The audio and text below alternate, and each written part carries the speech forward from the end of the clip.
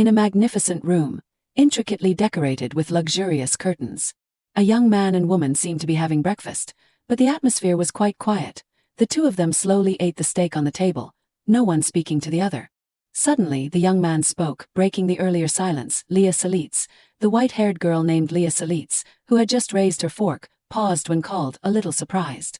Leah Salitz turned to look at the young man with slightly averted eyes and hesitantly asked, "How may I help, Your Majesty?"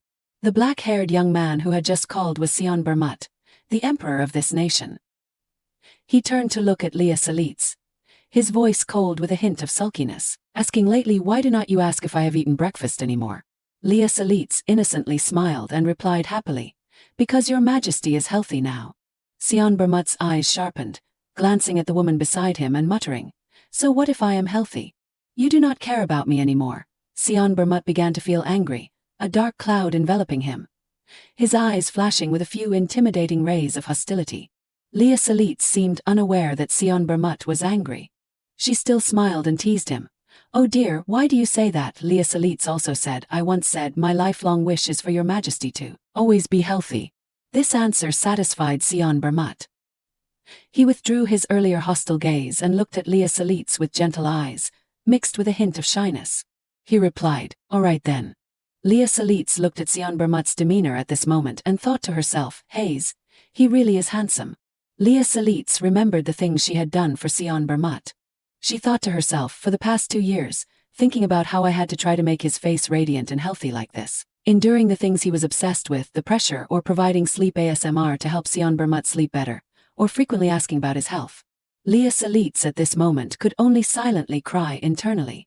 She was truly speechless. But finally today had come. Leah Salitz carefully used a knife to cut the meat on the plate while carefully thinking about the words she was about to say. The day to end it all, everything had arrived. Leah Salitz resolved herself once, then hesitated and said to Tyrant, Your Majesty, I have something to say." Leah Salitz looked radiantly at Tyrant. Tyrant only asked, "What is it?" Leah Salitz kept the smile on her face, her words somewhat light, "Let us get a divorce. Because Your Majesty no longer needs me so."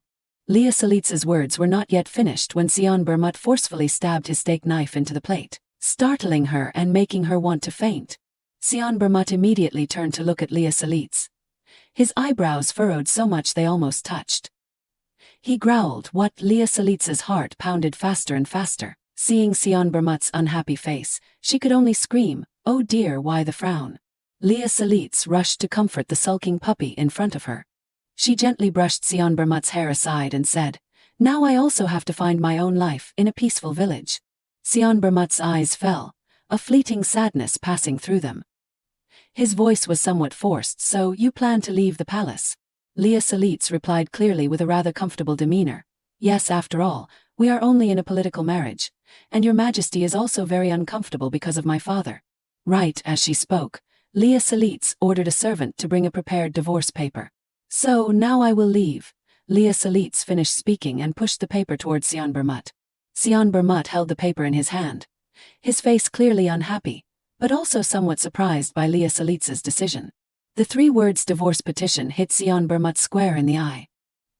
He unconsciously clenched a corner of the paper, causing the petition to wrinkle. Immediately, Tyrant slammed the divorce paper onto the table and said in a cold voice, "As you wish." After a moment, Tyrant spoke, "We will discuss this again during afternoon tea." Leah Salitz clapped her hands a few times and said excitedly, "Oh dear, really?" Suddenly, Tyrant cast aside his gloomy expression and turned to look at Leah Salitz, a radiant smile blooming on his face. "Let us finish eating first." Leah Salitz heard that Tyrant seemed to have yielded to her and replied happily and warmly, "Yes, Your Majesty." At this moment, Leah Salitz sighed in relief and smiled to herself, thinking, "Luckily, it is better than I thought. It seems everything will progress quickly, right?" Leah Salitz was so focused on her thoughts that she did not notice Tyrant beside her, resting his chin on his hand and looking at her with a meaningful gaze. That afternoon the sun was setting. Inside the luxurious and quiet palace, a loud scream suddenly echoed, "Ah!"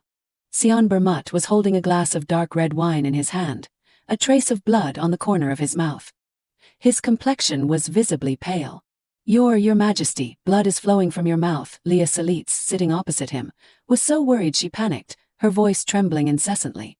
"Leah," as soon as he finished speaking, Sion Bermut's entire body suddenly collapsed, blood still flowing from the corner of his mouth. Leah Salitz jumped up in alarm, slapping the table forcefully and urgently shouting, "Your Majesty, call for a doctor immediately," she ordered the servant standing nearby. Then she rushed to Sion Bermut's side, muttering as she ran, "What on earth is happening?" Suddenly Leah Salitz froze.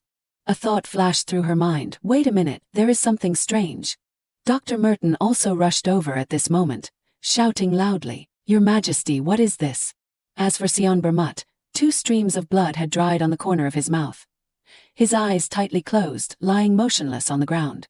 Seeing this, Leah Salitz immediately rushed over and called out in worry, "Your Majesty, are you all right?" After examining him, Dr. Merton bowed his head and concluded with a stutter, This reaction, perhaps your Majesty has been poisoned." Leah Salitz was startled and asked again what. The doctor's face became increasingly unpleasant. It must be that the strange wine, so he realized it, she wondered. Why would he do that when he is a very careful person? Leah Salitz became stiff. No, could it be? Suddenly Sion Bermut, who was lying down, woke up. He struggled to raise his hand and search. "Leah, I hurt so much." Despite this, a slight smile flickered at the corner of his mouth. Leah Salitz stood watching, extremely worried. She thought to herself, "No way, Your Majesty, you didn't intentionally drink poison, did you?" Leah Salitz's eyes focused on the poisoned young man below. Sion Bermut's face at this moment showed an uncontrollable satisfaction, smiling brightly while poisoned. Leah Salitz gradually felt worried for herself. How could the main character fall into this situation? In Leah Salitz's mind, she suddenly recalled some things from the past. Everything started 2 years ago. Leah Salitz Celeste was the name of the female protagonist in the novel. She remembered that in the fantasy novel, as long as it was not her ending up disappointed like a dragon's head drowned.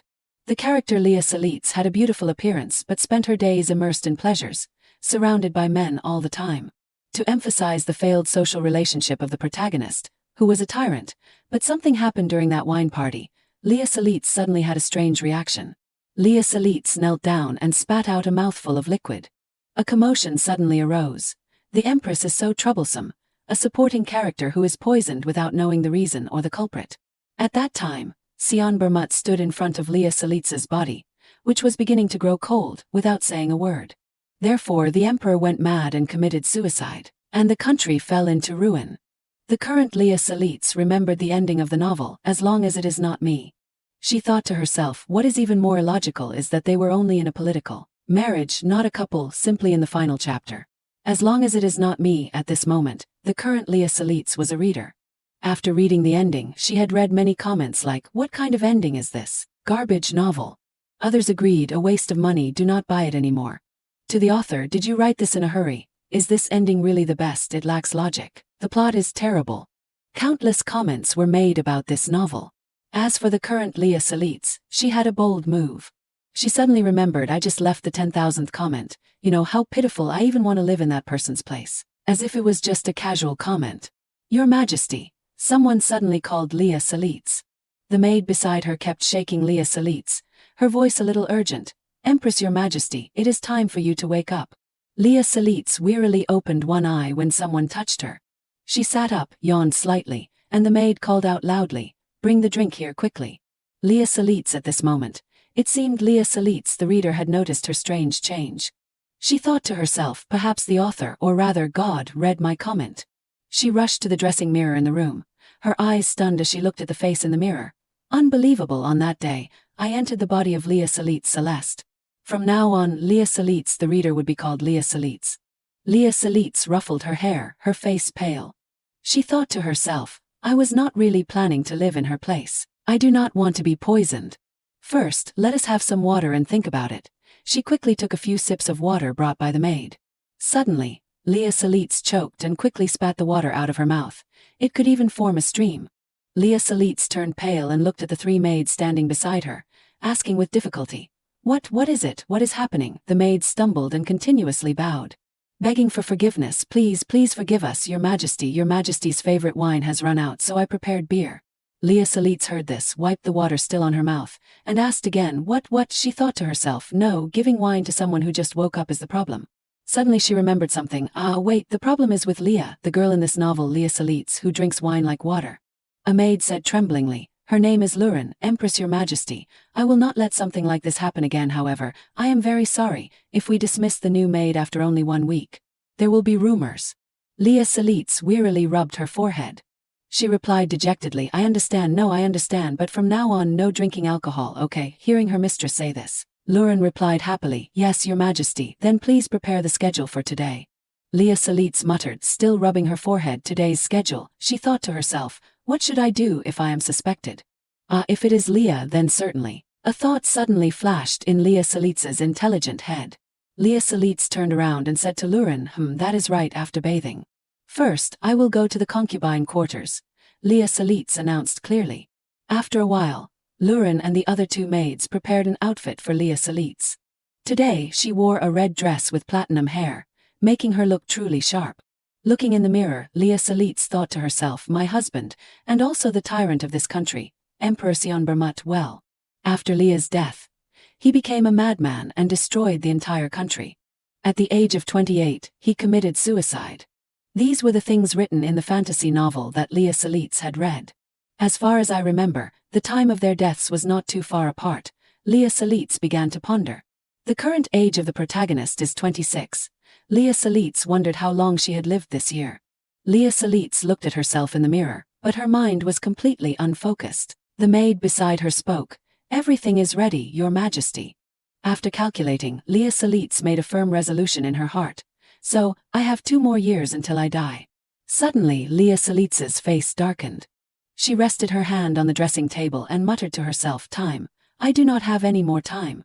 To survive, everything must be resolved. Luren, seeing her strange expression, stuttered, Your Majesty.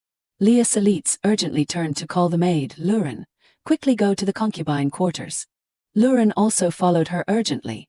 Yes, Your Majesty. Leah Salitz began to leave the room. Along the hallway, maids were lined up, bowing respectfully to Leah Salitz. After she left, they began to chatter among themselves. Someone said, indeed, the Empress will go today, right? The person next to her replied, what else is there to say? It seems the Empress is planning to bankrupt the treasury. It has been 3 months since she got married. In this novel, Leah Salitz was a name full of controversy. Although she knew these whispers did not concern her, having transmigrated into Leah Salitz, she was Leah Salitz. Yes, saying so was also obvious, according to the increasingly clear memories of Leah Salitz. In those old memories, Leah Salitz had provided the men living with her with a huge allowance, and she even held competitions, including a beauty contest, where she even put a diamond ring on the winner's toe. Thinking of this, Leah Salitz silently shed tears of despair. She thought to herself, with such a terrible personality, and addicted to alcohol and men, how could I not be poisoned? Leah Salitz leaned against the wall dejectedly, only capable of silent tears. A dark cloud flew over her head. Leah Salitz thought to herself, after all, since I have the title of Empress, they won't dare to assassinate me in one go. Leah Salitz paused for a moment. She thought to herself, they will probably secretly poison me slowly over a long period so as not to be discovered. Fortunately, my body has no unusual signs at the moment, so there is still a chance. Temporarily knowing that her body was still healthy, Leah Salitz had to find a way to save her own life. She had to try to change the plot. She thought to herself, I must be careful and take care so that the emperor does not become a madman. Even if I survive, if the country collapses, a peaceful future will disappear. Come to think of it, His Majesty has never said anything about the concubine quarters. Has he? It seems that in Leah's memory, that did not happen either. She tried to rummage through the memories in her head without paying attention to everything around her. Luren suddenly spoke, Empress Your Majesty. Leah Salitz, being called, turned and asked, what is it? Luren spoke softly into her ear, shall I prepare beer as well, Your Majesty? Leah Salitz immediately became unhappy and reminded Luren, what are you saying? I already told you I am giving up alcohol and beer. Luren continued in a low voice, yesterday when you visited the concubine quarters, did not you say to prepare a drinking game? This remark was like a bucket of cold water poured directly on Leah Salitz's face. She was silenced like a mute duck. Luren recalled yesterday's events, when the handsome men in the Empress's concubine quarters hugged, fed fruit, and played with Leah Salitz.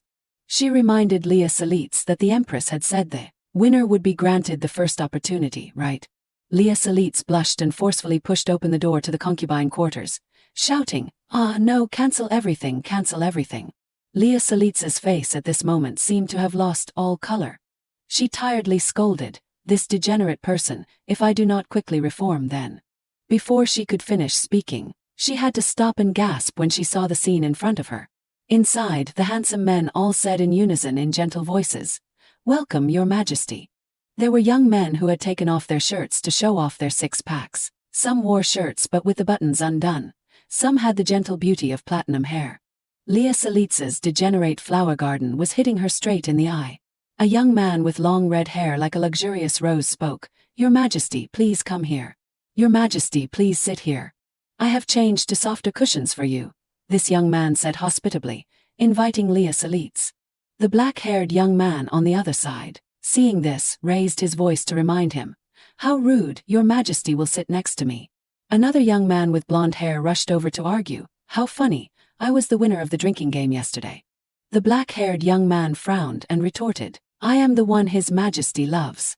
"What is this? How dare you do that, this guy?" The argument in the concubine quarters flower garden erupted fiercely. They did not even pay attention to Leah Salitz standing there. Leah Salitz witnessed the scene above and chuckled, "Ha, she wanted to die on the spot." She said dejectedly, "Really?" She thought to herself, "It is a mess." Then Leah Salitz shouted loudly, "Hey!" Her golden words made those demons stop. They grabbed each other's clothes and punched each other. Some even pulled each other's hair. But when they heard Leah Salitz's voice, they all turned back to look, stuttering, Your Majesty." "All of you." Leah Salitz's hands trembled. Her teeth clenched in anger. Leah Salitz was fuming. Her state at this moment was like a lioness with a ruffled mane. She enunciated each word, "Pack your things and go, everyone is fired." The group of men were startled and confused, asking again, Your Majesty." They tried to calm themselves down. Someone pretended to be happy and teased, "You know how to joke, you are really mischievous." Someone else even said sweetly, "How can we live without Your Majesty here?" But these words seemed to have no effect on Leah Salitz's mood at this moment. She continued, "That is not it." Then Leah Salitz pointed directly towards that door. "Immediately pack your things and leave." Her cold voice rang out. The group of men's faces froze. Then their souls left their bodies. Suddenly, a young man spoke, tears streaming down his cheeks, "Your Majesty." The whole group knelt down, crying and begging, "Your Majesty, no, please do not." The blonde-haired young man was probably crying the loudest, but it was true that handsome men looked beautiful even when crying. "We have nowhere to return if we do not have these concubine quarters." The rest of the group also chimed in with the blonde young man, "Empress, Your Majesty, how can you abandon us like this? Please do not abandon me." Leah Salitz was grabbed by her dress, a little scared, and said, let go of me." In this urgent situation, what should Leah Salitz do? Of course, call for guards. She looked at the two soldiers and shouted, "Why are you just standing there? Help me." Immediately, a sword was pointed directly at the neck of the black-haired young man who was crying below, and there was a shout, "Get out of the way." He could only sob a few times. After that, the group of men continued to scream in despair. This one said, that one said, the noise was truly headache-inducing. Even Leah Salitz herself could not stand it. She kept rubbing her temples. What they were yelling was, "Your Majesty, you indirectly kissed me last night, did not you?" or something like, "How can you deceive a man's heart and then leave like this?" Leah Salitz looked at those handsome faces. Their crying beautiful and heartbreaking. Their cheeks were all flushed. She thought to herself, "This way there will be no ending. It is like tax evaders who only care about appearances." After that, to extinguish their intention to cry, Leah Salitz began to scold each of them one by one. She pointed at the black-haired young man. "First of all, you have too big a butt, it is annoying." The young man heard this and cried, "Yesterday you said it was attractive." Then, she pointed out each person, "You are a criminal who violates social morality. Stop crying, you too, your muscles are disgusting." The group of young men could only cry and complain, "You are too much, Your Majesty." One by one, no one escaped Leah Salitz's sight. She found everything to criticize them. "Your hair color is not very nice. This was when I was playing with paint with Your Majesty." "Your mouth stinks, Your Majesty. You too, go outside." Finally, Leah Salitz had to shout loudly, "Get out." After pointing at each person for a while, Leah Salitz was exhausted and panting continuously. Finally, it is all cleared out. Leah Salitz looked at the concubine quarters, which were lively just a moment ago but now empty. She wiped the sweat from her forehead and let out a sigh of relief.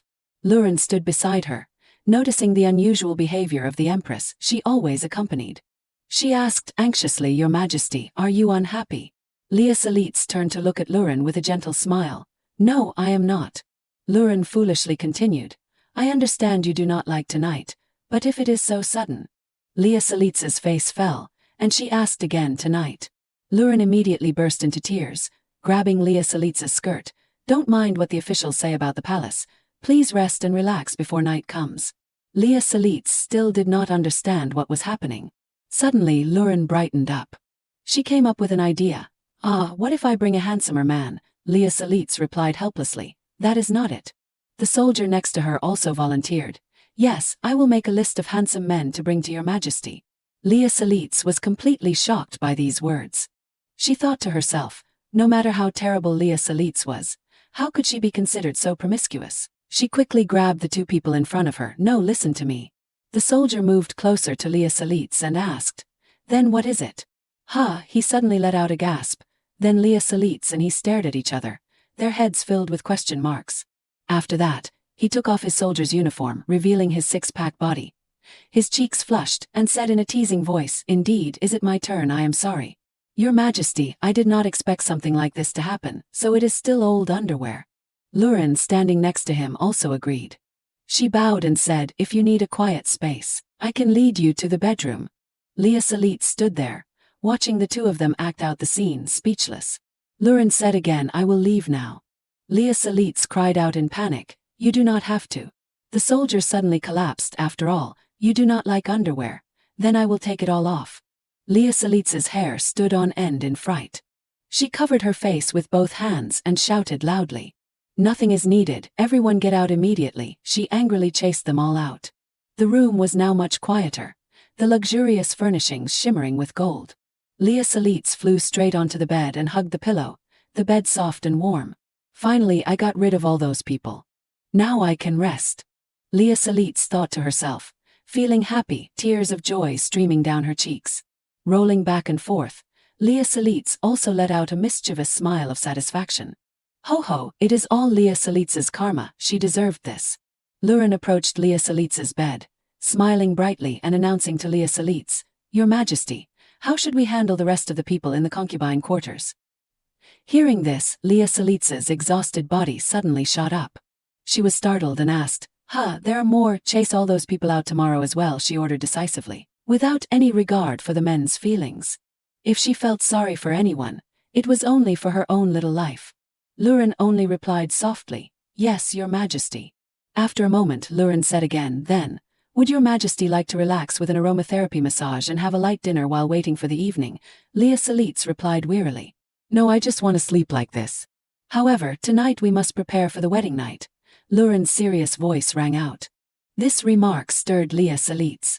She sat up and asked, "Wedding night?" In Leah Salitz's mind, it was as if 1,000 lightning bolts flashed. Her face darkened and she covered her mouth in panic. Wedding night, wedding night. Does that mean I have to sleep with him, with that tyrant? This was not in the original story, Leah Salitz screamed internally. Leah Salitz forced a smile at Luren. It seems I have alcohol-induced amnesia." Luren replied worriedly, "Yes, Your Majesty, what are you saying?"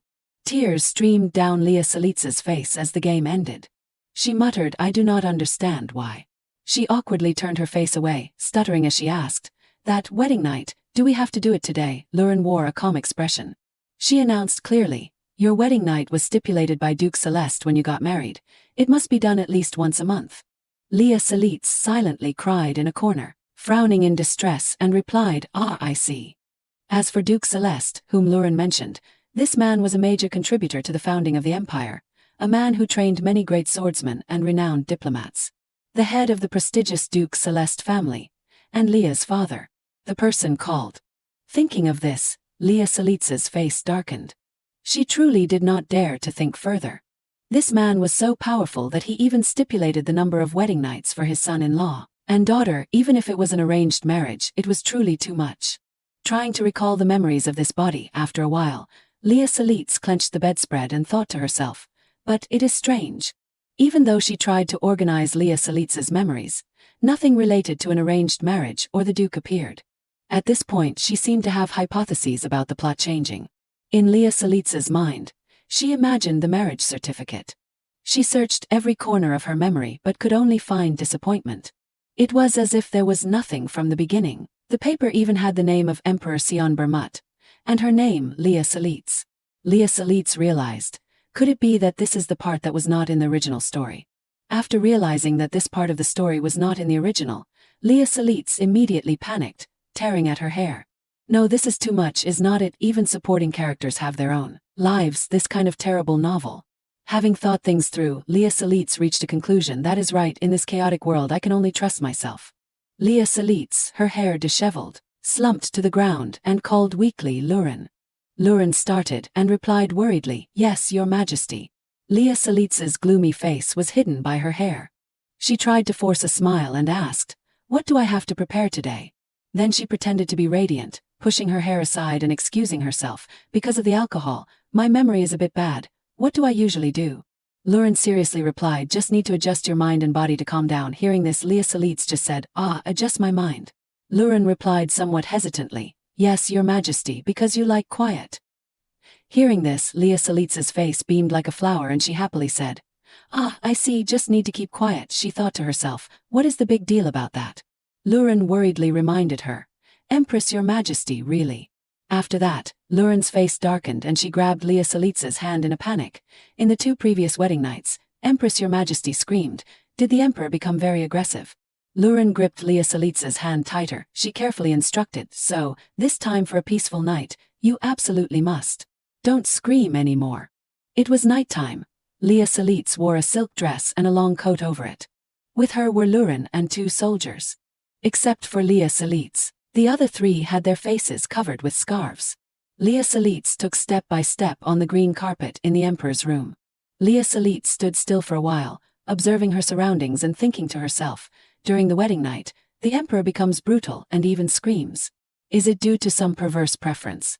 I never expected this, she thought to herself as she walked. The 2 soldiers respectfully opened the door for her to enter.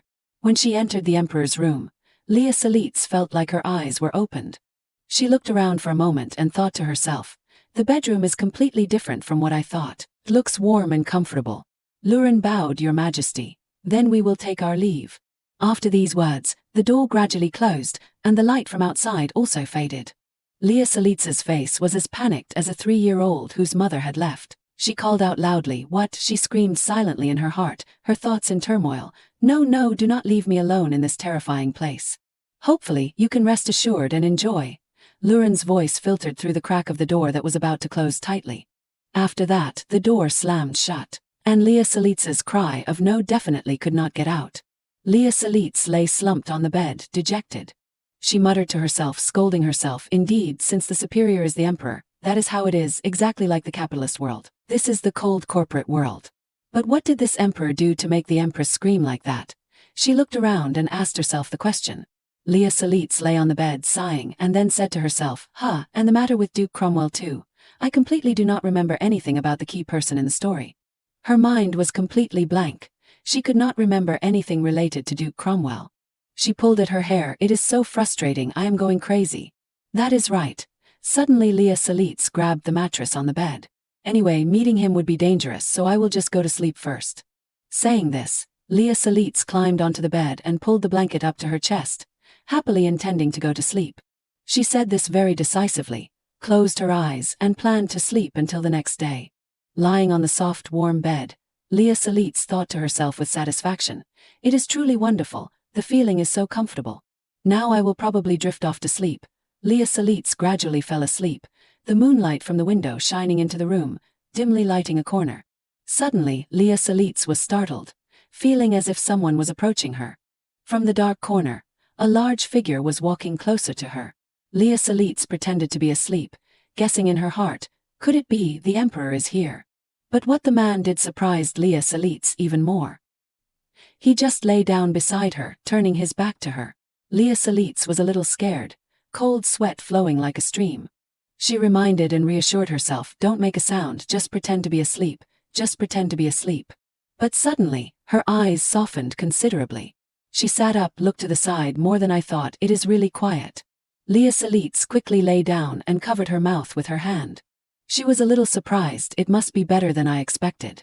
After that, Leah Salitz secretly looked at Sion Bermut's back. She thought to herself, even the back view is truly comfortable. In contrast, Sion Bermut was lying down, but both his ears were covered. Leah Salitz began to assess each part of the tyrannical emperor beside her. His thick black hair looks truly smooth. She imagined to herself, his hair alone is handsomer than the men in the concubine quarters. But she suddenly sat up. It seemed Leah Salitz had seen something. At this moment, Sion Bermut was covering his ears. He lay there, his eyes tightly closed. Leah Salitz asked herself, why is he covering his ears while sleeping? He is acting like it is noisy. Could it be obsessive-compulsive disorder? A bold thought flashed in her mind. Leah Salitz guessed, the cause of this behavior is because he has experienced war. She thought to herself, but like this, it will hurt his ears. Thinking so, she immediately raised her hand towards Sion Bermut and called out softly, "Yes, Your Majesty." Immediately, Leah Salitz's small, fair arm was tightly gripped by Sion Bermut's rough, large hand. After that, Sion Bermut directly pushed her down onto the bed. This action made Leah Salitz's eyes widen in surprise. Sion Bermut's black hair fell down. His sleeping robe slipped off, revealing Sion Bermut's perfect body. He called out coldly, It is too noisy." Sion Bermut's eyes flashed with a few rays of hostility, glaring directly into Leah Salitz's eyes. Leah Salitz lay there motionless, her eyes wide open, memories flooding back like a waterfall. She thought to herself, this reaction, I have seen it before. "Your Majesty," she called softly. Sion Bermut's hand gripped her wrist even tighter. Leah Salitz ignored Sion Bermut's force. Her eyes looked directly at him and asked, "Do you suffer from migraines?" Let us go back to the time when Leah Salitz was watching her flower garden men argue in the concubine quarters. And also when Leah Salitz had problems with her harem. Somewhere in the castle, the atmosphere was gloomy, only lit by flickering candlelight. Beside it was an iron cage with many locks and large chains. A person was tied to a chair, barefoot, their hands tightly clamped, their voice trembling, "Help, help me." In front of him, a large figure stood there. The smell of the enemy's blood and the sound of screams filled the room. The tied person's hands were bleeding, constrained. This was not a coincidence.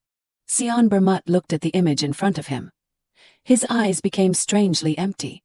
In Sion Bermut's heart, he thought to himself, "But it disgusts me." Then suddenly, Sion Bermut clutched his head, trying to reach for the wooden bar in front of him. He grabbed the iron bar tightly and pulled hard. The young man on the chair stopped screaming. His head slumped down. Sion Bermut stood there, towering over the image in front of him, one hand clutching his head. In Sion Bermut's memory, when he was a child, he was very sad when the sparrow died in his hands. He was angry and thought to himself, "I can't get that scream out of my head."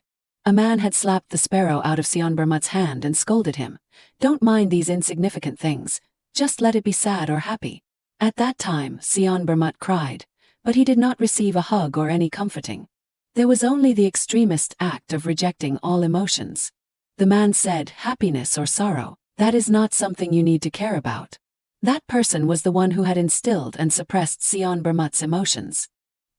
He had crammed a thought into Sion Bermut's head. An overly emotional emperor would lead to the empire's decline. Remember the prophecy and dedicate yourself to the empire. The arrogant, tyrannical, and extremist words followed Sion Bermut through every age, such as when he was a child. He said, "Don't get involved in unnecessary things." When he became a teenager, he said again, "Emotions are the greatest obstacle." When he became a man, he still said, "Only by shedding emotions will you not feel pain." Congratulations on winning the throne, Your Majesty. Gradually, Sion Bermut's eyes lost their emotions. Only smoke and war remained in his eyes. Even when Sion Bermut became the emperor of the Arya kingdom, that man constantly reminded him, "Please, Your Majesty, do not stop annihilating your enemies." Gradually, Sion Bermut's eyes were filled with nothing but killing. He even smiled and reminded Sion Bermut in his ear, "That is the only way to stop the prophecy and save the kingdom." War was unbearable. For a person who spent his entire life controlling his emotions, all these noisy words constantly echoed in Sion Bermut's head, making him constantly ache and uncomfortable. He confided in his imprisoned heart, I always try to get used to being the head of the kingdom. These hallucinated sounds constantly pierce my ears. Sion Bermut could not bear the pain, clutching his head. Suddenly, a walking stick was slammed onto the ground. A deep voice rang out, "Your Majesty. Do you want to stop the torture?" he growled, threatening Sion Bermut. This man had platinum hair like Leah Salit's, and of course he was Cromwell Celeste, the man who manipulated Sion Bermut's entire life, and the Arya kingdom.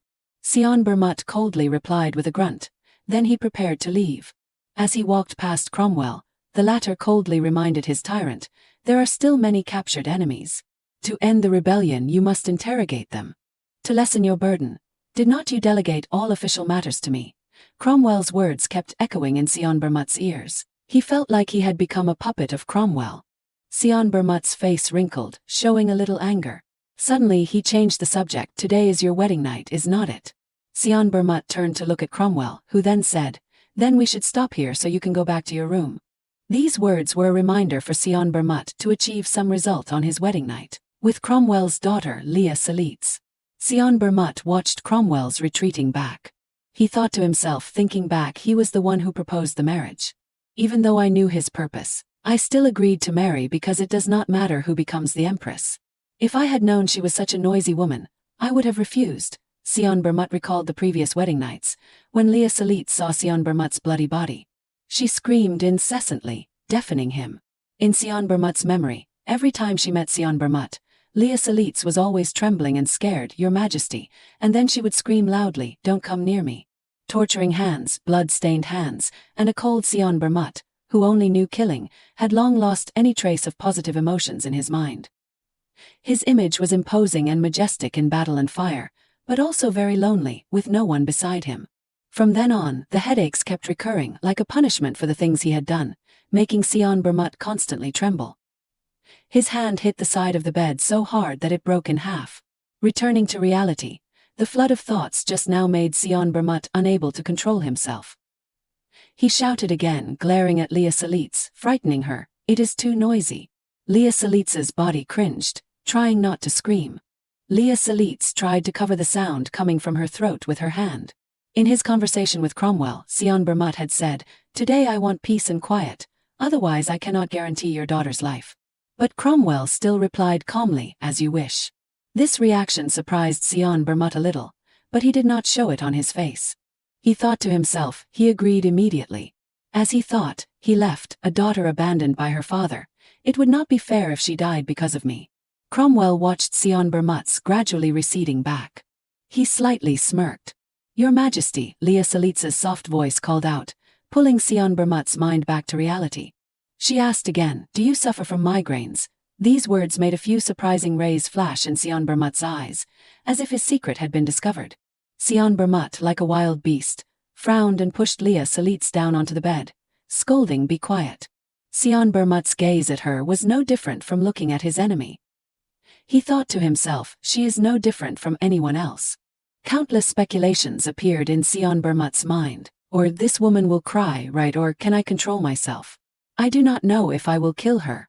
Contrary to his speculation, Leah Salit's gently raised her hand and touched Sion Bermut, then softly said, "Your Majesty, lie down and close your eyes." After that, she gained the upper hand, pushing Sion Bermut down onto the bed, and then asked, "Aren't you sleepy?" This action made Sion Bermut, who always kept a cold face, look dumbfounded and silly. Leah Salit's had a contrasting quality to Sion Bermut. She was innocent and pure. At this moment, Leah Salit's covered Sion Bermut with a blanket and said happily, "I will tell you a story to help you sleep." Sion Bermut lay down due to confusion. He lay still without reacting, only with a little doubt. "What is this? Today is different from usual." After that, Leah Salit's began her story. "I met a man when I was 20, he was my first love. He always flirted with other women, so I wanted to break up. So Haid, yes, I said I would return the gifts you gave me." Leah Salit's kept chattering in Sion Bermut's ear. His eyes were still wide open, and he was somewhat disdainful of Leah Salit's nonsensical story. Ignoring Sion Bermut's reaction, Leah Salit's continued, "And then I gave a very beautiful fountain pen to someone named Taylor for our 1-year anniversary. But he gave me cookies that he said he made, but he actually bought them from the discount section of a bakery." Sion Bermut lay silently on the bed, with no interaction with Leah Salit's, but his overthinking was still running in his head. Even though she is talking non-stop next to me, instead of a headache I feel drowsy. In Sionbermut's ear were echoes of, so I said I was not happy. Oh, but he got angry and said I only care about money. I suddenly feel sleepy, Sionbermut thought to himself. Leah Salitz continued to talk about her relationships, but the person named Sihun, oh no I mean Saint, was a kind person. Even though I always paid for everything when we went on dates, he always wrote letters to me, very romantic, right? Leah Salitz spoke while looking at the man in front of her, and pulled the blanket up higher for him. Sionbermut looked at the platinum-haired girl with dreamy eyes, drifting off to sleep. But now she is talking about her ex-boyfriends in front of her husband. She is truly a strange woman. Now, in front of Sionbermut, he could only see the smile and the mocking thoughts he had for Leah Salitz. Leah Salitz leaned on her hand elegantly, looking at Sionbermut. But now I am fine, I left those men. Suddenly Leah Salitz said, there are still a few people in the harem, but that is in the past now. Sionbermut thought to himself again. I thought she was an addict and as promiscuous as her father. Isn't she just foolish when it comes to love? But it seems she is not the easy type. Thoughts flickered through Sionbermut's mind along with her sweet voice and nonsensical story, which acted as a sedative, helping Sionbermut gradually fall asleep. Have a good night's sleep, Your Majesty, Leah Salitz whispered in the ear of the man in front of her who was deeply asleep. There are still a few men in the harem. Why are there still a few? In Sionbermut's hazy thoughts, there were still a few equally nonsensical questions. After falling asleep, Sionbermut and Leah Salitz slept soundly until the next morning, the bright sunlight from the window shining into their room. The light filtered into every corner of the room, waking Sionbermut up. He lightly opened his eyes and looked around. My head is empty, and it is really light. Sionbermut unconsciously touched his head and thought, indeed, he had just had a good night's sleep. After that, Sionbermut turned to look at the girl lying beside him without saying anything. In Sionbermut's eyes, Leah Salitz looked like she had a filter on while sleeping. She was a muse, fiercely sweet. Sionbermut thought to himself, it is truly a strangely quiet morning. Suddenly, Sionbermut sat up, frowned, and even looked at Leah Salitz with a bullet-like gaze. He thought to himself, she was talking happily before, and now she is sleeping so soundly. After that, he reached out to take Leah Salitz's hand. But then he did not do as planned. Sionbermut looked at Leah Salitz and thought to himself, my wife. This is not as unpleasant as I thought, so it is quite surprising. He looked at Leah Salitz's adorable sleeping figure and said to himself. Sionbermut sat on the bed, rubbing his head without feeling any pain or discomfort. He thought, I had a better sleep because of her. This is strange. Throughout the years, Sionbermut had searched for many methods, but no medicine had ever helped him reduce his headaches and insomnia. But, after hearing this woman's voice, I truly slept better last night. What did she do? Sionbermut's face darkened, staring at the girl who was sleeping soundly below. After a moment, Sionbermut sighed and shook his head. Anyway, having a relaxed mind is something to be grateful for. It seemed Sionbermut's mood was better today than it had been recently. While Leah Salitz was sleeping, Sionbermut adjusted his clothes in front of the mirror. Thoughts about his headaches and Leah Salitz constantly flowed through his mind. My headaches have made meetings with ministers very difficult. I have delegated almost all work to Duke Celeste, but I cannot continue doing that.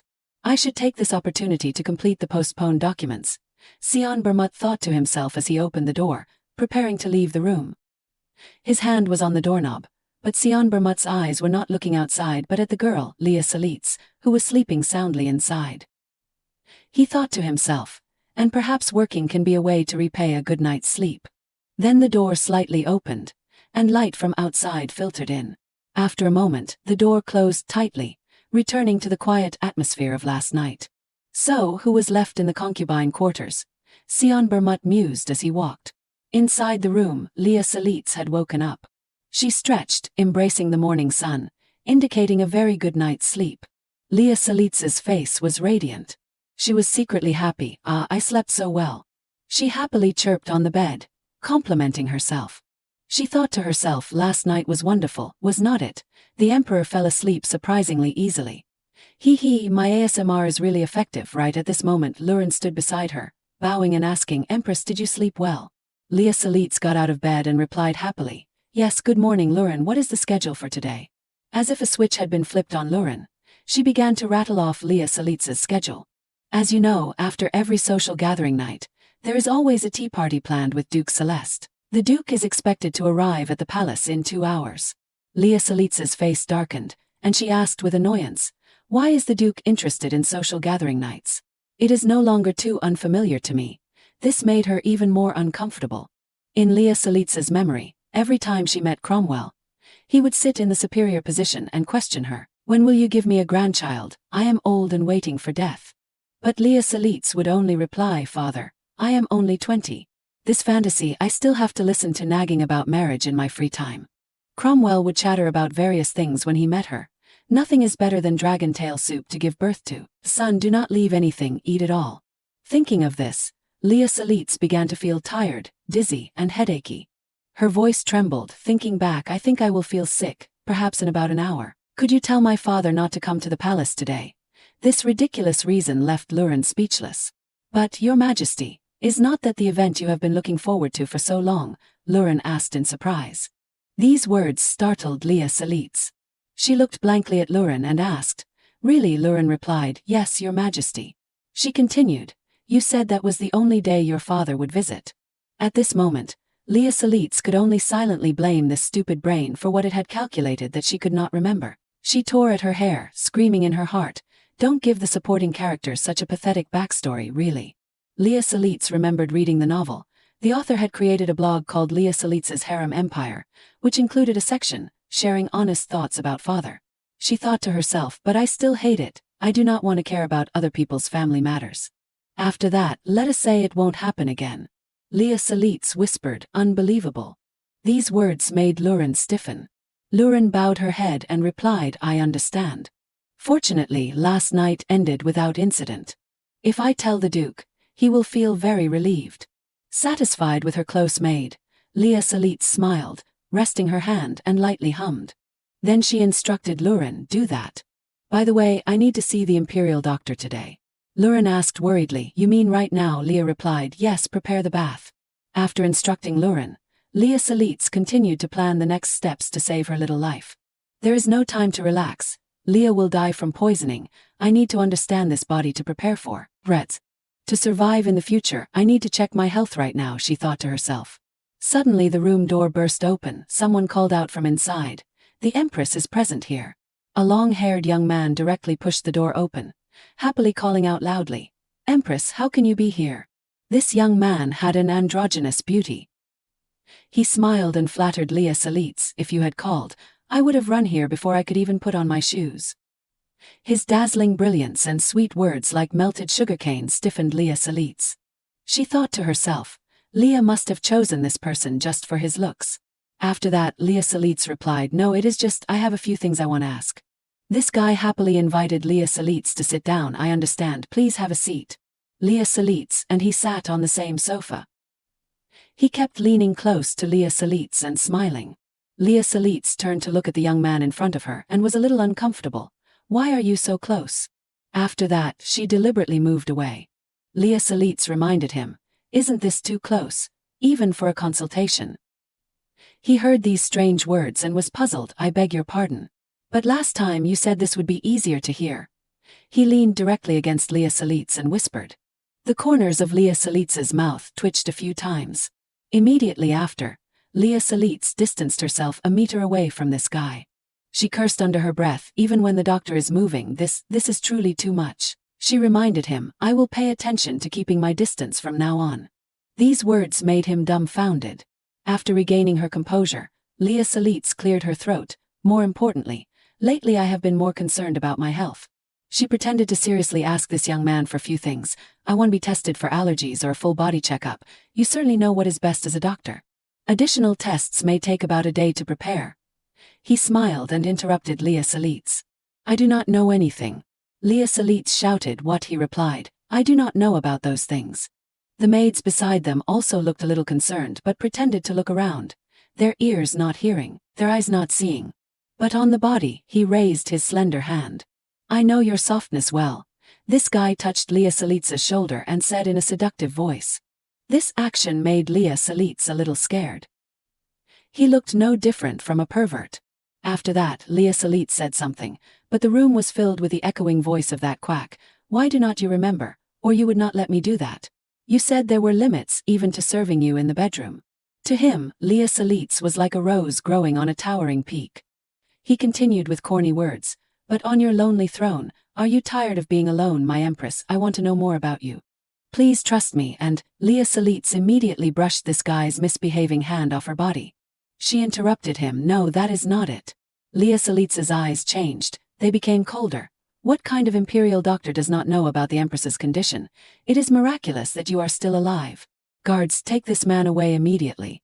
As he was being dragged out by the soldiers, the quack was still screaming, Empress, there must be some misunderstanding. If something is missing, please let me correct it. Your Majesty, his voice echoed, but Leah Salitz did not care. She turned around angrily and went inside. Leah Salitz looked at the thing on the table. She sneered disdainfully, a broken stethoscope, even covered in dust. Holding the dusty stethoscope in her hand, Leah Salitz thought to herself, keeping someone like that as a doctor means I will be poisoned soon or perhaps worse. After that, she called Lurin, who brought that man on board. Lurin replied, Your Majesty, you chose him from the candidates. You said his face made you trust him quite a bit.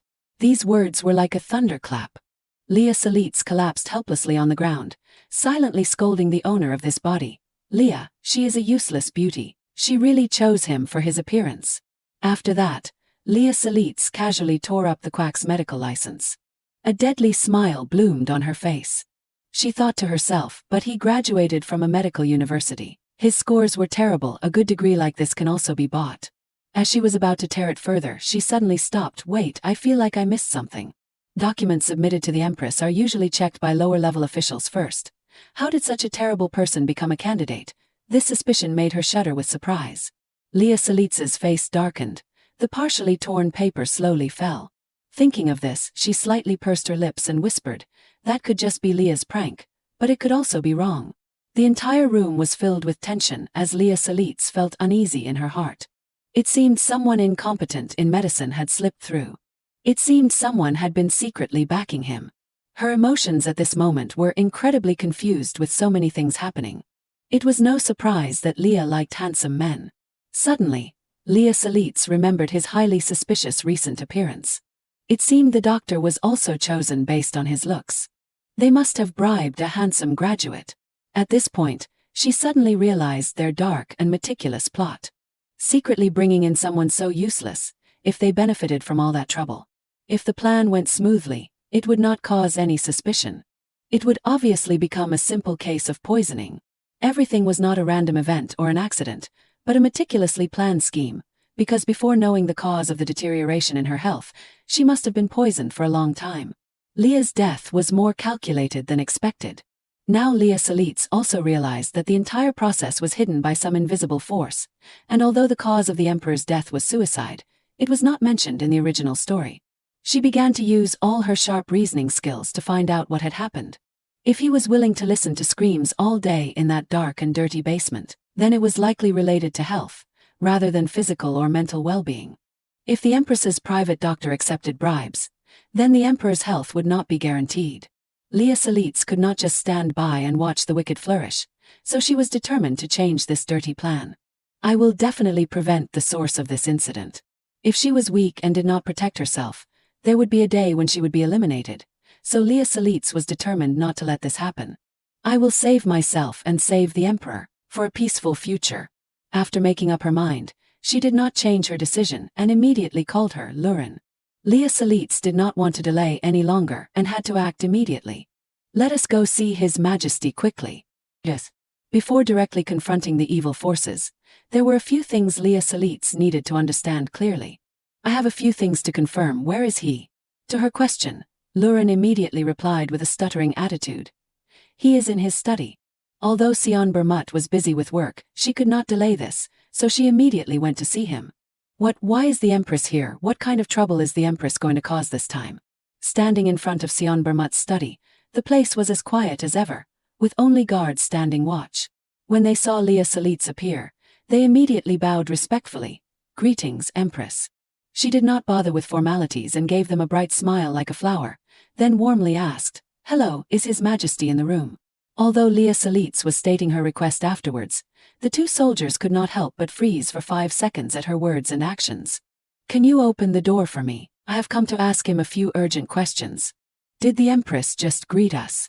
However, they did not dare to disobey the order, so they could only bow awkwardly. We apologize. Your Majesty requested not to meet anyone unless there is a prior appointment. Hearing this, Leah Salitz was reluctant to make things difficult for them, but she also did not want to leave. I really have to ask him right now, is that not possible? We apologize, Your Majesty. Seeing that she did not cause a fuss, both of them breathed a sigh of relief. It seems it is not possible, I can't do anything. However, Leah Salitz did not intend to leave easily like that and said, then I will have to go and ask directly. And so, without saying a word, she immediately darted past them like a flash of lightning. Why are you going so fast? What, Empress, you are not allowed to. Although she was the mother of the nation, Leah Salitz did not care much about etiquette and just stormed into his room. The guard saw her act so abruptly and could not help but panic and run to stop her. Empress, you can't do this if you enter so suddenly now. Inside the study, Sion Bermut was discussing some matters with the ministers. She did not hesitate and just stormed into the room, not allowing the servants and guards behind her to stop her in time. When Sion Bermut saw Leah Salitz act so unexpectedly, he only asked coldly, what is this? When she met him, she also gave a friendly beauty queen smile and bowed respectfully. Greetings, Your Majesty. Faced with Leah Salitz's disrespect, Sion Bermut immediately questioned her. Didn't you hear the rule? Uninvited guests are forbidden. However, she acted adorable and admitted her mistake. Forgive me, but there are a few things I need to ask right now. Hearing this, he was extremely curious about what kind of fierce wind had brought her here. I am curious about the importance of those questions. Of course, nothing is more important than this. However, contrary to Sion Bermut's expectations, she blurted out a question that was completely out of place. Your Majesty, have you had breakfast yet? Faced with Leah Salitz's somewhat baffling question, he froze, unable to utter a single word. The two guards at this moment were also afraid that Sion Bermut would erupt in anger, so they immediately knelt down and apologized. Both of them quickly begged, hoping to appease Sion Bermut somewhat. Please end our lives, Your Majesty. This is our fault for not being able to stop the Empress. Although the two of them were silently praying in their hearts, Leah Salitz continued to ask, you must be hungry after dealing with official duties all morning, right, Your Majesty, please? She insisted on storming into his study just to invite him to have breakfast. If you have not eaten yet, then can you eat with me? However, contrary to Leah Salitz's enthusiasm, Sion Bermut only replied coldly, no. Hearing this, the two guards immediately approached and gently took her hand. We will escort you outside, Your Majesty. Afraid that Leah Salitz would cause more trouble if she stayed here longer, they acted immediately. Forgive us, Your Majesty, ha. However, she was taken away reluctantly, so she was a little unwilling. Wait a moment. When they were out of his study, Lurin immediately asked her worriedly, Your Majesty, are you all right? Yes, I am fine, move aside a little. Aha, is he going to do this? She still did not give up and continued to knock on his door and ask, my king, please do not be like this anymore and have a meal with me. All of Leah Salitz's words and actions were because she was worried about Sion Bermut. You need to eat 3 regular meals to have a good night's sleep. She told herself that she had to try harder, otherwise she would not be able to save the situation. It is not because of that doctor's name that I have to say this, I need to be closer to him. I can't assess his condition if we only meet briefly on the wedding night. However, Leah Salitz could not help but encounter many obstacles, but if I say I will be poisoned in the future, and he will commit suicide, who would believe that? Although her small actions seemed superfluous, they were actually indispensable, so of course, building a close relationship by having meals together was necessary. Only when the two of them are willing to open up to each other will everything become easier. Once we are closer, I will take care of his meals and sleep in the best possible way, so both his body and mind must be healthy. By then, Leah Salitz could completely ensure peace for both herself and Sion Bermut. Seeing herself being thrown such a big butterball, she could not stand still anymore and decided to change her strategy. I guess it is not simple at all, but it seems easier than I thought. He is like a prickly black leopard. I should remind him that I am not someone to be easily underestimated. After that, Leah Salitz turned around and told her about her upcoming plan. Lurin, can you bring some snacks? I think we will have a tea party now to see who wins and who loses. Meanwhile, Sion Bermut finally finished his work. Your Majesty, you have worked hard. The secretary walking behind him immediately asked, Your Majesty, the remaining official business will have to wait until tomorrow. However, he did not seem to care much about that issue. No, there is nothing to worry about. Sion Bermut did not want to change anything, so he would keep everything the same. We will still proceed according to the plan tomorrow. He was also quite surprised to see that he intended to go somewhere. "Oh dear, Your Majesty, are you leaving now?" Leah Salitz was stubborn number one. No one dared to claim number two. She actually still sat outside the room waiting for Sion Bermut. The secretary was astonished to see that she had been sitting here since morning, Empress. Where there is a will, there is a way. Leah Salitz did not give up and continued to ask, "Would you like to have dinner with me?" When he saw that he had refused her once but was still invited again, he could not help but judge her. She is really shameless. Is she trying to get attention? Although Leah Salitz had good intentions, she was misunderstood by Sion Bermut as being thick-skinned. I wonder how long this brazenness will last. However, at this moment, a strange feeling arose in his heart when he stood before her sparkling eyes. It seemed Leah Salitz's mesmerizing purple eyes had enchanted Sion Bermut to the point that he could not stop staring. Seeing that he did not refuse, she also thought she had been accepted, so she immediately stood up. "Then let us go to the dining room." A radiant smile bloomed on Leah Salitz's lips, making her look no different from a princess who had stepped out of a storybook. Finally, her effort and patience were rewarded. They went to the dining room together. "Yes, Your Majesty." To keep the atmosphere from sinking into boring silence, Leah Salitz also asked him a few questions. "Your Majesty, what kind of food do you usually prefer?" She showed extreme concern for Sion Bermut and told him, "Do you put mandarins in your salad? I think tomatoes would be better." Although Sion Bermut did not say a word the whole time, she did not stay silent and just talked to herself. "I heard lettuce is very good for sleep." Each dish served was accompanied by her reminders. Chicken with almonds too. After a long while, he still did not say anything and put the plate down on the table. I am sure the chef paid attention to this. This also made Leah Salitz, who was chattering, stop for a few seconds. It seemed Sion Bermut was already uncomfortable at this point. A heavy atmosphere enveloped the entire room. "What do you want?"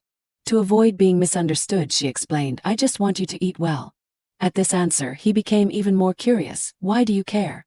Leah Salitz always wanted his health to be as guaranteed as possible. "Well, you slept well, I think you should also eat well." The words of concern she uttered were all based on fact. Look, even now, the piece of fish on the table was still untouched. How could she not be worried? He has not even touched a single bite. It was precisely because of Sion Bermut's lack of eating and sleeping that Leah Salitz was so restless.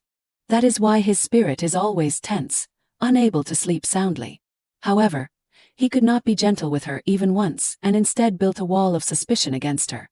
With that nonsensical reason, are you challenging the emperor who can easily break your neck? Leah Salitz was not afraid in the slightest and retorted directly, making the servant behind her tremble. "But you did not do that, did you?" His hand began to clench, showing he was a little angry. "Based on what do you think that?" Leah Salitz replied without hesitation, "Because she was simply a relaxed woman, because I am still alive until now." Although she was treated casually, she believed Sion Bermut did not have ill intentions towards her. "If Your Majesty wanted to harm me, Your Majesty would have done so last night. But you spared me. I do not think you will change your mind right away." Faced with her completely accurate words, he had no way to argue. "That is why I asked for your permission to have dinner with you." After beating around the bush for a while, Leah Salitz finally expressed her true intention. "For someone who is willing to risk their life for a meal, your reason seems too altruistic. Actually, I have something to ask of Your Majesty." She no longer hid it and was honest. "This morning I fired my private doctor because I found him incompetent." "Your Majesty, I think there is some misunderstanding here. If I am ignorant, please let me know." Then Leah Salitz boldly proposed, "If Your Majesty permits, I would also like to be treated by Your Majesty's doctor." Seeing her being so straightforward and strong, Sion Bermut also looked at her with different eyes, as expected of Duke Celeste's daughter. All of Leah Salitz's efforts were recognized by him. "I thought you only liked to live a decadent life in the concubine quarters, not caring about state affairs. I did not expect you to try to consolidate your position in this way."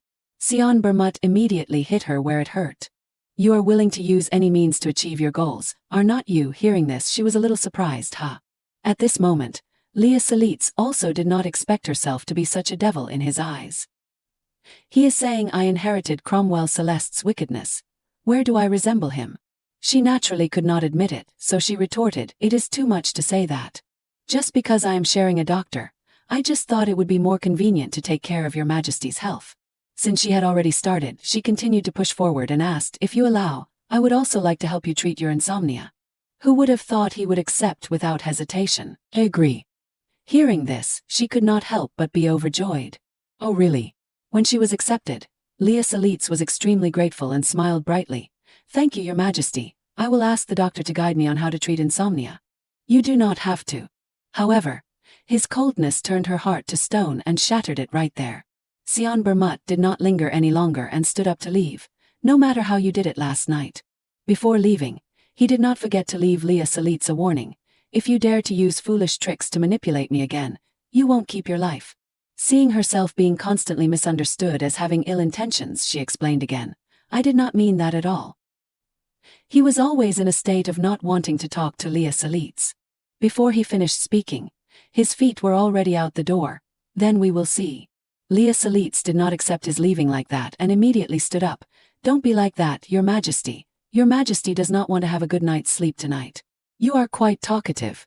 She slowly followed behind Sion Bermut and continued to persuade him. I just sincerely want to help Your Majesty sleep better. Although she was ignored quite a bit, she did not care and offered him, if you want to sleep soundly like last night, you can come to my room any time. However, all of Leah Salitz's concern for him was finally met with a slammed door in her face. At this point, she could no longer maintain her strong facade, and her heart felt like it had been pierced.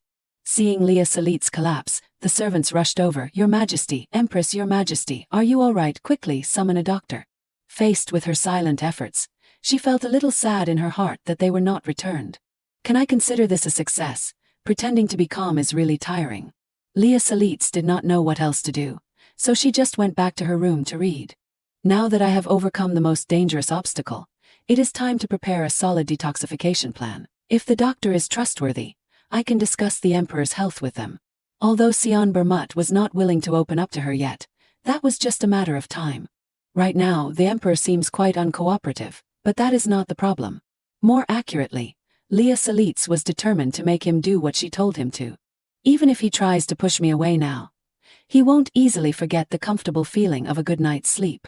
Just thinking about that made her heart rejoice like spring had arrived. I will definitely win him over. I will take revenge. Just wait. Male lead. For her plan to go smoothly, patience was the most necessary thing. From that day on, I began to visit the Emperor's study every day. Leah Salitz gently pushed the door open and warmly asked, Good morning, Your Majesty. Have you had breakfast yet? Not only in the morning but even at noon, she still craved to eat with him. Your Majesty, would you like to have lunch with me? Although Leah Salitz also had her pride, at this point she did not care anymore. Who cares about my image? Come on, it is not like I have lost everything. According to what she remembered, a week has passed since that night, which means it seems Leah Salitz's opportune moment is approaching. He is about to reach his limit. When night had enveloped the entire space, Leah Salitz was sitting in her room, brushing her hair alone. It seemed that loneliness had surrounded her for too long, so her eyes could not help but be filled with sadness. It seemed Leah Salitz wanted to go somewhere to relieve her sadness, so she pushed the door open and stepped out. However, as soon as the door opened, a familiar figure that Leah Salitz had been waiting for a long time appeared before her. Oh my, what wind brought you here? And that person was none other than Sion Bermut. Finally, he came to her on his own. Your Majesty. Faced with his sudden appearance, Leah Salitz was a little flustered. Your Majesty. As she had expected, Sion Bermut could not stand it anymore tonight. Me sleep. Although she was a little surprised, a second later she also gave a gentle smile and invited him in. Yes, Your Majesty. And so, for the entire night, they both had a very complete night's sleep together. The next morning, Sion Bermut continued to return to his busy paperwork. At this moment, the secretary came to his side. Your Majesty. After that, he announced the Empress has arrived. Hearing this, he pondered for a long time. Their relationship seemed to have improved after that night when he stood up to see her. Wait here a moment. Yes. Everyone today was surprised by Sion Bermut's strange reaction as he no longer ignored her. Who would have thought everyone would react so strongly now? Oh my God, happened again today. Did you all see? It is the 4th day already. Oh my God. Someone pinch me. I think I might lose my mind. It seems that Sion Bermut has opened up more to Leah Salitz and is treating her more gently. How can His Majesty eat with the Queen? Hurry, let us go. Yes, I understand. Seeing that she had successfully changed his feelings for her, she could not help but be secretly happy. Sion Bermut was no longer silent but knew to ask after Leah Salitz. How was your morning? Seeing that he cared about her like that, she eagerly told him, I was a bit busy, I read some books and went to the garden. There are a lot of flowers I like there, so it was quite interesting.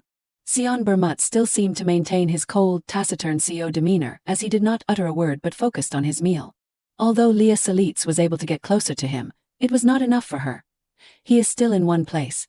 He has no intention of getting along with me, but, unable to accept this quiet atmosphere, she raised her hand, Your Majesty.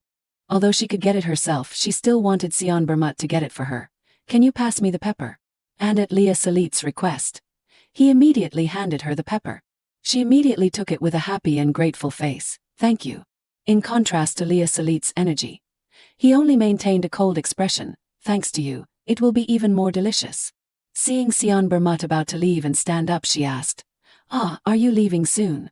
Leah Salitz, as always, gave him a bright smile and made a date for the evening. Well, I will see you tonight, Your Majesty. After Sion Bermut left, she continued to enjoy her delicious breakfast with relish. At this moment, Loren was also a little curious and leaned down to ask her, Your Majesty, how did you manage that? What do you mean? She gently poured tea for Leah Salitz and explained her meaning more clearly. I am referring to the Emperor. He would not even take a step unless it was the wedding night. Does Your Majesty have to face His Majesty every day? Leah Salitz did not hide anything and put down her teacup and confirmed yes. Before her composure, Loren was still a little incredulous. Should I call it training? At first I was really treated like a side character. Returning to that night, she diligently served him. Put me to sleep, of course. Welcome. Please lie down on the bed, Your Majesty. She gently laid Sion Bermut down on the bed and brushed her hair to one side. After maintaining it for so long, the only thing he said to me was put me to sleep. He is surprisingly cute. To help someone with severe sleep deprivation and panda eyes like him fall asleep, she decided, today I will tell you the story of my maid who used to work in our house. She met a difficult customer while working at the tea shop. While telling her story, Leah Salitz covered Sion Bermut with a blanket. The notable thing is, he becomes difficult to sleep without me. She recalled and wondered, maybe it is because he likes the nights we have spent recently, huh? Loren stood beside Leah Salitz and blushed with embarrassment. I have put in a lot of effort every night for His Majesty. She felt extremely happy that she could help him feel comfortable. Thankfully, he seems quite satisfied. When Loren saw the two of them getting closer and closer, she was also happy for them because the two of you are very close, so I am sure the Duke will also be very pleased. Yes, it has to be like that. After finishing the meal, Leah Salitz proceeded with her next task. Since that day, Father has not visited again. Let us go now, I need to complete what I have to do before night falls. Yes, Your Highness. The servants bowed respectfully to her and then continued with their work. Health is always a priority for Leah Salitz, so the next thing she did was go to see the doctor. Greetings, Your Majesty the Queen. She gently walked in and said, I understand, it seems like you are tired of seeing me so often. And the person standing in front of Leah Salitz at this moment was a doctor whom she did not think much of, Merton, an unqualified doctor. Doctor at the Emperor's Palace, Merton. She sat down on the chair and complained about her condition. Since the day I entrusted you with my first diagnosis, I have not been able to sleep a night without a headache. Before her sloppy work, Leah Salitz was a little uncomfortable, but she did not put too much pressure on her, however, instead of reflecting on your incompetence. You treat patients as if they are lying. Merton's face was filled with anxiety at this moment. I am curious to know, what words will you use to mock me today? Although she had been examined many times, her health was still the same as before. In fact, Merton's diagnosis was quite accurate. I am forcing myself to have a healthy body. Hurts, it really hurts.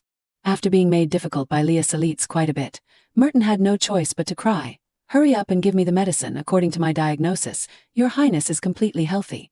Merton is just telling the truth. With her speculation, she abused her mercilessly. If someone easily loses their integrity before money or power, does not that also increase the possibility of bribery? Bring the medicine here quickly, Your Highness. Can you explain the symptoms clearly? I do not know, just give me the medicine, I am in so much pain. And Leah Salitz naturally felt that she had a legitimate reason to do so. For that reason, I have been putting pressure on Merton for 2 weeks. Finally, this most decisive and important day has arrived. And today is the long-awaited final test. Leah Salitz sat cross-legged in front of Merton and asked again, today, I will definitely receive an accurate diagnosis, right? She did not want any mistakes to occur, so she warned her in advance. Your life depends on your answer this time, so you better think carefully. The heavy and tense atmosphere at this moment enveloped the small room. Now tell me, what is your diagnosis? It seems that Merton was so scared at this moment that she could not even speak properly, Your Majesty. Leah Salitz was still sitting still and patiently listened to the end. You have a mild illness. Hearing that, she did not say anything for the time being, but just quietly smiled slightly. With her acting skills no less than a Hollywood actor, she immediately went all the way. "Come here, it seems like I can't forgive my dignity," she quickly explained. "Your Majesty, how could I?" At this moment, Leah Salitz also pointed the sharp sword towards her.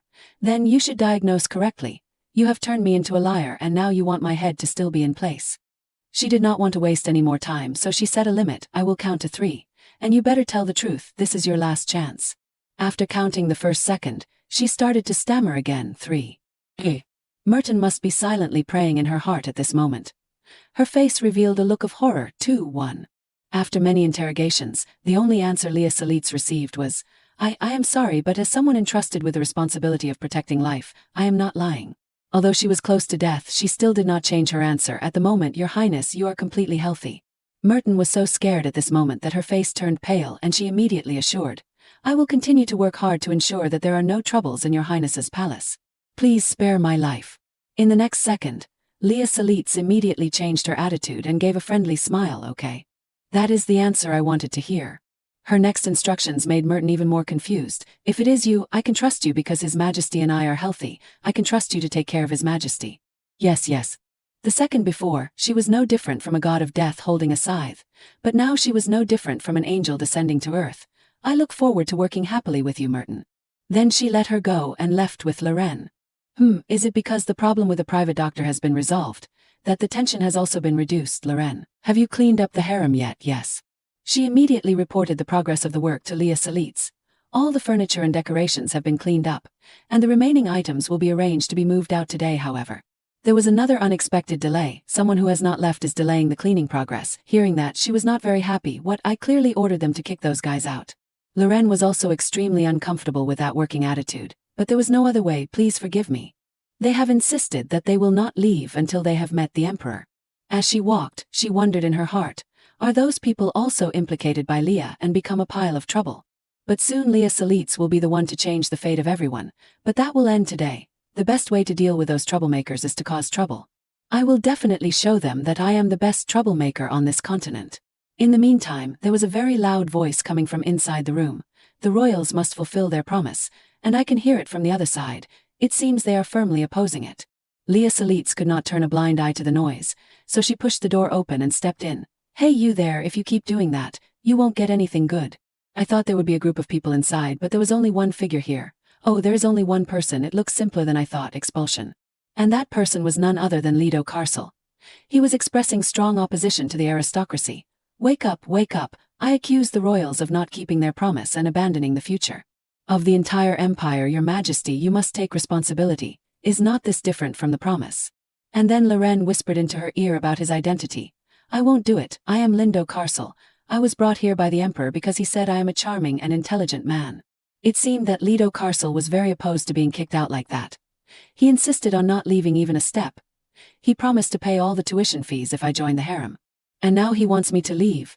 He wants me to become an unemployed person with a high level of education. With all the anger and bitterness, he took a breath and shouted loudly to express his determination. "I do not accept it." At this moment, Leah Salitz was temporarily frozen for 5 seconds. She should not have stepped in here. I made the wrong move. To temporarily soothe Lido Carcel and make him quiet for a few minutes, she sat down with him to talk. To prove that he was not bluffing, he held out a piece of paper in front of Leah Salitz. "I have pledged that once I am in the harem for 3 years, the Emperor will pay all my tuition fees at the Imperial Academy." She did not hesitate and immediately took the paper and read the contents carefully. "Thankfully, I am not the kind of person who is in a hurry like others." But after reading the extremely huge number, her face immediately darkened. "What? How much is this?" Leah Salitz could not help but be stunned when she saw the money piled up like a mountain that he had committed to. More than 100 million won per semester. This is the level of guarantee needed. To prevent things from getting out of hand, she agreed to help him resolve it. "You did not hear me say, I need to re-screen the harem anyway. I have only been here for 2 months.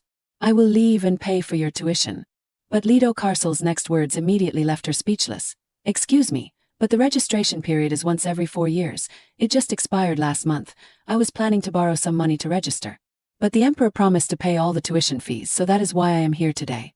Now Leah Salitz is in a dilemma as she can't spend a huge amount of money on something like this. "This is a crisis. If I am not careful, my ending will turn into a notorious villain who wasted tax."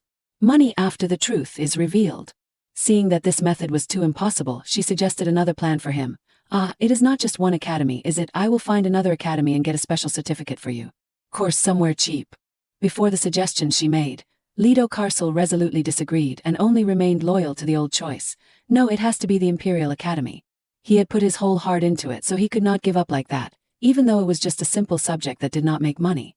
Even Leah Salitz could not help but be surprised by his determination. The special medical course is my favorite major. It is only available at the Imperial Academy. Wait, medical is creating medicine, right? It is true that when the time comes you can't stop it. She actually met her savior right here. Then, this guy can create antidote. Now her eyes towards Lido Carcel have completely changed. Oh merciful God, how did you send such an important talent? Realizing that the person in front of her could help her, she excitedly asked more. So you graduated top of the basic medical course, and you have thought about joining the general medical course? Right, he immediately confirmed, yes, it is related to difficult to use drugs in reality. Knowing that she was going to support him, he also mentioned some obstacles in advance so that she could anticipate low success rate but high difficulty, and the general course is only available at the Imperial Academy, so you will have to be responsible for that. Although it was like that, in order for her plan to go smoothly, Leah Salitz did not hesitate to accept. Okay, hearing that, he could not help but be surprised, yes. Leah Salitz's family has nothing but money, so she will stand up to financially support Lido Carcel. I will invest in you. Changing the scene to a peaceful evening when she was lying next to Sion Bermet. I like to drink warm tea on rainy days. Leah Salitz gently buried her face in the soft pillow and shared with him. The sound of each raindrop hitting the glass makes me feel relaxed. And tea makes my heart warm. Every time he lay next to her and listened to her tell stories about heaven and earth, he felt easier to sleep than ever. Just hearing this voice made me fall asleep. I will definitely find out what scheme is being used. The next morning when Sion Bermet woke up after a good sleep, he could not help but wonder. I could not find it. Although he did not want to get involved with her, he did not know why the person next to him was always her. Is my spirit really this weak no matter how hard I try? I finally fell asleep next to her. In the meantime, Sion Bermet had to solve another problem. The big trouble is, Your Majesty, we have received letters from the south, requesting the expansion of maritime trade. Before this concern, Sion Bermet could not solve it alone and needed help from her. This matter should be discussed with Duke Celeste. The treatment of prisoners will be decided by him. His mind at this moment had begun to be confused with different thoughts. Funding for the recovery of affected areas. Suddenly, while he was inevitably having a headache, that familiar sweet voice spoke again. Your Highness, have you had breakfast yet? And so, on another beautiful morning, Leah Salitz came to invite him to have a meal. Please have lunch with me, Your Highness. Seeing that happy and excited face of hers, Sion Bermet could not help but be surprised. Queen, is not she angry? And so the two of them walked into the dining room and had a meal together, Your Highness. The two sat opposite each other and no one said a word to each other. An awkward atmosphere enveloped the space. Leah Salitz could not help it and immediately said what she had been wondering for a long time. Why are you always silent? But she did not know that Sion Bermet did that all because of her. I just want to hear her voice more. He did not want to hurt anyone in his heart, especially Leah Salitz. I will stop casually asking why the people in the harem left. And that is the reason why he is always careful with the words he is about to utter. I can't accidentally blurt out that stupid question. In Sion Bermet's heart at this moment, there were so many different emotions. He did not know what to do, but another morning began and Sion Bermet continued to return to his workload. The whole space at this moment suddenly became heavy in an indescribable way. Even though he had tried his best not to think about things outside, her image kept appearing in him. Even if I finally sobered up, I still can't focus on anything because of that woman. Feeling that sitting still in one place was not a good idea, he changed his approach. I guess I will go ask her directly. Questions about Leah Salitz kept appearing in Sion Bermet's mind. Why did she start paying attention to me? And what is her real intention? I will stop here today. He then announced to his close servants, I will go to the Queen's palace. Where is the Queen? Sion Bermet stood right in front of Lorraine and questioned, wanting to see Leah Salitz right now. Standing before his coldness, she could not help but awkwardly explain. Yes, Your Majesty, the Queen is in the harem. The Queen said that because there is something urgent. Seeing that he kept insisting on seeing her, he felt that it was not right, so he changed his mind. I am like an idiot. I will go back. Forget all the schedule today. In the meantime, Sion Bermet asked again to confirm. Where did the Queen say she was going? He recalled Lauren's previous answer and was a little curious. The harem. With his final stage of overthinking, Sion Bermut began to deduce many things after taking good care of me. She suddenly decided to visit the guys in the harem. Your Majesty, try this, have some snacks, lie down, you must be very tired today, right? Is she mocking me? Sion Bermut was afraid that he had made her feel tired. My body aches. He was also afraid that she would seek pleasure outside and forget about him. This is paradise. Do you know how difficult it is to keep the emperor happy? After not being able to meet Leah Salitz for a while, her image began to worsen in his perception, ha ha ha. Now in Sion Bermut's eyes, she is a scheming girl. You definitely do not expect anything from me, right, Emperor? I do not even dare to hope. Bermut always became suspicious of Leah Salitz without ever thinking that she came to him with good intentions. If you do not make him like you, your family won't benefit either. Right, as the scheming daughter of Celeste, there is no reason why she would approach me with good intentions from the beginning. What Sion Bermut has always longed to have is human connection and warmth. But his own self-doubt and unwillingness to open up has distanced him from everyone. No, someone like me who once considered humans as obstacles to be eliminated. Things like that gradually became distant for Sion Bermut at this moment. I can't long for such things now. While Loren was still trembling, he turned around and left. I am leaving, forget all the events of today, yes, Your Majesty. But no matter what he thought, he still wanted her to be honest with him. But if that is true, why, a corner of my heart feels pain. At this moment, Leah Salitz had completed the exchange of support for Lido Carcel. Okay, let us do it. She will financially support him in return for him working for her. For the next 2 years, work privately as my personal pharmacist. To make sure he is a capable person, Leah Salitz also made a suggestion: if you pass the safety stage, I will pay the tuition fee at the Royal Academy for you. Lido Carcel, it is possible that he has been bribed. After a while of talking, she also decided to put her full trust in Lido Carcel. But from now on, I decide to trust him. All the men I have met so far are busy flattering. Now she has to face new dangers that are lurking around her. Leah has always been interested in such treatment. Everything will become much more difficult in that sense. It is hard to imagine they will have trouble preparing a new series of assassins. Even those who plot to poison Leah will understand more clearly. I do not know why, but from the first minutes, Leah Salitz had a good feeling about him. Moreover, this person, that intellectual and passionate appearance of Lido Carcel, attracted her. His eyes were too clear, without any hidden purpose. The only thing burning in that eye was the passion for learning. If he has not been bribed, I need to recruit him first. He did not refuse but accepted Leah Salitz's offer without hesitation. I will do it, as your private pharmacist. What kind of medicine do you want? Tonic immortality medicine.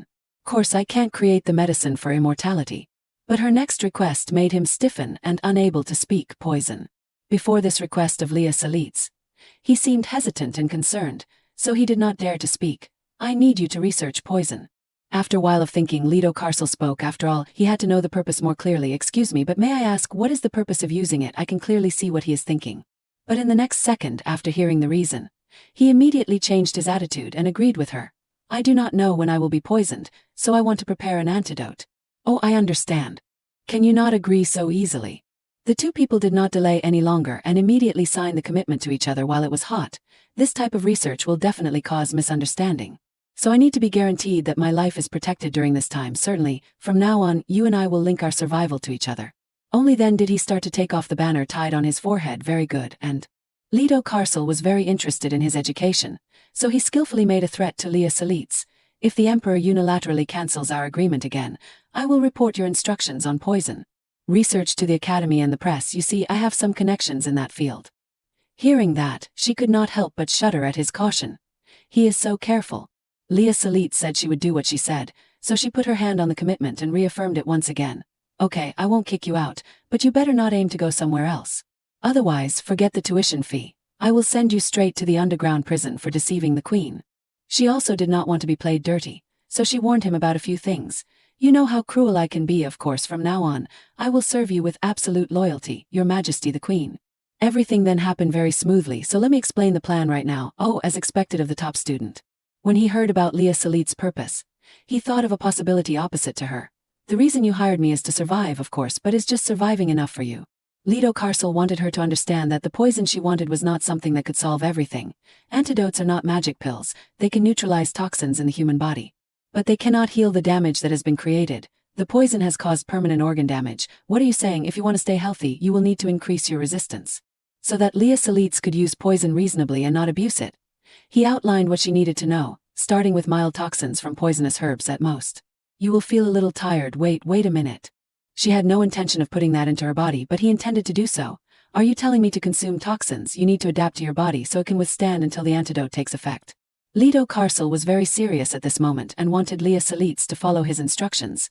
I will carefully assess your physical condition and prescribe the minimum dose of poison so as not to harm your body. Do not worry if you do not believe me, I will try it first. Although her purpose was different from what she had told him, Leah Selits was very surprised by his seriousness. If I kick him out, it is a disaster. Such passion, so impressive. Then Lido Karsel considered where they would get the raw materials from. If we buy poisonous herbs from the market, rumors may spread, so it would be better to grow them in the herb garden in the Queen's Palace. I have some seeds, so I will give them to you. But Leah Selits did not expect him to do it so fiercely. Only for research. After all, poison and medicine are two opposite sides. This could really turn into a big problem. She also started to feel a headache before Lido Karsel's enthusiasm. In that case, I will need to hire more servants, those who are tight-lipped. For optimal results, Leah Selits thought of a possibility. Why not use those who cling to the pillar outside? If you promise not to kick them out, they will agree. We can't leave the harem. They seem like abandoned people and have nowhere to go. After a while of considering, she settled on this method and happily told him, that is a good idea. The three of them won't cost much in salary. I will let them start cultivating the land today. Through Leah Selits' considerations, Lido Karsel could also understand. Are you considering the finances of the Queen's Palace, Queen? You have become economical after a few weeks I have not seen. But what he did not think of was that she could save money by transferring him. Oh, should I be more economical? Oh my God, your quick wit is really limitless. Foreign academies seem to have cheaper tuition fees. Hearing that, Lido Karsel also knew what to do and showed respect to her. Please forgive me for not realizing the Queen's intelligence sooner. You should answer like that, be careful next time. Seeing that she had found many ways to save herself in one day, she raised her teacup to celebrate. It is a happy day to have both loyal doctors and pharmacists. Congratulations for our safety and security in life. Changing the scene to Sion Bermut's office in the early morning. The pen in his hand suddenly broke in half when he was writing. It seems that Sion Bermut is too worried about something, so he keeps breaking pens. That is why he has to keep a tray next to him. Seeing him keep changing one pen after another, the great ministers in the room were also scared and did not dare to say a word. It is the 12th time today. Suddenly, in that moment of tension, Leah Selits gently pushed the door open and stepped in. Your Majesty, let us go have breakfast. Hearing that, Sion Bermut did not hesitate and immediately stepped out towards her as if he had been waiting for her for a long time. The atmosphere in the room at this moment was easier to breathe. Everything returned to peace when there was no sound of breaking pens. Everyone at this moment burst into happiness. They were afraid that they would all be eaten alive in a little while, survived. Everyone's faces were as green as banana leaves before his strange actions recently. Did not he do well for a while? Why suddenly sensitive again, really? The atmosphere suddenly became heavy, and at this moment they also realized one thing. It is strange that he is less angry after being close to the Queen, that is right. People started to have different suspicions. What happened between the Emperor and the Queen? But they still eat together every day. Everyone started to feel uneasy. Their hearts were burning like fire at this moment. Living in this tense atmosphere, they could not be comfortable and were always worried. I am worried that one day my neck will also be broken like his fountain pen. I have been having nightmares every night recently. But the only thing they can do is comfort each other to survive these days, whatever the reason. Cheer up and come back less rigid for our sake. As Leah Selits wished. Now Sion Bermut could not keep his composure without her. Once again, the Queen's voice. It was her gentle and sweet voice that made him fascinated. I unconsciously followed her voice. He just unconsciously followed Leah Selits to listen to her gentle voice once again. This has happened so many times that I can't keep my face by sitting down, so I finally followed her out. At this moment, when walking behind Leah Selits, he suddenly remembered the moments at that time. Every night it is like that. She welcomes Sion Bermut with a smile on her face, even in the evening as if haunted. Every night he would lie next to Leah Selits and listen to her tell stories to lull him to sleep. I found myself in the Queen's room before being recognized. Gradually, Sion Bermut became more open and no longer felt shy or uncomfortable when being next to her.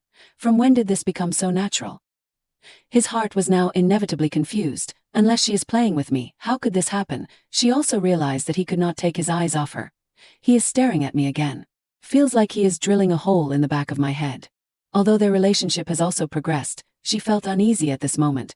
We have lived in harmony for a while. What is it this time? When sitting at the table facing each other, Sion Bermut was still silent and did not say a word. I thought we were finally closer, but now he has returned to not saying a word. Although on the surface he is cold, Inside, Sion Bermut is very warm and cares about her. And the ridiculous thing is that he still diligently prepares meals and makes sure that I get enough sleep. But in the next second, Leah Salitz immediately reminded herself, no, I should not rush to conclusions. If it was such an easy problem to solve, everything would become like the original plot.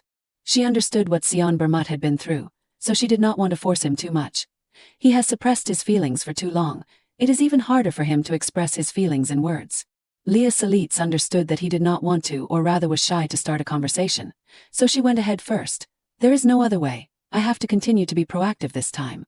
She did not ask Sion Bermut to say his problem right now, but chose to listen to him every time he needed. If I do something that makes you sad, let me know. I want us to understand each other better. Sion Bermut is a closed person, so it seems that he is not willing to share anything. It is nothing. Leah Salitz could not help it and immediately expressed the uncomfortable feeling in her heart. But, Your Majesty, you keep glaring at me like this. To make him sway with her, Leah Salitz showed weakness and said, if you keep doing that, I will be very scared. But in Sion Bermut's heart, she is a girl with a somewhat individual personality. Scared for someone who claims to be scared, she is quite brave when sitting directly opposite me. Seeing that I had been talking non-stop from just now and he was only silent, so she asked tentatively, are you angry with me? Angry? Not really. Leah Salitz wanted Sion Bermut to feel comfortable when being with her, so she said softly, if not, then relax and loosen your expression. You look much gentler if you leave it like that.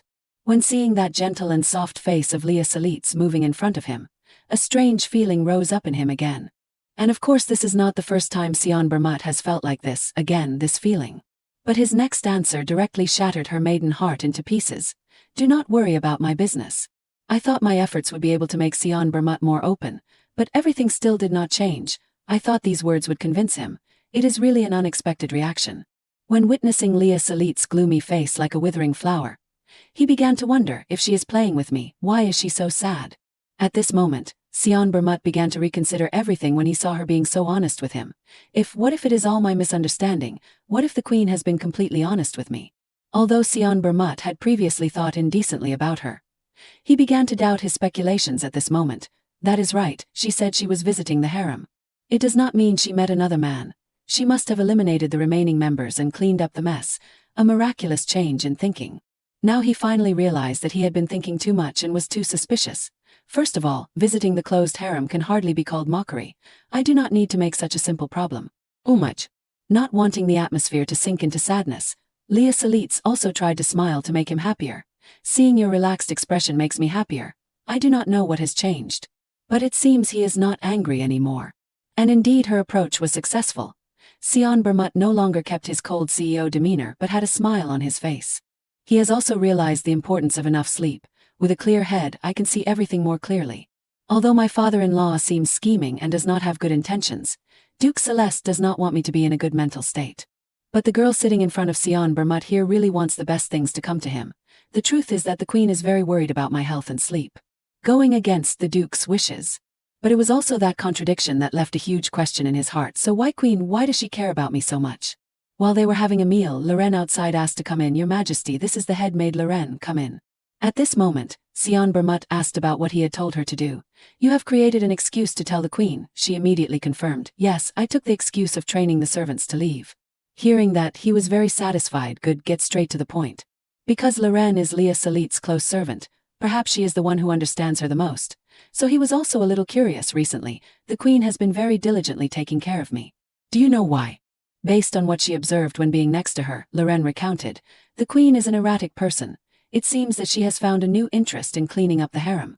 Perhaps the reason why Leah Salitz became so diligent in their eyes is because she likes to do so. So managing my health is a hobby. Whatever, let us continue now. After listening, Sion Bermut did not ask anything more but only instructed Lorraine, I understand. Make sure that she loses interest in the harem from now on. Yes, Your Majesty. Suddenly she remembered something and reported, actually, these days Your Highness is having a hobby of gardening. Your Highness let the men kept in the harem to cultivate the land. But hearing this, his ears seemed to be deafened and immediately asked again, what did you just say? After hearing about the appearance of another man, Sion Bermut could not keep his composure anymore. Is that man from the harem still in the queen's palace? On another side, the three of them were resting after a time of working very hard. Oh my God, my muscles are so sore. And this girl with chestnut hair is Hade. And the boy holding the cup is Taylor. Although they work hard, they still feel lucky. Hey Hade, you should be grateful. We almost had to be in a brothel, but now we are in the queen's palace. Saint also feels very satisfied with what he has at present. That is right, besides my face and writing skills, I do not have any other talents, so having a stable paid job in a recession is a blessing. The three of them all smiled brightly when they could eat well and sleep well in this harem under Leah Salit's protection.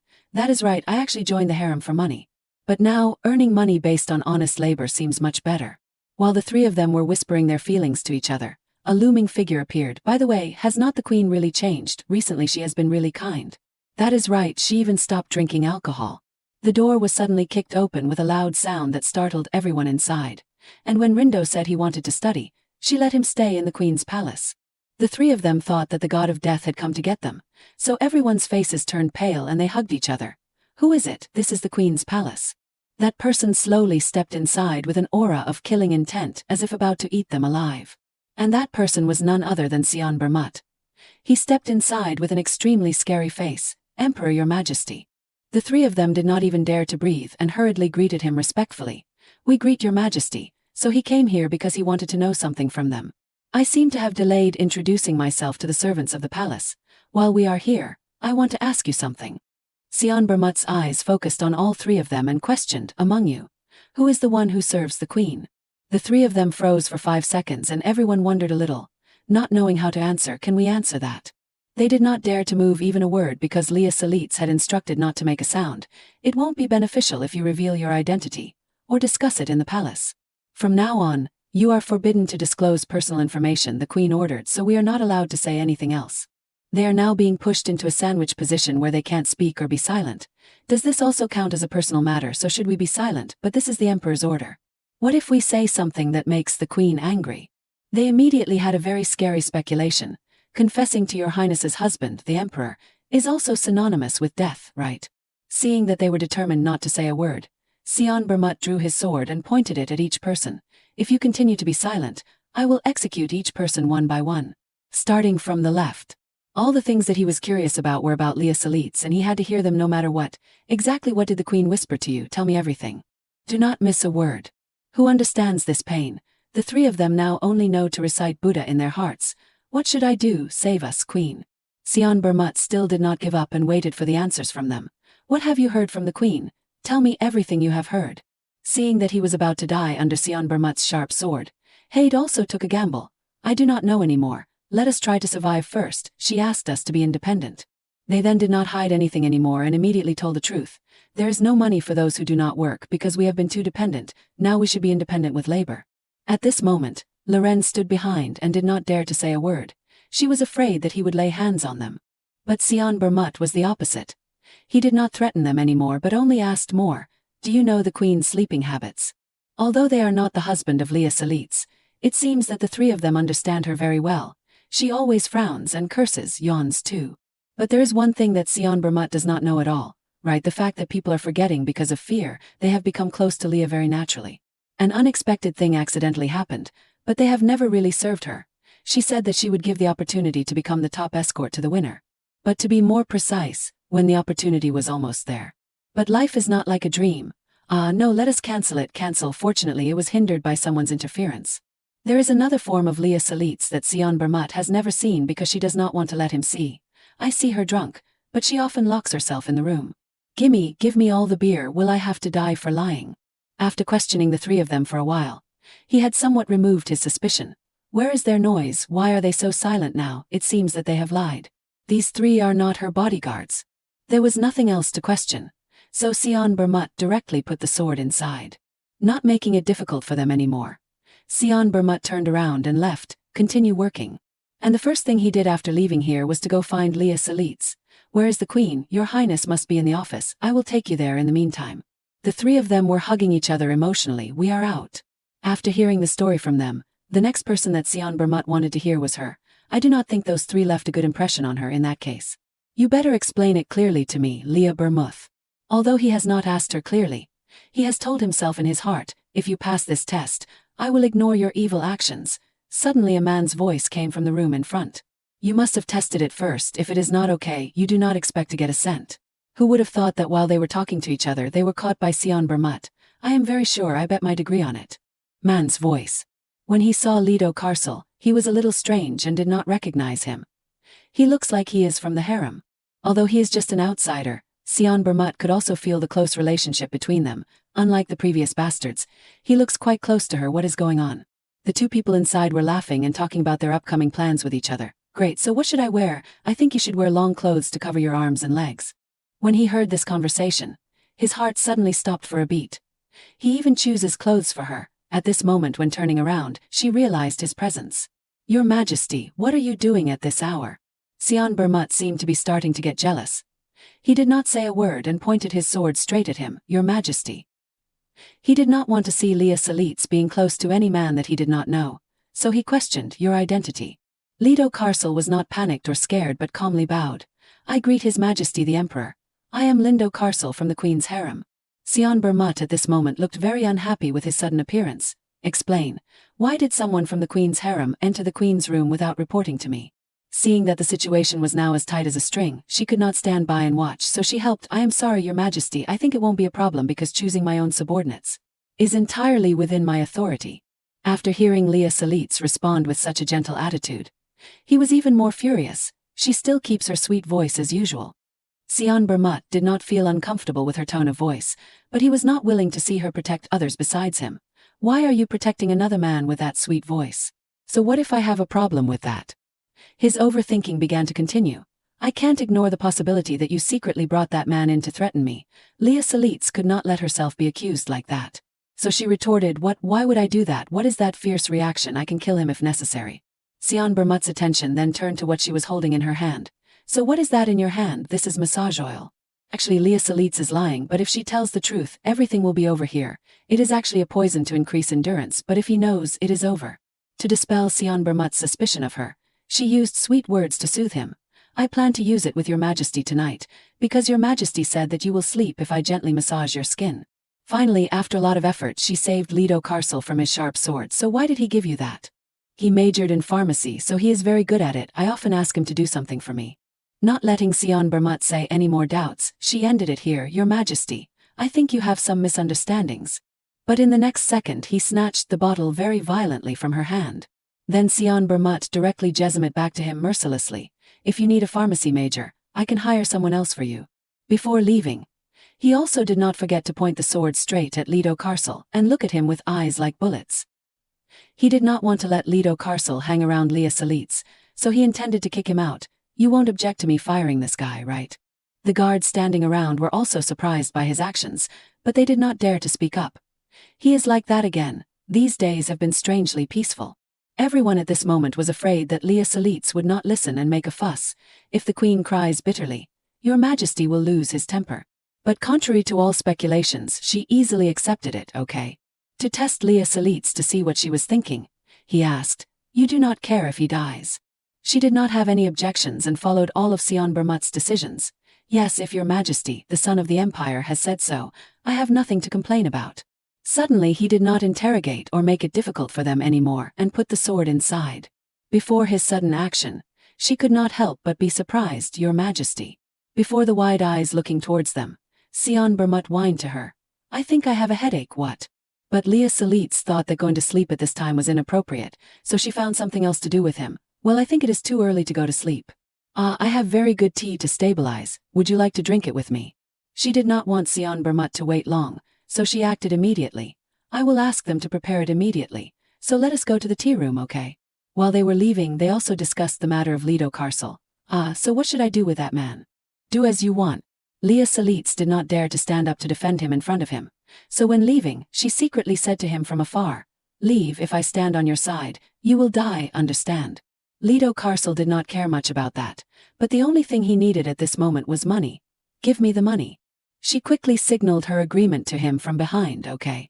When the two of them had sat together outside the Imperial Garden and enjoyed tea, Leah Salitz also expressed her concern. You should have told me sooner if you had a headache. Sion Bermut did not dare to tell her. There was a reason for everything. I thought you were angry. Then she also asked after him. You have been suffering for the past few days, right? To relieve Sion Bermut's headache, Leah Salitz poured a cup of tea and gave it to him. Here, drink it, you will feel more comfortable. He sat on the chair in a very chill manner and enjoyed the cup of tea that Leah Salitz had just poured for him. Before his gentle actions towards her, the people around could not help but wonder anyway. It feels like Your Majesty has become strange. The servants around them started to gather in one place and discussed back and forth. I heard that he almost chopped off the heads of the people in the harem. It is a relief that I did not see any bloodstains. Oh my God, why did he spare their lives? His actions were no longer as cold-blooded as before. I do not know. Instead, the queen asked him to kill them. At this moment, no one can understand what is actually happening between them. Maybe His Majesty is testing the queen, right? Speculations began to be made because the harem has damaged the reputation of the royal family. Maybe His Majesty wants to check whether the queen has really changed. No, according to me. Those maids also realized one thing through his actions. His Majesty is jealous of that guy. Some of them could not believe that a cold and indifferent person like Sion Bermut would have such a day. No way. Listen to me. But in the next second, one of them explained why that is possible. They have been closer recently. Did not he ask the men in the harem about the queen's sleeping habits? Those maids have noticed Sion Bermut's love for Leah Salitz, no doubt. He is angry with the men who understand his wife better. But then he found out that those men were not chosen as escorts. I am the only one who understands your true self, Your Majesty. You felt relieved and spared their lives. Through the observations in recent days between the relationship of the two of them, this is too obvious. If it is not jealousy, then what is it? But here we are talking about His Majesty. He certainly has other political reasons, right? The two girls saw that she was too dreamy, so they told her, but she did not change her mind at all. Stop reading that novel. You will see that I am right later. At this moment, outsiders can see Sion Bermut's deep feelings for his little wife. His Majesty must have loved the queen. In the meantime, Leah Salitz is enjoying the cool air in her small garden. This whole garden is the heart and soul and effort that she put into it. This is my little garden. It has a very special smell. This is where I created to collect reliable poisonous herbs. Leah Salitz gently touched the small branches in the garden. Maybe because they are poisonous. My fingers feel a little sore. At this moment, she also secretly felt a sense of unease in her heart when remembering the incident the day before. Lindo, that guy, will he take revenge on me because I told him to commit suicide? Last time. Everything at that time had been arranged by her. But who would have thought that it would be ruined by him? Step 1: preventing poison. To carry it out, Lindo brought the poison. They were discussing the possible effects of that poison. There may be side effects such as a rash, so what should I wear? Wear long clothes. And at the same time, Sion Bermut rushed in and questioned, is this what the upper people do, Your Majesty? Why did Sion rush in at that time? Luckily, Leah Salitz was able to find a way out of the difficult situation. Otherwise things would have been much worse. Luckily my excuse worked. I will let it go this time. I thought I had lost my life. But everything is now in place, so she can partly breathe a sigh of relief. Anyway, thanks to that incident, Lindo was able to become the official servant of the Queen's palace. Everything went well. Suddenly at that moment, Cromwell stepped towards Leah Salitz, Your Majesty. Before his sudden appearance, she was a little startled. Duke Cromwell Celeste. Although she is not Leah Salitz, in order to not be suspected, she tried to be as normal as possible. Father, I can speak naturally, even when I do not want to. This body has memorized Leah's actions. Really, how? Cromwell wanted to have a private conversation with her, so he asked the others to step back. I have some important things to say to my daughter, so you go out. Seeing the two of them worried about her, Leah Salitz reassured, I am okay, go. Hearing that, the two of them did not stay any longer and bowed their heads and left. I do not know why Cromwell is here today. But first he expressed his concern for her. I was worried that you might not feel good because you refused my request. Luckily you still look okay. Although Leah Salitz is feeling uneasy, she still pretended that she did not have any problems. I broke the promise right after the meeting because I felt unsafe. Yes, thank you for your concern, Father. Suddenly Cromwell's voice became serious, and he looked at her with wary eyes. Queen. Not knowing if he was implying or trying to bring something up. He became so serious. Why did I let you be the queen? Hearing this, Leah Salitz also felt that something was wrong. Have you forgotten? Every time she meets him, she feels a little more uncomfortable in her heart. I do not ask for much from you, Your Majesty. Just meeting each month is enough. Why is this happening? My chest hurts so much. Before her actions at this time, he was not satisfied at all. We followed the arranged appointment. And besides that, I told you not to do it. So the purpose that he came here today was to blame Leah Salitz. In return, I have overlooked all the luxuries and comforts you have enjoyed until now. Now you are really going to break your promise. But she is not like Cromwell. She does not scheme like him, but only wants to live a life according to her own wishes. It seems that the forced marriage is only to ensure the relationship with the royal family, but is the expectation only to give birth to an heir without creating any feelings. Instead, live freely and do whatever you want. Although Leah Salitz is strongly opposed to his exploitation of her in her heart at this moment, on the outside she still pretends to be a good daughter. How ridiculous. I also do not intend to be close to you, rest assured. I won't do anything to lose my position as queen. You can leave today, father. She then turned around and left, but his next words made Leah Salit stop. But do you really think he will love you? Although as a human being, everyone has the right to love and be loved, but Cromwell does not want to see that in his daughter. Pathetic, you can't even sit and love like a doll. The best you can do is answer me. Do you want to be noticed so much? Before Cromwell's heartless words, at this moment she partly understood the feelings that the owner of this body had experienced. No, what is this nonsense, talking to my daughter like that? Is it okay? I think I understand why Leah's personality became bad. Leah Salit at this moment only wanted to leave in peace and did not want to hear any more words from his mouth. How can I make him shut up? Suddenly she was in a very normal state, but in the next second Leah Salit burst into tears without understanding why. But not stopping there, in the next second, she felt like something was tightening her neck, making her suffocate. Tears, suddenly, what is it? Are these also Leah's traces? I can't breathe. Cromwell is indeed no better than a beast when he uses cruel methods to restrain his own daughter. See, you should silently listen to my words. Because Leah Salit did not complete the tasks that Cromwell had given her, this is the punishment she had to endure. Recently, the emperor has handled the affairs of the country well. This has ruined my plan. He wanted to turn her into a thorn in Sion Bermut's eyes rather than a docile queen who knew how to obey. Do as before. Do not try to get my attention with useless actions anymore.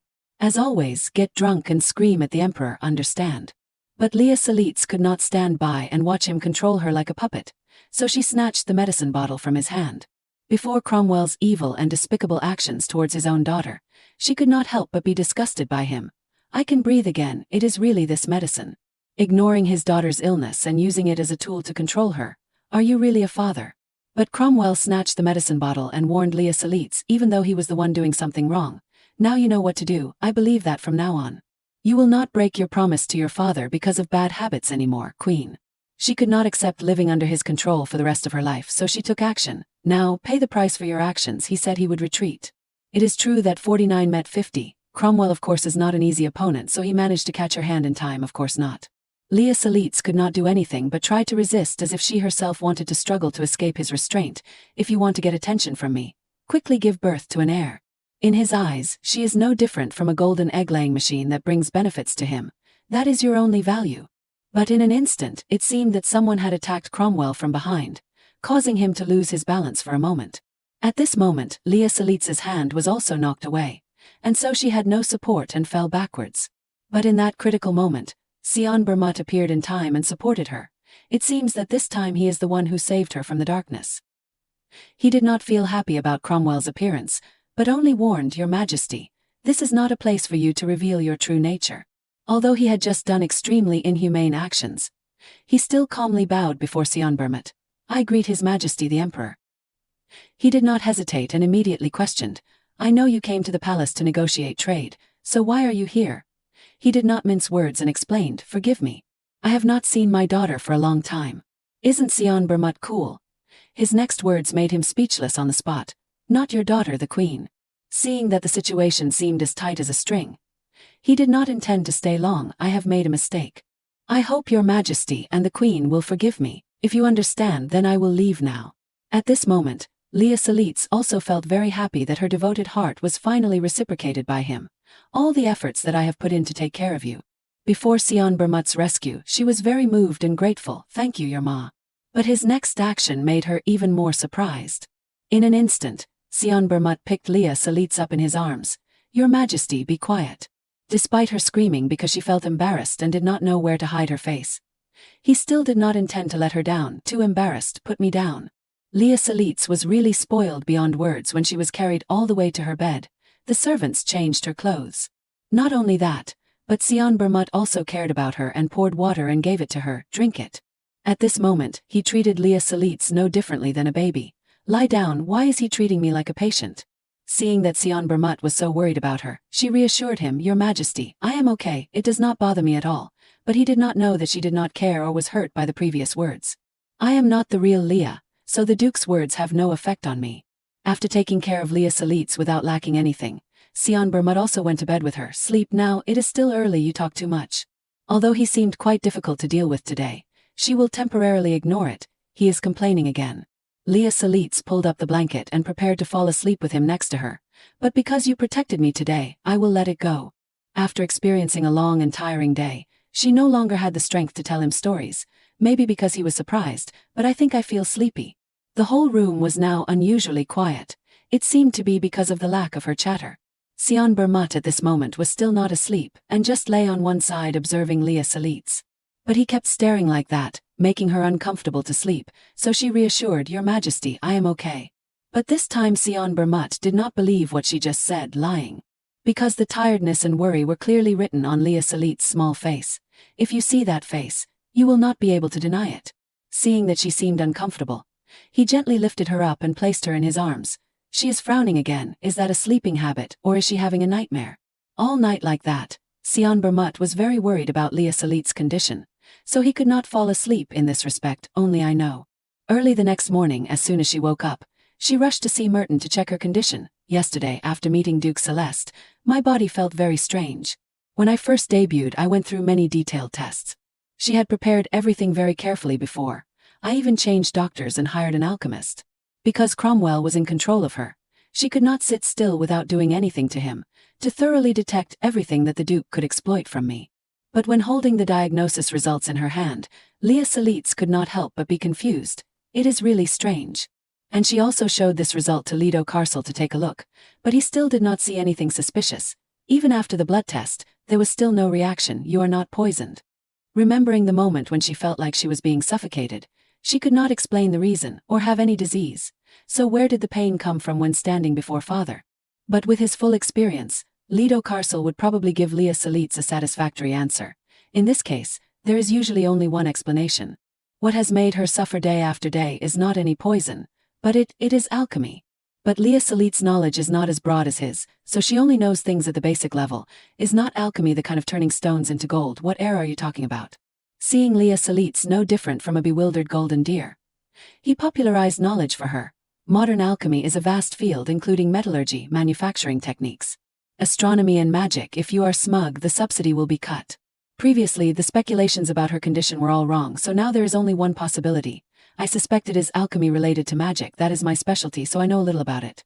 And alchemy is a field beyond the reach of logic. It was once called magic. It is a law that cannot be explained by scientific reasoning. And the concept of it is gradually explained more clearly by Lido Carcel. The origin of magic is a substance called manna, however, because manna has disappeared from nature. Magic was created to replace it. Magic, simply put, is the act of wishing for something. And of course, the use of alchemy is not simple that anyone can do, however.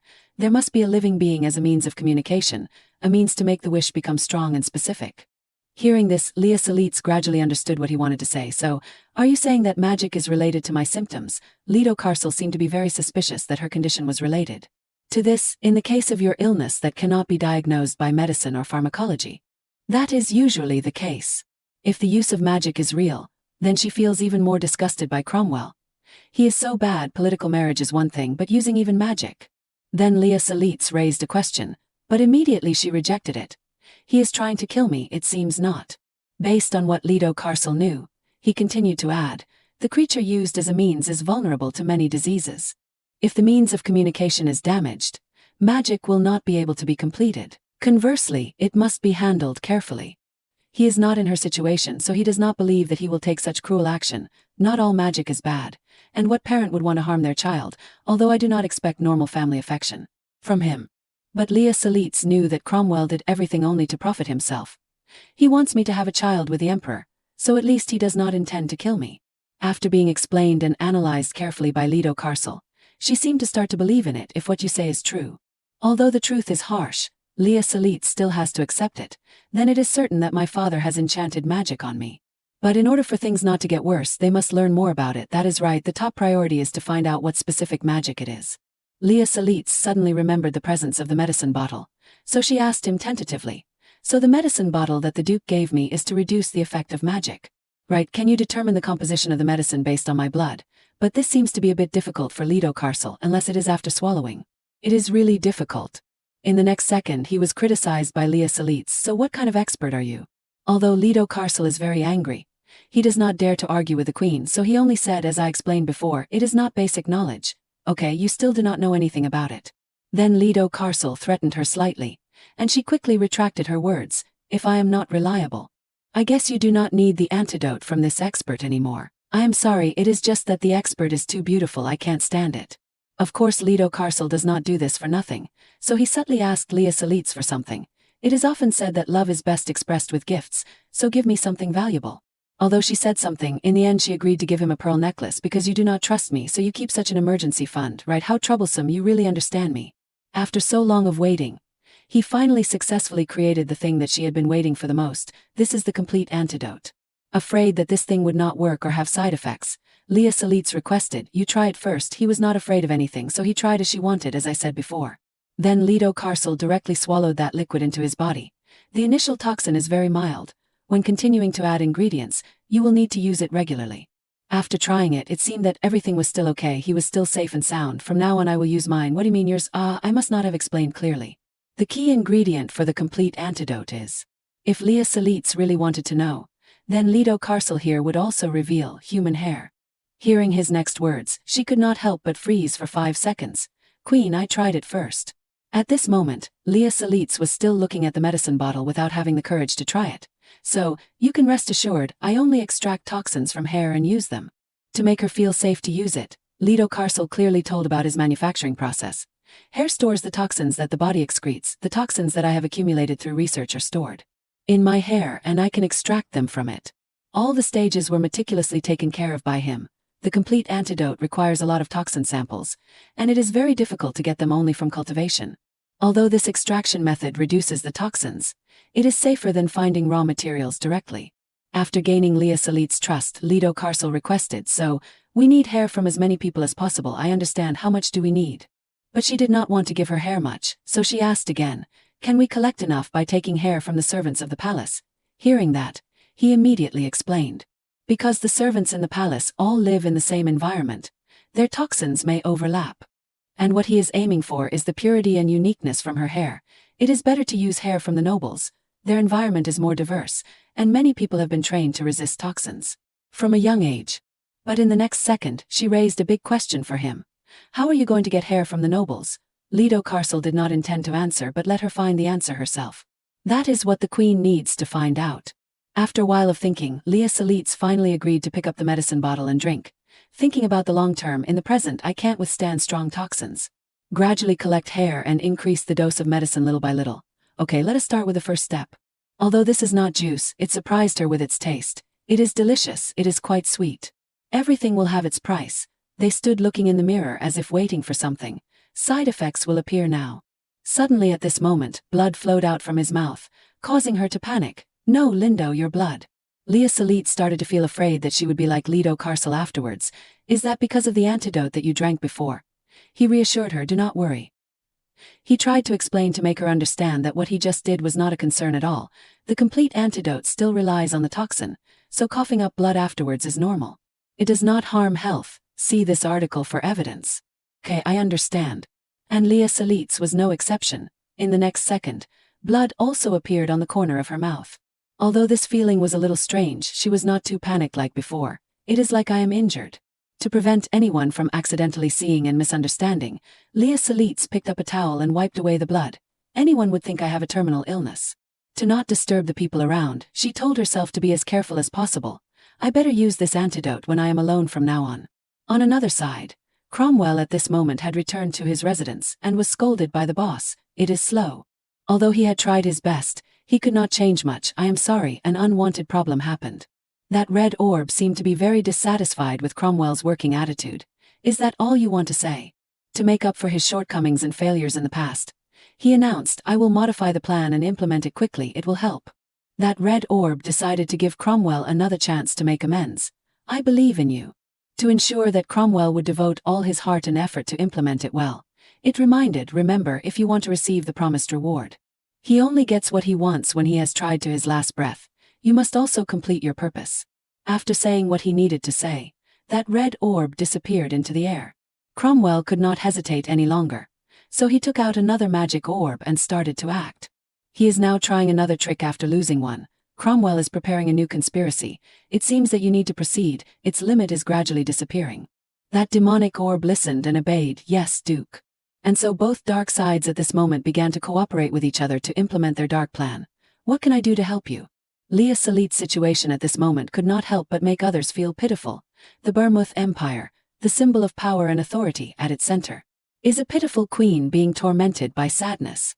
After settling the accounts with Lido Carcel, at this moment she started to collect everyone's hair. This hair is driving me crazy, with a bad reputation to the point that no one comes to see the performance. Here I will comb everyone's hair, the second daughter of the Marquis family, the third daughter of the Earl family, come here.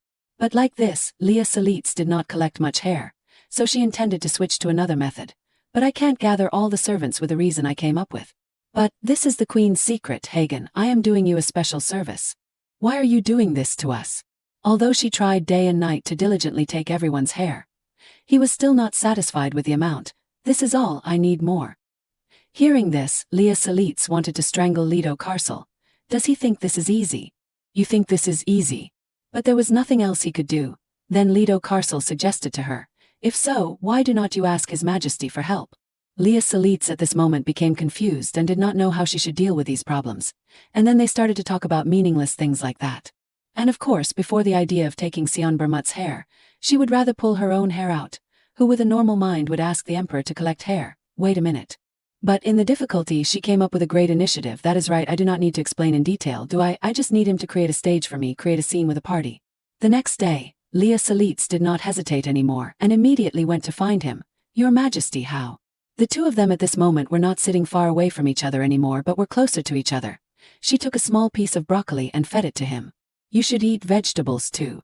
A cold person like Sion Bermut, but in front of her he was as obedient as a baby. Whatever she said, he listened to. Then Leah Salits continued to smile and called him, Your Majesty, what is it now? While feeding Sion Bermut the next piece, she slowly asked tentatively, Do you like parties? But contrary to her expectations, Sion Bermut did not have any interest. I hate them. Although he just said that he did not like them, Leah Salits suggested, Then let us hold a dance. Afraid that she did not hear clearly, he immediately repeated, I just said I hate them. At this moment she still held her point of view. That is exactly why we should hold it. Leah Salits did not give up and enthusiastically persuaded him. You will see how interesting it is when you start to like the things you hate. We will celebrate our wedding anniversary here.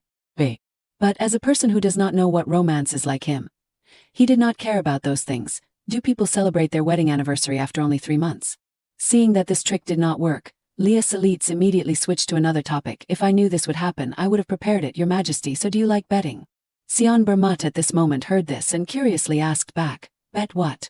Because Leah Salits had prepared everything very carefully, so after he finished asking, she just had to clap her hands. The maids then entered the room and pushed the carts full of wine and cakes. The brand new bottles of red wine looked very delicious, waiting for them to enjoy. One of them was taken out from an ice bucket, ensuring its coolness when it reached the user. Leah Salits picked up the bottle of wine and intended to drink it with Sion Bermut. And the game that she wanted to play with him at this moment was revealed, a drinking bet. Not giving him time to think, Leah Salits had someone pour the wine into glasses. Whoever gets drunk first will have to do what the other wants. What do you think? But betting on anything but betting on drinking wine, Sion Bermut had to respect her a bit. Leah is rumored to drink wine instead of water. Her drinking ability is no joke. If he agrees, then maybe this time she will be able to see him drink wine with her own eyes. On the other hand, I have never seen the Emperor drink. But Sion Bermut's expression at this moment made her stop for a few seconds. His face is really calm. He must be panicked because he can't drink alcohol. Seeing that he did not have any action, she challenged him with a few words. You are not confident. This wine is very delicious, but you do not know this, right, Your Majesty? She kept fueling the fire, forcing Sion Bermut to lift the glass, of course, because you can't drink. Who would have thought that her method would actually be effective? Sion Bermut finally fell into the trap. Oh my God, Your Majesty, you are trying to force yourself too much. She felt very satisfied that she had put him in the trap. Not really, okay. After Sion Bermut had accepted her challenge, she would also play to the end so that he would not be disappointed. 1 hour, I will end this in 1 hour. It is time to show all the experience. No, the drinking ability that I have accumulated. And Leah Salits did all these things all for hair. All for new hair samples. But life is not like a dream. Who would have thought that she was the one who broke first? Your Majesty, I am not drunk at all. Although Leah Salits was so drunk that she could not see the way back, he still looked very sober. Drink more, why do I have to do that? Before Sion Bermut's terrible drinking capacity, she also had to give up. Unbelievable. He is really too good. Does becoming the main character help him become invincible? His liver must be as hard as iron. Life is so unfair. But Leah Salitz still has not achieved her goal, so she can't stop drinking here, but I can't give up. Leah Salitz with a drunk face turned to ask him, Your Majesty, are not you sleepy? I bet you are very sleepy. But the person who is really unstable at this moment is her. And Sion Bermut is still very sober, no? Because she had drunk a lot of wine, her mind was now spinning, too dizzy. At this moment, Leah Salitz could not hear what Sion Bermut was saying anymore. What is he saying now? Everything around her at this moment became blurred and unclear. I do not know, no, I can't give up like this. And although Leah Salitz was about to not be able to stand it anymore, she still did not give up. Give me one more chance. Then you and I will only be 5 glasses apart. Why do I need to care about this? Then after drinking not much from the glass of wine just poured, she put it down. It is so unfair. Perhaps at this time Leah Celeste could not control her actions anymore and leaned into his arms. Come on. Then she put her face close to Sion Bermut's ear and then whispered something. Your Majesty, do you know? Sion Bermut at this moment also patiently sat and listened to see what she was really up to. I have some things to say to you. But the words that Leah Salitz uttered next made him blush with embarrassment. Tonight on the bed. Although she had not finished her sentence, he covered her mouth. What are you saying? Sion Bermut tried to stop Leah Salitz from uttering those words, but she still did not want to be quiet. Why, what is the matter? You know that, when we are together tonight, stop. That matter was a little private, so Sion Bermut was very embarrassed to let the servants next to him hear. You, every night when watching you sleep when lying on the bed I think about. Leah Salitz's eyes at this moment looked towards him full of affection. What I think about. And the words that she uttered next could not help but make Sion Bermut's eyes widen in surprise. After a long night with wine as a companion, Leah Salitz finally woke up on a sunny morning. Because she drank too much last night, she could not remember anything today. Leah Salitz could not help but worry, not knowing if she had done anything stupid. What did I do yesterday? A luxurious and magnificent mansion. Outside is a beautiful and elegant fountain. The sky is covered with golden light. The servants are massaging her shoulders and neck. Leah comfortably exhaled. Now I should calm down and recall the memory. So, yesterday I definitely drank wine with the emperor, right? She remembered a few things. When did the glass of wine get spilled? Every night lying on the bed. Leah was immersed in the affectionate moment of the two of them. Every time I watch you sleeping soundly, I have thought about a few things about you. She took Sion's hand that was squeezing her chubby cheek. Leah said sweet words. Do you know that you sometimes look unserious even when you are sleeping? She laughed with interest, making him freeze with a silly face. Looking at it is really interesting. Sion hugged his head in a low voice. She finds it interesting. She is now laughing with tears like this moment. Waving her hand to order the servants, all leave. His face darkened with a corkscrew in his hand. Why should I be happy? There is still a little wine left. Leah reached out to take the bottle of wine, begging Sion, come on please let me drink more. He told her, go back to the room. Leah acted sulky and coquettish. Are you ignoring me now? Sion poked her forehead, gently blaming the little girl. You have drunk so much that your lips are all smeared, and you still have the nerve to say that. Then Leah in a drunken stupor asked with hazy eyes, but why do you call me you? She still held the bottle of wine tightly, her head rubbed against his shoulder. Can't you start calling me by my name? Leah's eyes looked at Sion more and more softly. I really like being called Leah. Okay, Sion. He opened his eyes wide and looked at Leah, his face full of confusion. Unable to restrain himself, Sion snatched the bottle of wine from her hand. He finished the bottle of wine by himself. He had goosebumps all over his body. Stop talking nonsense. Leah slumped on the table. Her whole body was still dizzy in the drunken stupor. Her mouth murmured, can we have a ball, please? Sion's face darkened, coldly telling Leah, who was drunk, if I have won the bet, then why should I accept your wish? She did not care about that. With the lingering alcohol in her body, Leah ran around begging, earnestly asking you, Sion, otherwise I won't let you sleep at all. Or I won't give you snacks anymore. Sion, are you really not going to hold a ball? She did not have time to grab Sion's arm unless. Leah said in a gentle voice, can you? She got too close to Sion, making him widen his eyes in surprise. What are you doing? Leah put her arms around his neck, leaning against Sion's forehead, earnestly asking him. Come on, stop for about 5 seconds. Wait, what is this situation? Reversing the timeline, rewind. Leah hugged her head and now realized, shouting loudly, why is it that I can't remember that scene alone? She stood up abruptly, bumped her head into the servant's chin. Really, what happened yesterday? Leah had a big bump on her head. She felt sorry for the servant. I feel sorry, sit down and rest for a while. The maid hugged her chin and stood aside. I am okay, I do not dare. She decisively told the servant, wanting her to sit down. I feel sorry, sit down and rest for a while. Finally the maid agreed. Thank you, your majesty. Sarah shed a tear on the left, hugging her swollen chin. Leah thought to herself, this girl's name is Sarah. It seems that she has endured many things because of me. So she blurted out, Sarah, I guess you have been doing a lot of night shifts recently. Sarah immediately replied with a doubtful mood. Yes, how does the queen know, and even my name? She propped her hand on her head, casually saying that. I see you every day, how can I not know? Sarah said in a trembling voice. I am very sorry for making you worry. It is just that there are a lot of things recently, and... Then, Leah took out a blue box of medicine, giving it to her. Because of my reputation, there are not enough people attending, right? It is my fault, here, take it. I heard that it helps reduce fatigue quite well. Share it with any servant who needs it. She was shocked on the spot, hugging her face. Thank you, your majesty. Leah lifted her small face, examining it bit by bit.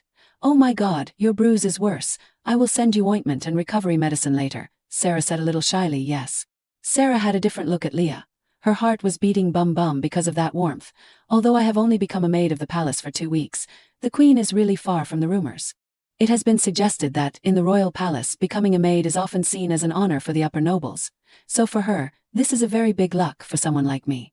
From a poor baronet family, this opportunity is like a pipe dream. Sometimes in life there are many things that will happen. On the other hand, Sarah had heard a lot about the different rumors. There have been several maids who have been fired or ran away, which made the royal family desperate enough to recruit nobles with lower status. And the most rumors are probably Leah. Despite the queen's terrible reputation, Sarah can be said to sacrifice everything for the greater good. I am determined to endure everything for my family. However, now she felt moved and cried hoo-hoo because of happiness. But her highness is too delicate. Leah is not like what she had heard. She is completely different from the rumors. Then Leah scratched her cheek and asked Sarah a question. Hey Sarah, how do you feel when the person you hate suddenly acts kindly? She is still worried about her servants. Will you feel burdened? Sarah felt extremely happy. No, I would be extremely happy, huh? She rubbed her eyes, tears streaming down her cheeks. At first, I was very afraid of the queen because of those rumors. But you have cared for us a lot. Sarah took Leah's hand, dedicating her service. The maid standing next to her nodded. We will try our best to serve you. You can rest assured and trust us. Thank you, everyone. In fact, Leah had another intention I was hoping to get some hints about yesterday, but it seems that the maids misunderstood something. She quickly ignored that matter. Anyway, it is still okay now. Well, it is good to have allies, so let us call it luck. Leah was still worried. Should I change the question? Then she asked, everyone, if I want to get something from the emperor, what should I do? Sarah happily encouraged her. Is it because of the bet yesterday? If so, you should continue to try. Leah felt more excited in her heart. Really, should I continue to bother him? The maids all cheered. Of course, it is often said that even the most stubborn tree will fall if you chop it 10 times. That made Leah full of hope and excitement. She is right. Living is about being persistent. Just decided. Sion passed by. Let us go. Oh, it is the emperor. She said a friendly greeting. Your majesty, good morning. Just waving her hand to greet him friendly. He turned and walked to another place. What is it? Where is he going? Leah remembered the actions that Sion had done and asked, do you have this action with everyone? Her whole body jerked, like an electric current passing through her, huh? Her face turned pale, scratching her head. What was that memory just now? What exactly did I do? Leah was worried that she would reveal the heavenly secret. Did I accidentally say that both of us will have to die in 2 years? She thought of hundreds of things that could happen. Will he think I am crazy and avoid me? God. Leah sadly lamented to the servants. Did I say anything strange to the emperor while being drunk last night? She blamed herself. I was already a troublemaker. In fact, a stalker. And what if the rumors spread because I spoke ambiguously? The servant next to her encouraged her. Impossible. If that happens, we will not turn a blind eye. They really like Leah's personality. You are really very lovely. So it will be okay. So did you say that I said something silly or not? She happily thought to herself, it is good that everyone is standing on my side. Leah smiled friendly. Make sure that you will stand up to protect me, okay? After a while, the maids left with a positive mood. Eloise appeared while Leah and the maids were chatting happily. You can't tell us to do that. Your Majesty, giving such an order, will only make everyone think that you are turning them into allies, according to your plan. Her face was extremely worried. Please reconsider. And Leah wondered, who is this person? Eloise tried her best to stop her actions. Can't do that, Your Majesty. If you give such an order, you will be misunderstood by the maids as harassing. Leah thought in her heart. This person must be. She earnestly begged, so, please withdraw your order. Leah guessed Eloise. Leah began to rummage through her memory, analyzing the genealogy. My father, Cromwell Celeste, is the eldest son of the Duke family, and he has a younger brother named Louis. She remembered all the positions in the family. When the previous duke passed away, my father inherited the title, and Louis received the title of Earl Appenzeller. One of the secondary titles passed down in the duke family. And in front of Leah is Louis's daughter, Appenzeller, Eloise Appenzeller. Leah and Eloise are related by blood, so she is my cousin. The blonde woman appeared in her head. That is Eloise's mother, the Countess, who is said to be a descendant of the rare extinct race, the Siren tribe, who passed away when giving birth. The two of them gave birth to 2 girls, on the same day as my mother, the Duchess Celeste. As a result, Leah and Eloise were born on the same day, so Eloise and I are the same age and birthday. Moreover, as cousins, we look so similar that we can be considered siblings. The circumstances are also very similar. Born on the same day, lost our mothers, we are like twins. Leah stared at her like a joke of fate, although I do not have many memories of her. She gently said, "Eloise, sit here." Eloise politely obeyed, "Your Majesty." She intertwined her hands, showing endless anxiety. "I really feel sorry when people call you a rebel, a stalker, a witch." She was stunned when she heard those words. Wait, when did the title witch appear? At this rate, she can collect a whole collection of nicknames. Leah replied blankly, I do not like that very much, which is a bit too much. Eloise showed great sympathy. "I understand, so I will help you," Leah asked curiously. How? She took Leah's hand, giving an idea that was not well intentioned. "You should publicly announce that you will repent of the wrongdoings in the past." To increase credibility, Eloise also mentioned the benefits of doing so. "In addition, if you serve in the temple, your image will improve a lot." Then Leah said, Eloise. Leah was smart and said it straight to her face. "First of all, I did not manipulate the maids to make others suffer, causing her to be stunned." What? She expressed, "That means that if false rumors about me spread, my side will stand up to protect me." It seems that Leah felt disgusted with this person. "It is disappointing that you misunderstood. The loyalty of my maids." The words were iron and resolute, but Leah's face was still very relaxed. "And if I follow your advice, it would mean publicly admitting that the queen of this country is a failure." Eloise heard this, her hands trembled. She burst into tears and sobbed, "I am sorry, I did not think carefully." Leah was a little surprised, waving her hand to comfort her. "It is okay, I said that with good intentions." She smelled something wrong, crying because of something like this. She is really strange. Next, another person entered, Eloise. Louis, Eloise's father, had appeared. "Father." He respectfully bowed. "Greetings to the queen, Louis Appenzeller, my uncle." Leah was stunned by Louis. He was so different from my father that it was hard to believe they were siblings. But facing the two of them, Leah was also quite confused. But this is an awkward situation, right? Standing before Eloise's strong green tea, she realized, anyone can see that me, a bad guy, made my kind cousin cry. At this moment, Louis spoke. "I think Eloise must have caused some anxiety." He expressed. This made Leah stunned. "I have been in trouble hearing the rumors about the queen recently." Louis's attitude was elegant, gently and sincerely apologizing. "Although I have said something inappropriate, I ask the queen to forgive me. I am sorry for causing more trouble when I know the queen also has to endure the rumors. I am sorry for making you more worried." Leah overlooked these things. "It is okay. I am very happy to see you again after such a long time." But in her heart she felt that something was wrong. "I thought he would suspect me immediately. But you are surprisingly gentle, if you are the Duke's younger brother. Do not you have some ulterior motives? Or is there some implication that I do not understand?" Leah looked deeply into his eyes. "But this person, his eyes are so clear." Then she said, "Some reason to leave. I have to go now. I have some work to do. Do your job well." Louis pondered silently. He sent his goodbye to Leah. Then, "I will see you next time, Your Majesty." Leah's gentle hair fluttered as she strode away. In an instant, his eyes changed slightly. However, after leaving, she felt uncomfortable. "I am so jealous that she has such a warm father." Leah immediately comforted herself. "It is okay. But I have a Black Panther, that is enough." She took a deep breath. Leah now noticed the time. I am going to be late." She smiled evilly and came up with a bad idea. "Should I go hunting for the Black Panther that has run away?"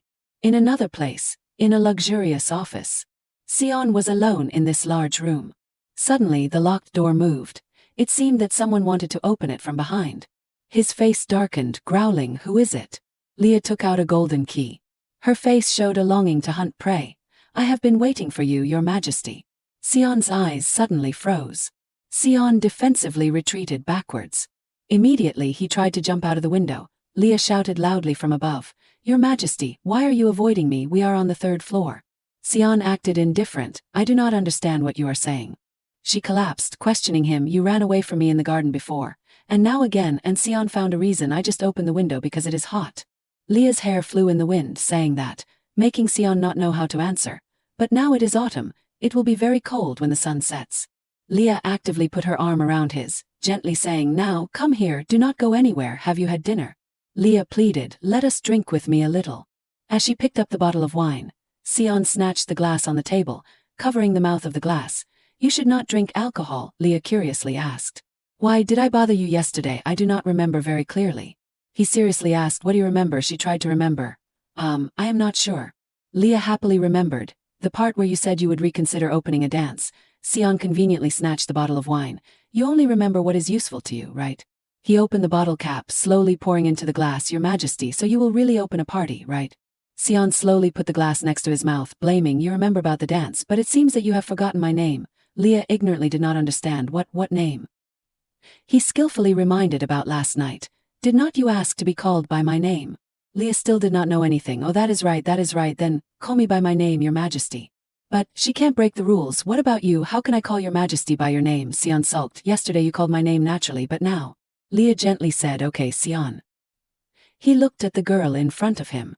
Then she sweetly asked Sion, then tell me why you do not like parties. I need to know the reason to understand. He said in a deep voice, because I do not have many good memories. Sion took the glass of wine in his hand. Maybe he had a violent childhood, from when I was young until now. Sion thought about something far away. Unpleasant memories suddenly rushed back to Sion. Why, how can you do this, Your Majesty? He suddenly mentioned the sadness in his heart.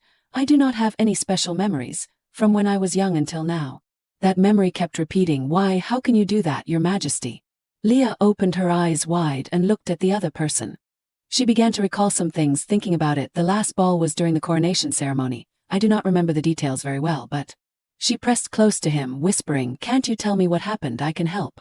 Sion said a stunning sentence. You must have seen that at the coronation ceremony. She scratched her head stupidly. I was too drunk, so I lost my memory partially. Sion blocked the mouth of the glass of wine in Leah's hand. When will this happen again? Then instructed, you should take care of your health, not me. She gently pushed his hand away from the glass of wine. Sion felt really unfamiliar, a little confused. Leah, you are the one who should take care of your health. She smiled and obediently listened. Yes, Sion, I will also eat my broccoli properly. He was curious. Broccoli. It was Leah's turn to ask curiously. Why, what is the matter? He continued to pour wine into the glass, a difficult word to say. Sion uttered sad words, looking into the air. Not being taught how to understand emotions. Joy, sadness, all. There used to be a rumor, an emperor with emotions will destroy the fate of the empire. Sion recounted in sadness with an unpleasant childhood. My father believed in that prophecy. And raised me accordingly with strict discipline. The thing that Sion ascended the throne, that was something he did not want at all. For a beast like me, war and the arena are more suitable, not a human event like a ball. Greetings rang out in waves in the hall. I greet His Majesty the Emperor. I greet His Majesty the Emperor. The banquet with the dancers and bands, the sparkling lights, the noisy coronation party as usual. Then there were introductions and meetings. He did not like these things. The loud noise made his head hurt intensely. Sion uncomfortably tried to endure it. He left in the call, Your Majesty. An unexpected thing happened to Sion, just when I was about to leave, but someone grabbed my hand, saying that I could not leave. He became dizzy, lost his direction because of the headache, and caused unnecessary excesses. I overreacted while trying to escape them. Reproachful and hateful words came out. Why did Your Majesty try to kill the child? I just shook them off. More and more words like that surrounded him. How can Your Majesty do that? I heard that you spent your childhood on the battlefield. Sion's hand clenched tighter and tighter. The red and blue veins popped out in a lump. Be careful, everyone. Otherwise you may die at the hands of Your Majesty if he gets angry. The discussion kept increasing in level, reaching a new realm. He is a tyrant terrible. He is clearly bloodthirsty. Words came in countless. He recounted. People say that he has lived too long on the battlefield to the point that he cannot survive without bloodshed, that his constant lack of expression is because he is suppressing his bloodlust. A bold line in his head, Tyrant. Sion closed his eyes. Once that label has stuck, no one will bother me anymore. That is why I won't hold a ball. Leah snorted and comforted. It is okay. She took Sion's hand. I am by your side now, Sion. Leah caressed his cold hand. If you do not feel the emotions around people, or if you find it difficult to understand them, she warmly told Sion, putting his hand on her cheek, I will teach you. Leah told him that the coronation ball was an accident. She gently said, "It is no one's fault." The two people's hands intertwined. Leah transferred warmth to Sion. "I will help Sion so that he won't be hurt or make mistakes." At this moment, Sion did not say a word. He thought to himself, "I am definitely not drunk, but..." He wondered about a strange thing. Why does his stomach feel so uncomfortable? Leah's eyes pleaded, "Sion, so you will hold a ball for me, right?" Sion decisively disagreed, but before he finished speaking, Leah gave him a kiss, making him stiffen. No matter what you say, I won't hold a ball." Ending the sweet kiss, she rubbed her nose against Sion's chin. "You will hold it, right? Thank you very much." He touched his chin. The feeling was really strange. Sion felt that he was done for. Oh no, it is coming back clearly last night. His beautiful but also embarrassing memories were replayed very realistically. "Sion, can't we hold a ball?" She was so drunk that she could not stand straight. The voice still whimpered in his ear very realistically. "Please, Sion, otherwise, I won't let you sleep from now on." Sion felt that the girl was too interesting. It was funny to watch her talk, Leah's sweet tone even so, but he decided, then I will just keep responding every time. Sion widened his eyes and asked, What are you doing now?" Leah gave a passionate kiss. Moa. She acted spoiled. "Please, I beg you." Making his face stiffen. Sion asked the question, "Do you act like this with everyone?" Leah quickly denied, "No, not at all." Leah smiled sweetly like sugar. "Only because you are cute." Back to the present, she called his name, Sion. She gently asked, "Are you going to go?" Sion started to say something. He irritably rubbed his head. Sion seriously reminded, "Correct your drinking habits." The quiet night. The faint starlight crept into the window. Two people lying in the big bed, the love between a man and a woman. Leah leaned half of her body, confiding her teenage years with Sion before going to bed. Her plump lips kept talking non-stop. He lay quietly listening to the story she told, but he was still skeptical. She does not remember kissing, right? Thinking in many ways, or that matter is not so important. Leah suddenly called his name, Sion. Then she thought again, "It is strange, I have been staying up late recently, I should try a new method." Naturally, Leah was startled and remembered, "That is right, at this moment I will try it." She called his name again, Sion. She lay down completely, asking him, "Can't you sleep?" Sion did not hide it a little. Leah put her face close to him, lifting her head then. She had a unique idea. "Should I comb your hair?" Leah adorably said that gently massaging the scalp can help you sleep better. In Leah's head, she thought evilly, "And at that moment, I can get hair for the antidote." Sion was still a little hesitant. It will help me sleep better, right?" She confirmed immediately so as not to reveal any flaws. Of course, you quickly sit down." She held the comb in her hand, ready. "It seems that he is having trouble sleeping because he is too focused on the conversation, right?" And Sion kept paying attention to Leah's plump lips. She gently combed his hair, and he did not let go of his eyes. "I guess I will stare at her lips if this continues." Leah spoiledly set a condition, "If you allow me to attend the ball, I will let you see new things from today." Sion finally implicitly agreed. If I can sleep early. I am willing to do anything." He agreed. "I accept the request." Leah was a little hesitant. "Yes." Her eyes then lit up with interest. "Really, you won't take it back?" he replied.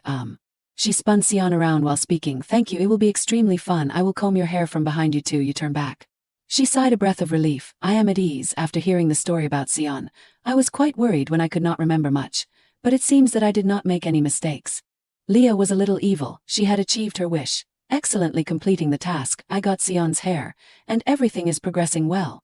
The antidote bottle was right before her eyes. "This is the Emperor's hair bottle. I wonder what toxins will be found in it." A strand of hair can contain the memories of an emperor, of course. It is unfortunate to think about the difficulties that he had to go through. Leah gently asked with concern, "How does it feel when I comb like this? Is it okay?" She also showed the comb. "It is still new, but I liked it after using it, so I bought it when thinking about Sion." Naturally, Sion asked, "You thought about me?" Leah did not deny it, even adding a little flavor of love. "That is right, I do these things only because of you, Sion." The comb slid on Sion's thick black hair. Sion pondered for a while. "It is indeed a strange procedure," then told Leah to forget it. "Let us hear something interesting." Leah began to lead step by step into the story. "So, Sion, do you know the taste of winter? The scent will come when autumn turns to winter." She expressed while combing, "That is my favorite time of the year." Sion did not utter a word, quietly listening, "Especially that I said." After a while, Leah lay slumped on the desk, lamenting. "Preparing for the ball after 2 weeks is really torture." Leto took out the paper in his hand, checking again, "But the list of attendees is very promising, showing extremely high efficiency." He emphasized, "Especially the foreign ambassador, who should be sure about that." Leah is a queen, of course she will understand clearly. The more diversity, the more valuable the characteristics become, I understand. Leah reviewed the list of attendees. Anyway, it is lucky that Duke Cromwell is not attending. She despondently said that. He probably does not like me leading. I even thought he would come to watch. First, Leah must survive first. Once I escape death, I will divorce and leave the palace. I basically do not like events at all. Leah sat huddled in a corner on the chair, holding the list. This is the only way to survive at this moment. There is one more thing she needs to do now then. I should focus on finding the antidote. Leah said seriously, Lindo, have you completed what I asked you to do? He obeyed the queen. Yes, everything has been prepared perfectly. The two of them hooked their fingers. Great. The banquet has been fully prepared, ready for the ball. High-class luxury wine has been filled into the glass. The rooms are decorated cleanly and luxuriously, and can't be without the royal class dishes. The main hall shone with gold plating, beautiful, for the eternal glory of Bermuth. The participants were crowded and bustling. Leah walked alongside Emperor Sion. The two of them together came out to welcome distinguished guests. The invited participants came one by one to greet Leah and Saya. She spoiledly and sweetly hooked her arm on Sion without any shyness. People around discussed endlessly, each person with a different style. Oh my God, look at the two of them, so the rumors about the tyrannical couple are false. During the coronation ceremony, they themselves were tyrannical. After all, they were still not very good words for the two of them. It is probably just a play. Come on, will the emperor endure what he does not like? But some people thought differently. Now I see those 2 days like a newly married couple, right? With the current situation, she was very satisfied. Good. Just as I predicted. She held up her sacred comb. Now I should take the basic step, right? Leah relaxed and combed her smooth hair. Suddenly, 2 people came to ask, Your Majesty, the Queen. Then, before the other party could say a word, Leah quickly explained. I am just a little worried about the ball after getting married. This comb has the effect of helping to calm down. She invited everyone to use the comb. Unexpectedly, a comb like this has such a function, like a brand promotion manager. Do you want to try? That girl also approached Leah to comb her hair. After experiencing it, the girl was refreshed as if she had changed her skin. Oh, I feel like my mind has been purified, and my whole body feels very comfortable. That girl then asked, Your Majesty, where did you get this comb? The others saw this and crowded around. Can we try it? Leah agreed, so thousands of combs were brought out, of course. She friendly introduced, Just use it naturally and leave your feelings after using it. I will send everyone a new comb afterwards with the comments and feelings. The craftsman can make better combs. So in the party, everyone was holding a comb. And this is the use of this item. The scent will be released from the comb teeth every time it is used. The comb has a very magical effect, and that scent has a high effect in treating insomnia and regulating the mind and body. The comb arouses curiosity, natural with hair. This thing is a thing to progress the affection and royal reputation. And through the comments we can improve the scent for Sion, both sides benefit. While Leah was happily promoting, the emperor sitting up there emitted a strange magical aura. He clenched his hands tightly. Leto at this moment offered something. Your Majesty, this is the new antidote. He also carefully instructed, it will be very dangerous if you drink it all at once, so you should only drink 1 bottle per day. She looked at the bottles of antidote in her hand, smiling with interest. The effort that I put in at the party was worth it. Marketing the comb has helped her get many benefits. Thanks to running around, I have earned a lot of money at once. I did very well. She suddenly remembered Sion, turning to the door, but Sion was late. It was too late. Leah recalled what happened just now. He left right after the dance. He turned away without a word. How is Sion today? Is something wrong? She threw the door open, asking the servant, Loren, where is His Majesty? Loren respectfully replied. He is practicing swordsmanship. Leah felt confused at this hour. She put her hand on her chin, thinking hard for a while. Is something really wrong? I should go to see him to prevent anything.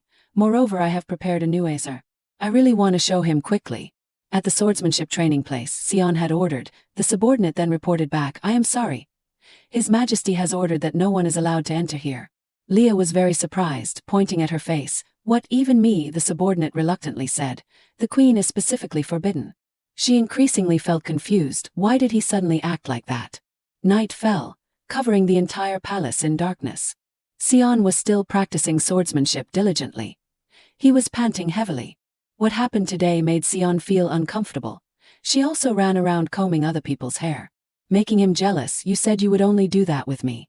Sion lowered his sword in a decisive stroke. It is really nothing. Angrily slashing the mannequin. Nothing, just empty flattery.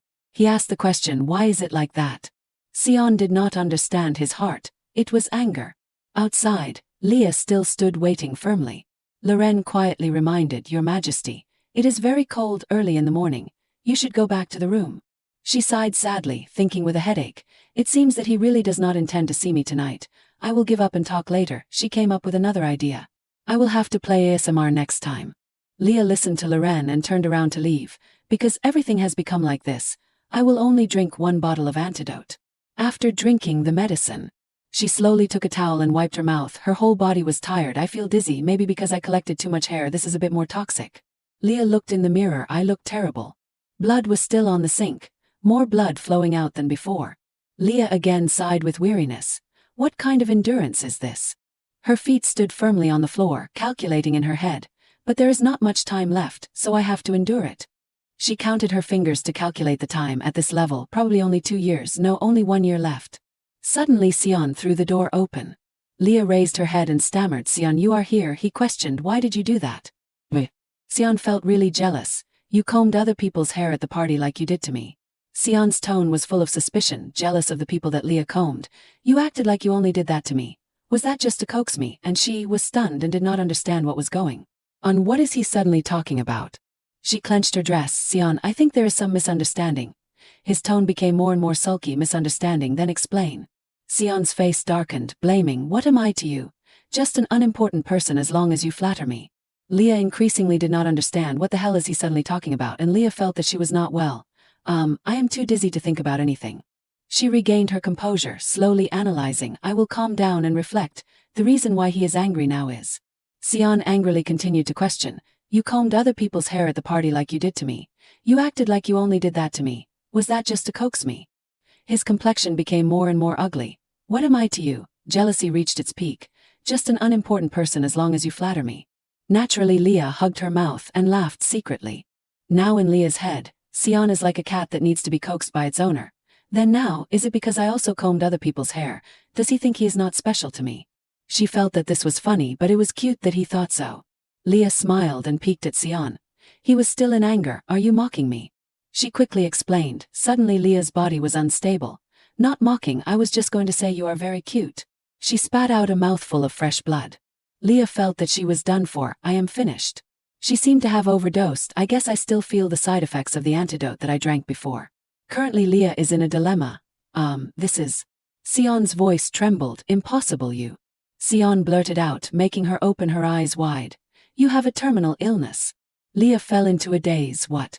He gave a series of hypotheses, suddenly changed doctors, got rid of all the harem. And even started to be sweet to me. Sion took her hand and questioned. Is it all because there is not much time left? His tone became more and more weak. You really only have 1 year to live. He could not believe it. Impossible. Sion had been standing and listening outside. At this level, probably only 2 years. No, only 1 year left. She wanted to explain, but Leah's body showed abnormal signs. No, it is nothing, Zam. Sion screamed. She lay in Sion's arms. Leah lay in his arms, saying in a trembling voice, Sion, I will tell you everything. He gently told her that, you must be in a lot of pain, do not say anything. Sion gritted his teeth, blaming himself. I did not even know this, and said unreasonable things. Sion gently wiped the blood from her lips. Do not do anything, just lie still. He became warm and sweet. I will accept everything. Leah's voice was still a little trembling. What do you mean? Sion continued. Everything you want. Sion gently and kindly told her. Please move a little further away. Leah put her hand on her chest, wanting to push him away. Oh no, there must be some misunderstanding. And there are also exceptions, except for that. Sion said with determination. I will try to save you in every way. He lifted Leah's head with affection, uttering it like an important statement. Do not leave me. Sion Bermut embraced Leah Salitz in his arms. He used his hand to rub her face, saying, Do not leave me. Then Sion Bermut picked Leah Salitz up. She hugged his neck tightly with a difficult expression. Sin, wait a minute, there is something wrong right now. Sion Bermut did not pay attention and still carried her away with emotionless face, saying, The queen's palace will be sealed until you recover. Leah Salitz opened her eyes wide with her mouth agape. Her face full of confusion. Leah Salitz entered the bathtub with a still dazed expression. No, I am okay this. Leah Salitz was full of question marks when she saw the 3 maids in the palace standing next to her preparing to serve her. She was dizzy when she was scrubbed and bathed by the 3 maids. In the evening, Leah Salitz lay on the bed resting. Her hands were placed in front of her chest, soulless. Suddenly Leah Salitz was startled when she saw Sion Bermut sleeping on the bed with her. She turned to Sion Bermut and asked, "Sin, can we talk for a while? Why did you suddenly seal it?" He coldly replied, "If you say one more word, I will lock you in the bedroom so you can't go out anymore." Leah Salitz's face turned pale and she froze when she heard Sion Bermut's words. She thought to herself, "What?" Sion Bermut suddenly turned to look at her and said, "Close your eyes." He said with a growl, "Enough, go to sleep, your face is really messy." Leah Salitz secretly complained, "How cruel, no matter what my condition is, saying someone's face like that." Leah Salitz's face gradually turned red and she fell asleep. "But it is true that my body is tired. The bed is really warm and easy to sleep. No, I must protect the people." Her eyes looking at Sion Bermut gradually blurred and closed. "And I need to play the ASMR that I have prepared." Leah Salitz softly spoke, "Sion, you have to go to sleep." Sion Bermut heard this and urged, "Do not be stubborn, I will wake you up tomorrow again, too much work to do." She closed her eyes and slept with a little warmth in her heart. Has it always been this sweet? Every day he will make me go to sleep with that voice, falling asleep right away with Sion's voice. That day has come. Early in the morning the sun had risen, a voice rang out, "The queen has opened her eyes." A person hurriedly came closer and worriedly asked, "Has she regained consciousness yet?" Leah Salitz pulled the blanket up to cover her confused face and said softly, "What is wrong? What are these medical devices?" A person saw Leah Salitz panicking and explained, "We have been held in the Queen's palace by order of His Majesty. Until the Queen fully recovers, no one is allowed to leave first."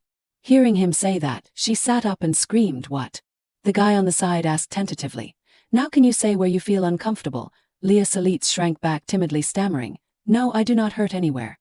The two guys in charge of examining Leah Salitz hurriedly spoke, "As I thought, it is difficult for patients to notice the symptoms themselves early. Please trust us, we guarantee to cure you." The doctor next to her pushed up his glasses and said with a little excitement, "Then let us start the examination, Queen." Her face was full of fear, sweating, intending to avoid thinking, "No, I said I am not sick. What the hell is going on?" After 2 weeks of continuously examining and treating Leah Salitz, she sighed and lamented, 2 weeks in a row, 2 weeks. She turned her face away helplessly before Lido Carcel's witness. "At this level, I think I will be stuck in bed." Lido Carcel shrugged and comforted, "Everything is like this. Just think that you are taking care of your body." She remembered the past days and lamented, "How can this be taking care of my body when I can't even walk on my own 2 feet? You can't walk, Your Majesty, ah. I will take you," Lido Carcel spoke up. "At least they allow you to take a walk in the garden. With nutritious meals and rare medicines, and they bring you everything you want so you do not lack anything. All kinds of fruits are arranged beautifully." Leah Salitz hugged her head in frustration, "But I said I do not have anything. Even if I say that I am healthy, they do not believe it." She suddenly speculated and hugged her mouth. Did coughing up blood shock them so much? Thinking about them treating me like a seriously ill person. He has been on the battlefield for a long time. He is probably more sensitive to blood. Leah Salitz calmed down and sighed, her face a little sad. That makes sense." Seeing that she was in a depressed mood, Lido Carcel approached and handed the pot of medicine, saying, "Anyway, things have come to this. Let your body be in the best condition to use the antidote. Otherwise His Majesty may suspect afterwards. Here, drink it all in one go, this thing is very rare." Sion Bermut lay down and closed his eyes gently, saying, "Until your illness is diagnosed and cured, even taking me to sleep is forbidden." He stroked his chin a little smugly. "It is a mystery that no one has discovered yet," looking at him smugly, thinking, "Of course it is, because there is no illness." Sion Bermut came closer and used his soft hand to stroke her cheek. Leah Salitz was a little surprised, and that he spoke up, saying, "Go to sleep if I see you cough up blood again. I do not know what I will do." Saying that, Sion Bermut touched Leah Salitz's chin, making her blush shyly. After a while, Leah Salitz realized. Her face flushed red and she was startled. Leah Salitz burrowed her whole body inside the blanket to hide her shy face and said loudly, "But Sion, you have a headache when you do not sleep well." Sion Bermut looked at her like that and replied, "Can sleep." Leah Salitz slowly revealed her sparkling eyes like purple jade, lying.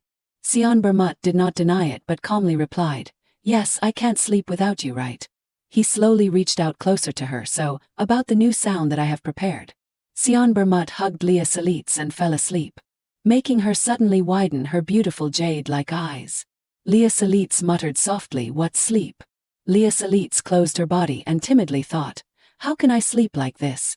His hand is so warm. And this blanket, why is it so thin?" In that dark night, the gentle moonlight crept through the window of the two people's room. On the warm bed, Sion Bermut hugged Leah Salitz and fell asleep. She gently looked up at his sleeping face and said softly, Sion, are you asleep? Seeing Sion Bermut still sleeping soundly and not answering, Leah Salitz thought. He is asleep. Has he really gotten used to sleeping without ASMR these days, or is he just pretending? Leah Salitz also began to fall asleep. Well, okay, I will go to sleep too. You do not understand anything. Good, 2 weeks of imprisonment is enough. Leah Salitz was sitting drinking tea when she suddenly sneezed. Eloise saw her sneeze and hurriedly handed a handkerchief, worriedly saying, Oh my, your majesty, are you okay? Leah Salitz heard this and panicked. What did you just say? She put her hands to the side and tilted her head, stammering. Because you have not left the queen's palace for 2 weeks. Even the doctors have been taking care of you day and night. So, the rumors have been spread. Eloise was very happy and excited. Congratulations on being pregnant, your majesty. Leah Salitz heard her say that and was surprised to the point that her mouth was about to fall to the ground, thinking, Pregnant, what is she talking about? Eloise propped her chin and said excitedly, I have been wanting to have a grandson or granddaughter. Leah Salitz stammered, Wait a minute, impossible, I have to look ahead to know what is happening. She put her hand on her chest and said, Father and uncle have also heard about the rumors and are very curious. But because it is still early, they are advised to be cautious. So His Majesty only allowed me to visit. Leah Salitz lowered her head and bit her handkerchief, secretly crying. Sion even played this nonsense. I can't even say that they locked me up because they mistakenly thought I had a serious illness. And it will be troublesome if father appears after hearing about my supposed illness. I will not be able to control if the unknown spell is activated. Wait, could it be that Sion is acting out the rumors of pregnancy because of father? He may not know specifically about the spell. But from that accident, he has been more cautious about father's actions. Leah Salitz's face was pensive, newly pregnant. This lie is a shield to protect me. From now on, I will also act. Eloise was still excitedly speaking. So is it a prince or a princess? She avoided eye contact and looked difficult to say. That matter is still. Hearing that, she clasped her hands. Of course I heard that you can only know the gender of the baby clearly after a period of time. Queen, as a gift to congratulate the meeting of a future grandson or granddaughter, can I sing a lullaby? Leah Salitz hummed and replied, lullaby, saying that she thought. Sorry, it is nothing, but I just ate a strawberry cake. Eloise recalled the time when her mother was pregnant and spoke up. My mother always sang this song when I was in her belly, because she was very close to the Duchess. I am sure that His Majesty has also heard it a lot when he was in her belly too. Leah Salitz said a little shyly, I understand, then you start. Eloise began to hum her sweet voice. Leah Salitz heard her sing and was a little surprised and stunned. She kept clapping her hands non-stop, praising, It is indeed a good song, just hearing it makes me feel very comfortable. Hearing Leah Salitz's praise, Eloise happily covered her mouth. Really? She happily suggested, Then I will write a musical score for you. Please sing it to the baby, your majesty. I am sure they will like it. Can someone bring paper and a pen here?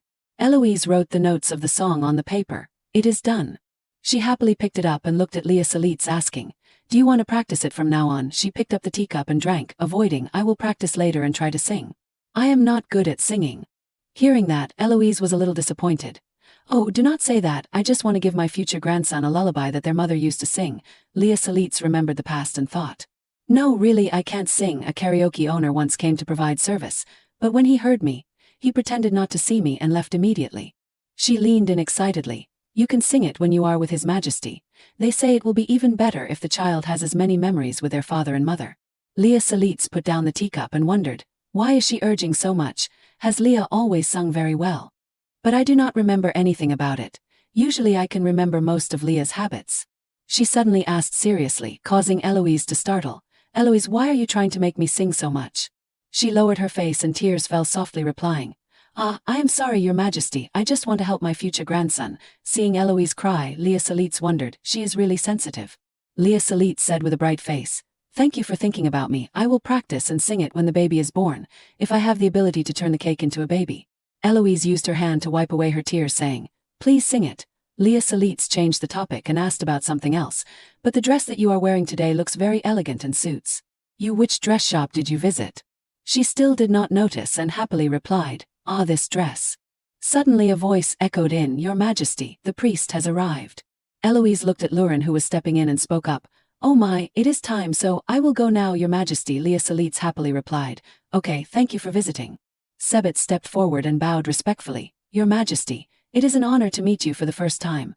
I am Sebits, the priest in charge of blessing at the main temple. He turned to the servant standing next to him and spoke up, Because the blessing process requires maximum sincerity, everyone please step back. Leah Salit saw this and sighed, thinking, one treatment is not enough. And now it is blessing. When will this misunderstanding be cleared up? She spoke up, replying, I rely on you, priest. With her agreement, Sebitz began to clasp his hands and pray. Then I will start here. Suddenly stopping made Leah Salit's wonder. What is wrong? Is there a problem? He bowed and explained, I am sorry. When I tried to bless the queen's soul, for some reason, this energy kept bouncing back at me. Hearing him say that, she had a serious face. He said that the blessing bounced back at my soul. Could it be because of the spell that the Duke cast on me? Leah Salit softly spoke, impossible, I have been baptized normally, could it be? Is it alchemy or magic? Could it be that, priest? Sebitz was extremely panicked when hearing her say those words. You can't say such scary things. Since the alchemist's prophecy 26 years ago. He anxiously used his hand to cover his mouth. The previous emperor had forbidden everything related to alchemy. This prophecy said that if Sion has emotions, he will destroy the entire empire. It seems that the previous emperor was very afraid of the prophecy being revealed. But I must find out what spell the Duke has cast on me, otherwise, who knows if I will get sick for an unknown reason. Leah Salitz imagined herself having a seizure and shaking non-stop. She put her hand on her chest, worriedly asking, please tell me, priest, I already have a bad reputation, and if the rumor spreads that there is something wrong with my soul, that can't happen. Sebitz trembled and stammered, but Leah Salitz saw this and snorted coldly. It is really not easy then. She made a pitiful face and used her hand to wipe the corner of her eyes, saying, is there really no way to help me? If I can't receive such a blessing, His Majesty will go crazy. Can't you bless her? He was startled and screamed. Sebitz shrank back trembling, saying, I know that all the alchemists were killed and their books were burned. I heard a rumor that, with a little luck, a treatise is still in the royal archives. Leah Salit suddenly suggested, oh my, if we read it, will we know the reason why the blessing can't reach my soul? He panicked and objected, no way, queen. Anyone who comes into contact with alchemy will not escape punishment. Even if that book really exists, you will be in danger. Looking at Sebitz sprawled out on the floor, fast asleep, Leah Salitz thought to herself, did he fall asleep while listening to my lullaby? What is going on? He is sleeping so soundly. At this rate, do not I actually have a talent for managing sleep? Leah Salitz stood stroking her chin, pondering her lullaby skills. She suddenly had an idea, oh wait, then I should quickly sneak into the royal library while I can. Leah Salitz hurried away, great, there is no one around to hinder me. I can't miss this golden opportunity. Sleep a little more, Sebitz. She stealthily looked around. Leah Salitz cautiously moved. Stepping in front of the royal library's entrance. Leah Salitz entered, raising a finger to signal silence, startling the maid, Your Majesty. Why are you here? If there is a book you need, I can bring it to you. She gestured for silence, saying, I want to choose myself. The library is not a dangerous place. Hearing her say that, the maid quickly spoke up, then I will help you choose a book. Leah Salitz turned and replied, no, I will do it myself. I want to look in peace and quiet. But, she thought to herself, you really stand out no matter where you are. Let us quickly go inside, it is okay. Leah Salitz hurried away. I will just take a quick look and come back. The maid anxiously reached out, Your Majesty, just for an hour then. Standing in front of the dazzling stacks of books neatly arranged, she blankly stared, How am I supposed to find it here? Since it is a forbidden book, let us start searching for it in secluded areas. Leah Salitz walked over to a bookshelf. The Origins of Ancient Races, not it. The History of Tax Reform, also not it. Leah Salitz read and sighed, there are too many books, but where is the Book of Alchemy? After reading for a while, she started to feel hot and waved her hands constantly. Could it just be a rumor? It is not easy to find anyway. Only 30 minutes left, I can't search through all of this in that time.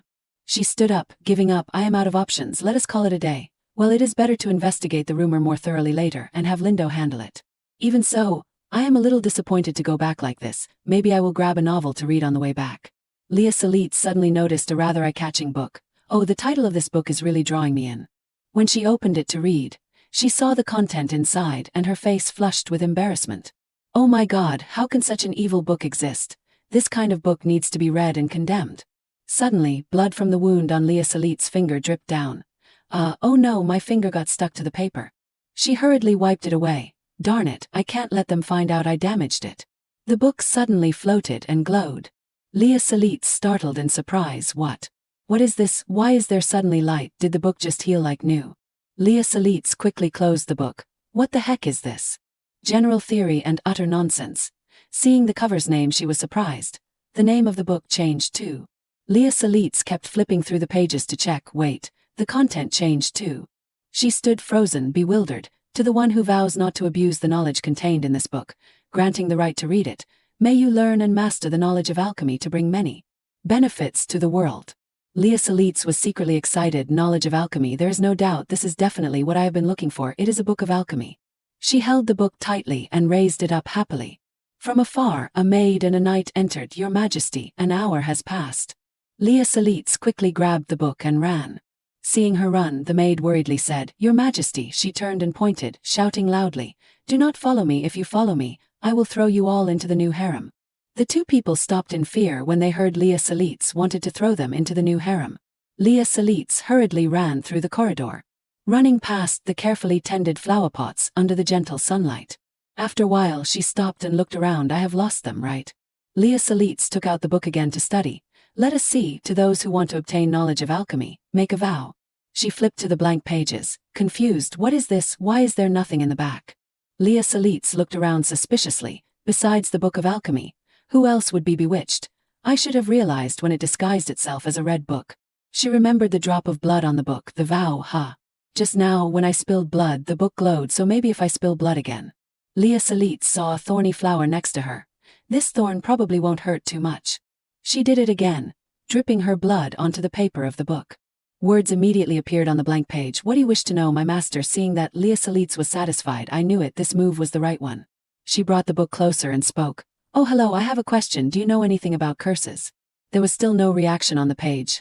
Still the same as before. Since it is a book, maybe I should try writing it down. Leah Salitz used a pen to write in the book. I am cursed, and suddenly I can't breathe and it hurts a lot. The cause is unknown. Can you tell me what kind of curse it is? The book immediately answered her question. It is a curse cast within 1 day of your birth. It is bound by blood and linked to fate. Leah Salitz was surprised. Fate? If it was cast within 1 day of my birth, when I was a baby, then the culprit must be the Duke. She immediately asked another question. Is it a curse to kill me? It replied, no, currently you are soul bound to the person closest to you. Normally the target would be a blood relative. But in your case it is not, my master. Hearing that, Leah Salitz thought to herself, if it is the person closest to me who is not a blood relative, then, Sion. What will happen when the souls are bound? In most novels, when one person dies, the other also dies. She had an expression of disbelief. No way, right? Leah Salitz wrote another question. What will happen to the person whose soul is bound to me if I die? The answer appeared again. If one soul is completely extinguished, the other soul will also be damaged. Over time, the soul will be bound more tightly by the curse. And eventually they will go down the same path of fate. Seeing the answer, Leah Salitz questioned, so, in the original story when Sion went crazy and died, was it because Leah, whose soul was bound to him, died first? Leah Salitz's eyes were extremely cold. That is impossible. If one side declines, then the other side also declines. Lurin stood in front of Leah Salitz's room, wondering, why is the door open? Has the blessing ended? She entered and gently spoke, Your Majesty, Sir Sebitz, has the blessing ended? Seeing Sebitz lying motionless on the floor, Lurin panicked. Has Her Majesty disappeared?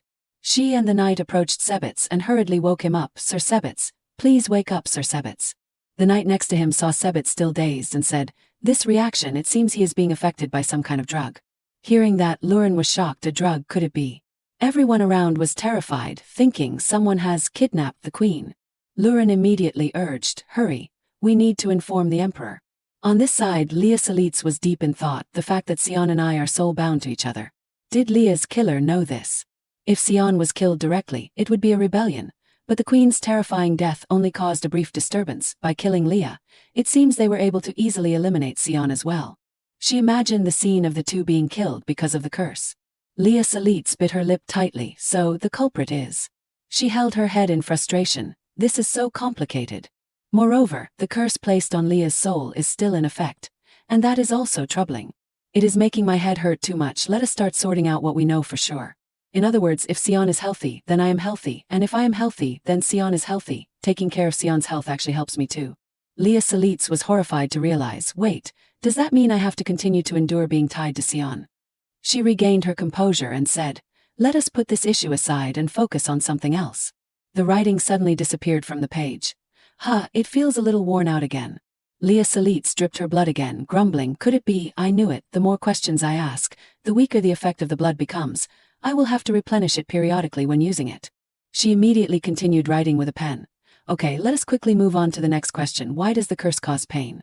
The book immediately answered her. It is because the two souls that are forcibly bound are pushing each other away. They need to merge together so that they no longer feel any discord. Leah Salitz was surprised. Can't the curse be broken? Not unless one of the two souls is extinguished. She excitedly wrote, but would not that mean the other soul would also be affected? The book did not refute and replied, that is right, when the curse is broken, the other soul will also be destroyed. Leah Salitz was tired when she heard that. What is this? It is like an endless cycle. She sighed for a long time. Hayes, I guess I have no choice but to ask about how to merge them. My finger hurts so much. Leah Salitz asked another question. How do the two souls merge? The book immediately replied, emotions, physical connection, and contact. Leah Salitz had a puzzled expression, emotions, physical connection, and contact, so what am I supposed to do with that? It replied, I will give you the fastest method, the choice is yours, my master. She was surprised. What? She angrily shook the book repeatedly. What? Hey, you can't stop there, explain clearly before leaving. Leah Salitz grabbed the thorny branch full of her blood. Okay, I need more blood. I can't use this anymore. If I pick more herbs, Lindo will nag me. She looked at the scissors in front of her, and scissors are too scary. Leah Salitz tremblingly put her finger to her mouth. If I bite it with my teeth. Suddenly, a cold voice rang out, found you. A tall man appeared in front of Leah Salitz. She startled and bit her finger hard. Sion Bermut quickly grabbed Leah Salitz's bleeding hand. He angrily growled, are you crazy, Sion? Since Sebitz fainted, I thought you were kidnapped. Did you escape? Do you hate me that much? Leah Salitz was shocked. What? He grabbed her shoulders and blamed her. Do you hate being bound to me so much, that you would hurt yourself? Leah Salitz hurriedly explained, Sion, it is not like that, there are circumstances. Sion Bermut said silently, what circumstances? What, are you going to make the excuse that you just wanted to take some time alone to read a book? Leah Salitz nodded. That is right, he intended to blame her. There is a book you can read in the Queen's palace, and you went so far as to knock out Sebitz and run away. She cried silently in her heart, because I could be executed for reading a forbidden book. Sion Bermut had a scary expression. How amazing is the book you are reading? The book suddenly appeared words, Chapter 7, The Endless Night of the Lady and the Knight. Leah Salitz hurriedly nudged the book with her foot, thinking, why is this page open? He looked at her like that and sighed.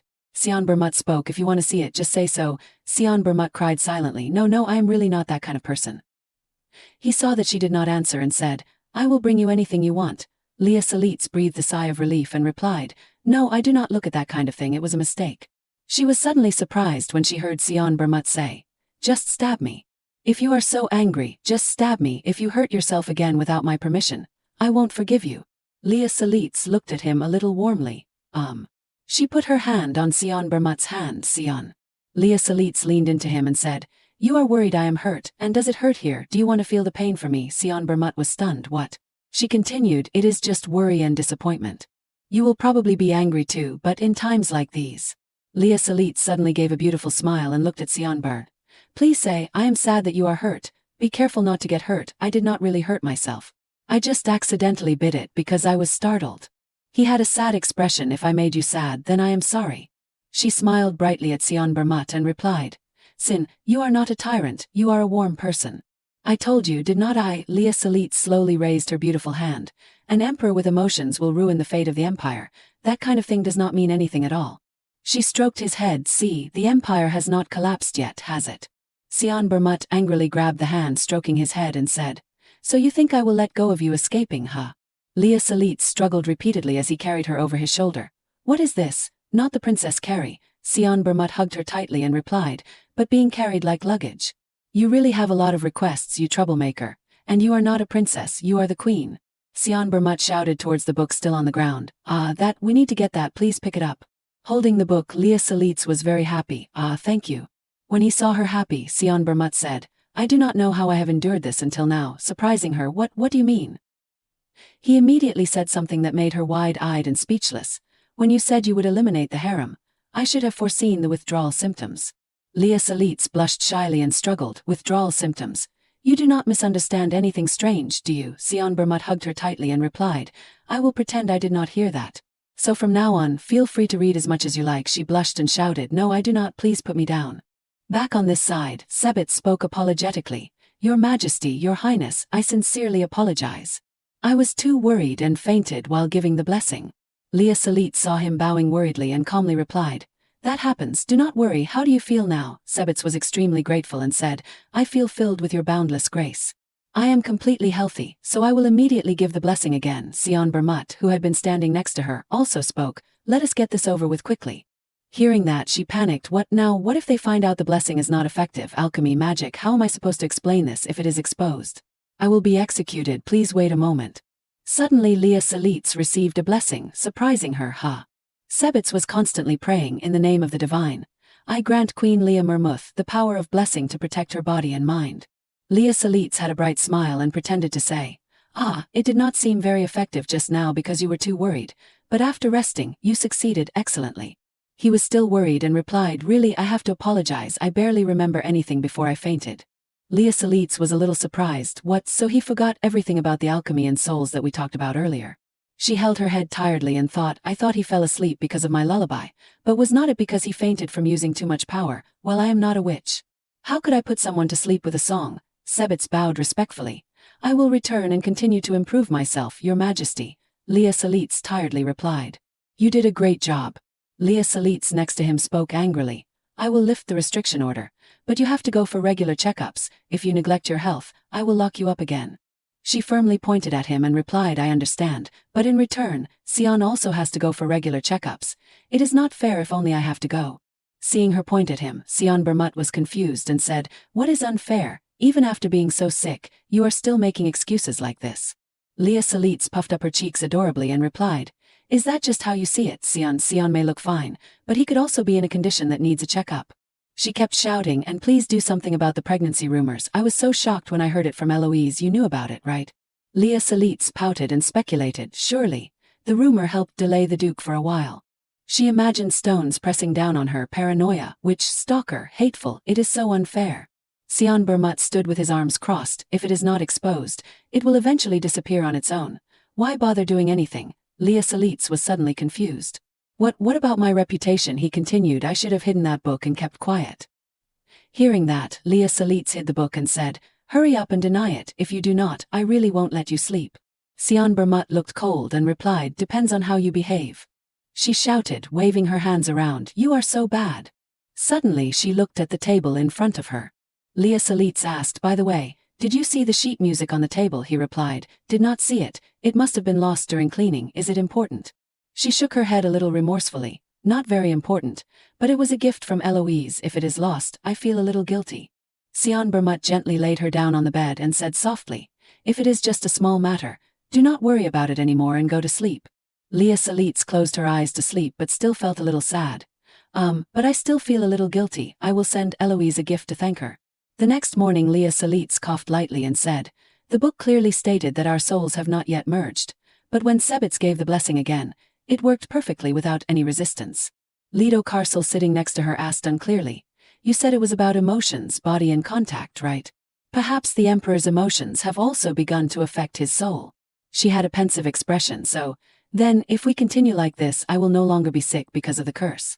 I just need to keep meeting Sion and exchanging emotions, right?" Lido Carcel took the book and stared intently, suspiciously.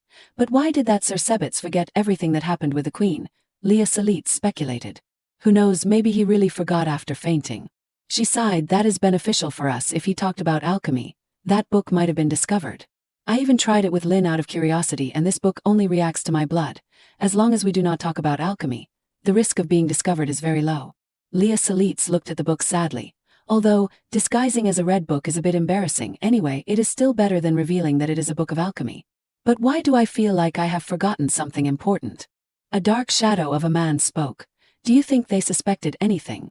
The dark shadow of a girl brought a bottle of wine and replied, "If they suspected, one of us would be dead already." She poured the wine and continued, "But it is true that we have not made any progress. If things remain the same in the next convocation, the punishment will fall." The shadow of the man slowly sipped his wine and said, "If the Queen cannot be shaken, they will turn to the Emperor. Just because things are quiet for a while does not mean their nature has changed. Blood always demands blood." Outside, the sky where the greenery and air are extremely auspicious. A grey cloth flew across that beautiful scene. Leah Salit was extremely excited. "The air is so refreshing. Leaving the royal palace, I feel full of life." Today is the day of the grand hunting competition. She remembered begging Sion Bermut to let her go. Of course, Sion tried to stop her, saying it was too dangerous, but I kept begging, saying that being next to Sion would be safer. Leah Salitz had a proud expression, and was finally allowed. She hooked her arm around Sion Bermut's shoulder and said, "You think it is a good idea to bring me along, right, Sion?" He asked suspiciously, "Why are you so excited?" Leah Salitz happily had a face full of flowers and replied, "It is just everything. Honestly, I am quite simple. Optimistic and peace-loving, you know." Hearing her say that, he glanced at her. Sion Bermut suddenly asked, "Have you seen the list of participants that I sent to the royal palace a few days ago?" Leah Salitz unexpectedly replied, "Oh yes, of course I have." She smiled and remembered, "Actually, I was very busy hiding the fact that I vomited blood after taking the all-purpose antidote yesterday, so I barely remember anything." Leah Salitz looked at Sion Bermut worriedly. "But Sion, why are you so much more tense today?" A person walked up and respectfully said, "I greet your majesty. Cedric Sylvester greets you. The heir of the Sylvester Duchy, Cedric Sylvester. His name sounds familiar." "Ah," Sion Bermut said a little unhappily, "so he is here, the reason you are so happy, Leah. Your unbetrothed fiancé." Leah Salitz blankly did not understand what. Leah Salitz looked at the man in front of her suspiciously. She raised her hand to greet him confusedly and thought, "This person is my fiancé before I was born." Looking more closely, she was suddenly enlightened. "Ah, that is right, now I remember. This handsome man in front of her is the fiancé from the womb, Cedric Sylvester, the heir of the Sylvester Duchy in the neighboring region. Before Leah was born, Duke Celeste hoped for a son. So he planned for his future heir to be engaged to the daughter of Duke Sylvester, a family that had accumulated a huge fortune through maritime trade. Before Leah was born, Duke Celeste hoped for a son, so he planned for his future heir to be engaged to the daughter of Duke Sylvester, a family that had accumulated a huge fortune through maritime trade. So, as soon as the Duchess was pregnant, they arranged a marriage with the child of Queen Sylvester, who was also pregnant at the time. But in the end, a baby girl was born in the Queen's household, and a baby boy was born in the Duke's household, so the marriage was forgotten anyway if it was a girl. They planned for her to become the Queen. Leah Salitz fiddled with her small mouth and wondered, how long has it been since sex identification technology was invented? 10 years, if that technology existed 21 years ago. Maybe I would not have had a fiancé from the womb. Streams of memories swirled in her mind. Even so, I think we were quite close when we were young. Cedric often came to my house to play, the tiny little girl fiercely questioned. "Why do you keep coming to my house?" the remaining boy pitifully explained. "Because I am your fiancé." The little Leah Salitz was not easily fooled. "Do not lie to me. I am going to be the queen." There was even another girl vying for affection. "No, Cedric is my fiancé. Cedric, marry me." The memories from when she was a kid made Leah Salitz laugh. "It feels like a childhood friendship." She then opened her mouth to greet, "Long time no see, Cedric, the eldest son of Duke Sylvester." Cedric raised his hand to his chest and bowed according to the standard. "Yes, I was busy managing the affairs of the Duke, so I could not visit for many years. How have you been lately?" She waved her hand to show she was okay. "Very good, as you can see, I am very healthy." Sion Bermut standing next to her unhappily mimicked, "Healthy, of course." Sion Bermut stepped forward to intimidate his past rival. "Participating in the hunting competition before tomorrow's negotiations shows your commitment to the friendship between the two countries." "I have to admit that," Cedric awkwardly laughed. "Haha. It has been a long time since I have been back here, so when I remember the past I want to participate." He still did not forget to express his respect. "Thank you for your generosity in allowing me to do so, Your Majesty," Leah Salitz exclaimed. "Wow, are not you afraid of being tired after 2 consecutive days?" Sion Bermut did not mind teasing. "If you do not have the stamina for this, how can you lead a country?" Cedric did not feel that the other party was making things difficult for him. "You are absolutely right. I hope you will teach me something today, Your Majesty." Sion Bermut grabbed Leah Salitz and ruthlessly refused. "Sorry, but I am busy taking care of the queen. I am afraid that will be difficult. Enjoy what you can." Then he coldly turned her around, causing her to unexpectedly gasp. Leah Salitz suspiciously confirmed, "What is this? Are you taking care of me, Sion?" He resolutely replied, "That is right." Even though she was already on horseback, she was still wondering. "You do not like Cedric?" Sion Bermut did not answer but asked back, "Why do you ask that?" Leah Salitz seemed to know him inside out. "So why did you interrupt the conversation and make an excuse to leave?" Sion Bermut suddenly became jealous. "What, are you disappointed because you wanted to be with your fiancé?" She turned around and denied it. "What fiancé? That engagement was cancelled when we were babies." Sion Bermut urged his horse closer and provoked. "I did not know that the Celeste family had a tradition of frequently meeting a fiancé who had been disengaged." Leah Salitz quickly explained. That was before the wedding happened. Only when we were young. She looked straight at him and emphasized, moreover, Cedric and I are not close at all. It is just that our families have a close relationship, you understand. It is annoying, Sion Bermut was still stubborn. Is not it a little strange to say that you two are not close, while he even calls you by your first name? Leah Salitz confirmed, ah no. She widened her eyes to defend her point of view. He has not heard any news about me for many years, and now that we have finally met again, do you think we look very close? Sion Bermut of course had other worries that gaze still. The sound of a horn suddenly rang out, cutting off their argument. Leah Salitz startled and gasped. She called after him, Sion, it seems like it is about to start, let us go, we have to leave immediately. Sion Bermut sighed, ending his brief fit of anger, while Leah Salitz was still urging, let us go, Sion. In the dense forest, a sika deer was standing blankly.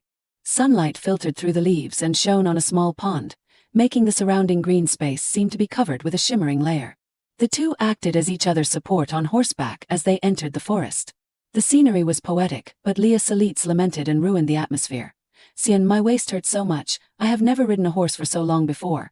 Sion Bermut did not comfort her but blamed her. Instead, what did I tell you? I told you to stay in the palace. Saying that, he still ordered the soldiers behind, set up a tent and let the queen rest. They immediately replied, yes, your majesty. The tent was quickly set up at the edge of the forest.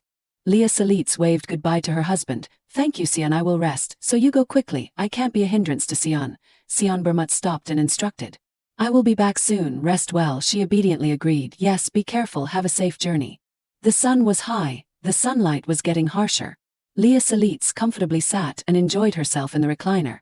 At least resting for a while made her feel better. After a while, she opened her eyes and thought to herself, I wonder if Sion is okay. The attendant next to her quickly suggested, Your Highness, if you feel lonely, I will bring you a rabbit. Leah Salitz became interested. Oh, can you bring it without killing it?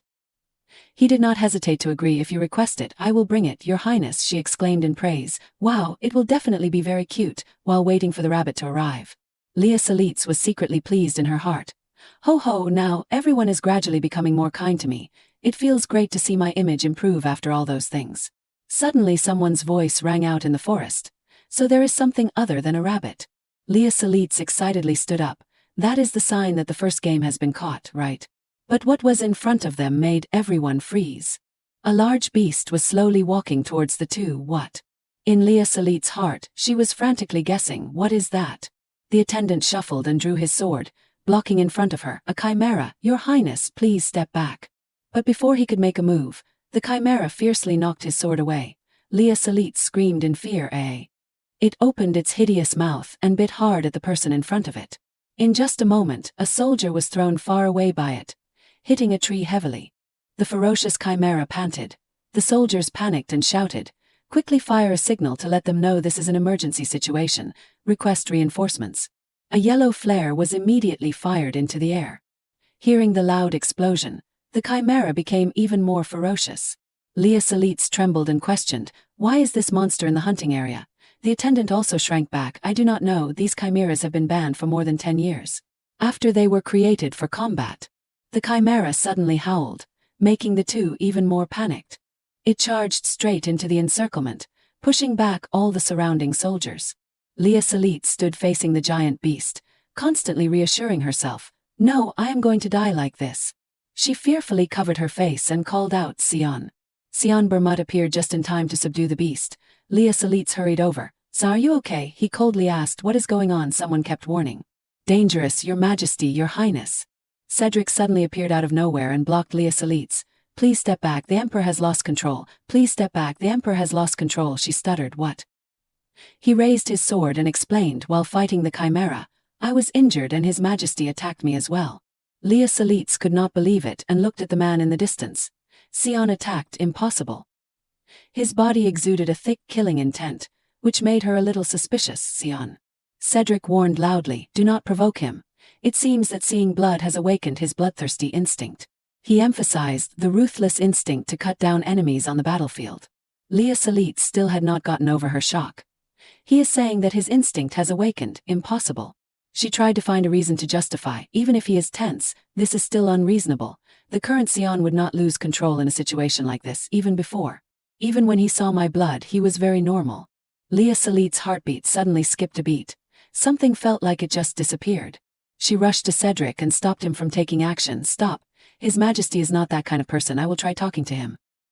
He still looked stubborn. Your Highness, I am a friend of the Bermuda royal family. Cedric turned around and gave Leah Salitz a blow. As long as the engagement with the Celeste Duchy is still valid, I still have the responsibility to protect you, she asked confusedly. What? He suddenly changed his tone. If you can't attend the wedding, Eloise will be very sad. Leah Salitz's head was now full of question marks. What is he saying? I am going to marry Eloise. Why is the Duke's family involved in this? She hesitated, said. But something sliced through the air, interrupting her, replaced by a fearful scream. Cedric turned his head and called, Your Highness. Leah Salitz touched the wound on her face and questioned, An arrow, where did it suddenly come from? She paused while thinking, wait, there is a smell like. The feeling of an unstable body made Leah Salitz dizzy. Impossible, a poisoned arrow, a special scent when it brushed against my skin. She rummaged through her memories. I remember. It is a type of poison that I prepared to deal with Lindo. The blue bottle of poison appeared clearly. It is a mild poison, but its symptoms are difficult to detect. If not treated immediately, it can cause serious and even fatal consequences. She covered her mouth, panting and complaining. Who would use such a poisoned arrow in a hunting competition? Even though I was careful, damage to the internal organs is inevitable. Fresh blood began to pour from Leah Salitz's mouth. Sion Bermut seemed to be attracted by the smell of blood. The blue veins on his face popped out. He slashed a sword straight at Cedric. Cedric tried to resist and made a suggestion. Your Highness, please run away quickly. She did not listen but reacted to something else. The scent of acetaminep. Leah Salitz felt cold all over. Why does that scent come from Cedric? He does not seem to be poisoned though. Sion Bermut still attacked Cedric relentlessly. The sharp tip of the spear aimed straight at his neck and charged forward. Even though Cedric tilted his head to avoid it, the blade still grazed his cheek. The spear shaft followed the inertia and hit his shoulder hard. The two men maintained the posture of pointing weapons at each other. Leah Salitz called out, Sion.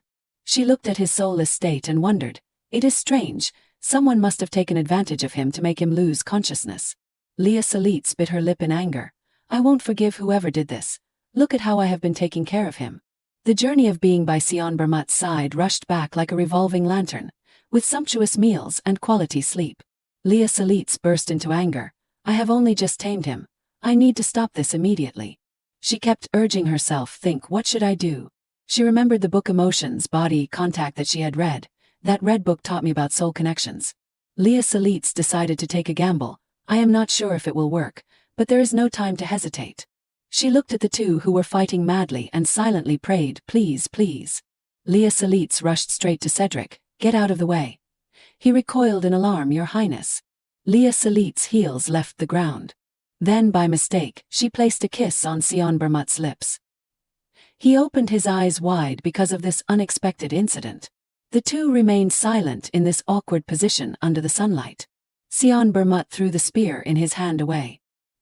He took back the initiative, making this kiss deeper. Now it was Leah Salitz's turn to panic. Wait, what? Sion Bermut tightened his grip on her waist. Everything happened so suddenly. Suddenly, soldiers appeared from afar and asked with concern, Your Majesty, Your Highness, are you okay? Leah Salitz reminded herself in confusion, everyone. Before everyone's eyes, she struggled desperately. Stop, stop, no, if this continues. Leah Salitz squeezed Sion Bermut's coat tightly. She frantically signaled to the other party. People will think he is a pervert. Finally, the kiss that lasted a century ended. The surrounding viewers were all stunned. Then Sion Bermut suddenly fell to the ground. Leah Salitz trembled all over, crying pathetically. Hey, why did you faint? You caused all this, and now you want me to clean up. She called out in a whisper. Sion, the attendant, after experiencing the shock, also shouted an order. You immediately check on His Majesty and Her Highness. The forest was still bathed in sunlight as if nothing had happened. The attendant knelt down and asked solicitously, Your Highness, His Majesty is fine, only slightly injured. It seems he only fainted for a moment, Your Highness. Do you feel uncomfortable anywhere? Leah Salitz smiled wryly and said, I am fine. But in her heart there was a storm. In reality, I am not fine at all. She looked at the sleeping man in front of her. Anyway, I am relieved that Sion's rage has stopped. What the heck happened that everything turned out like this? Leah Salitz turned her head to find out. Commander Robert, what happened at the hunting ground? He hesitated. Well. Finally, Robert had to tell the truth.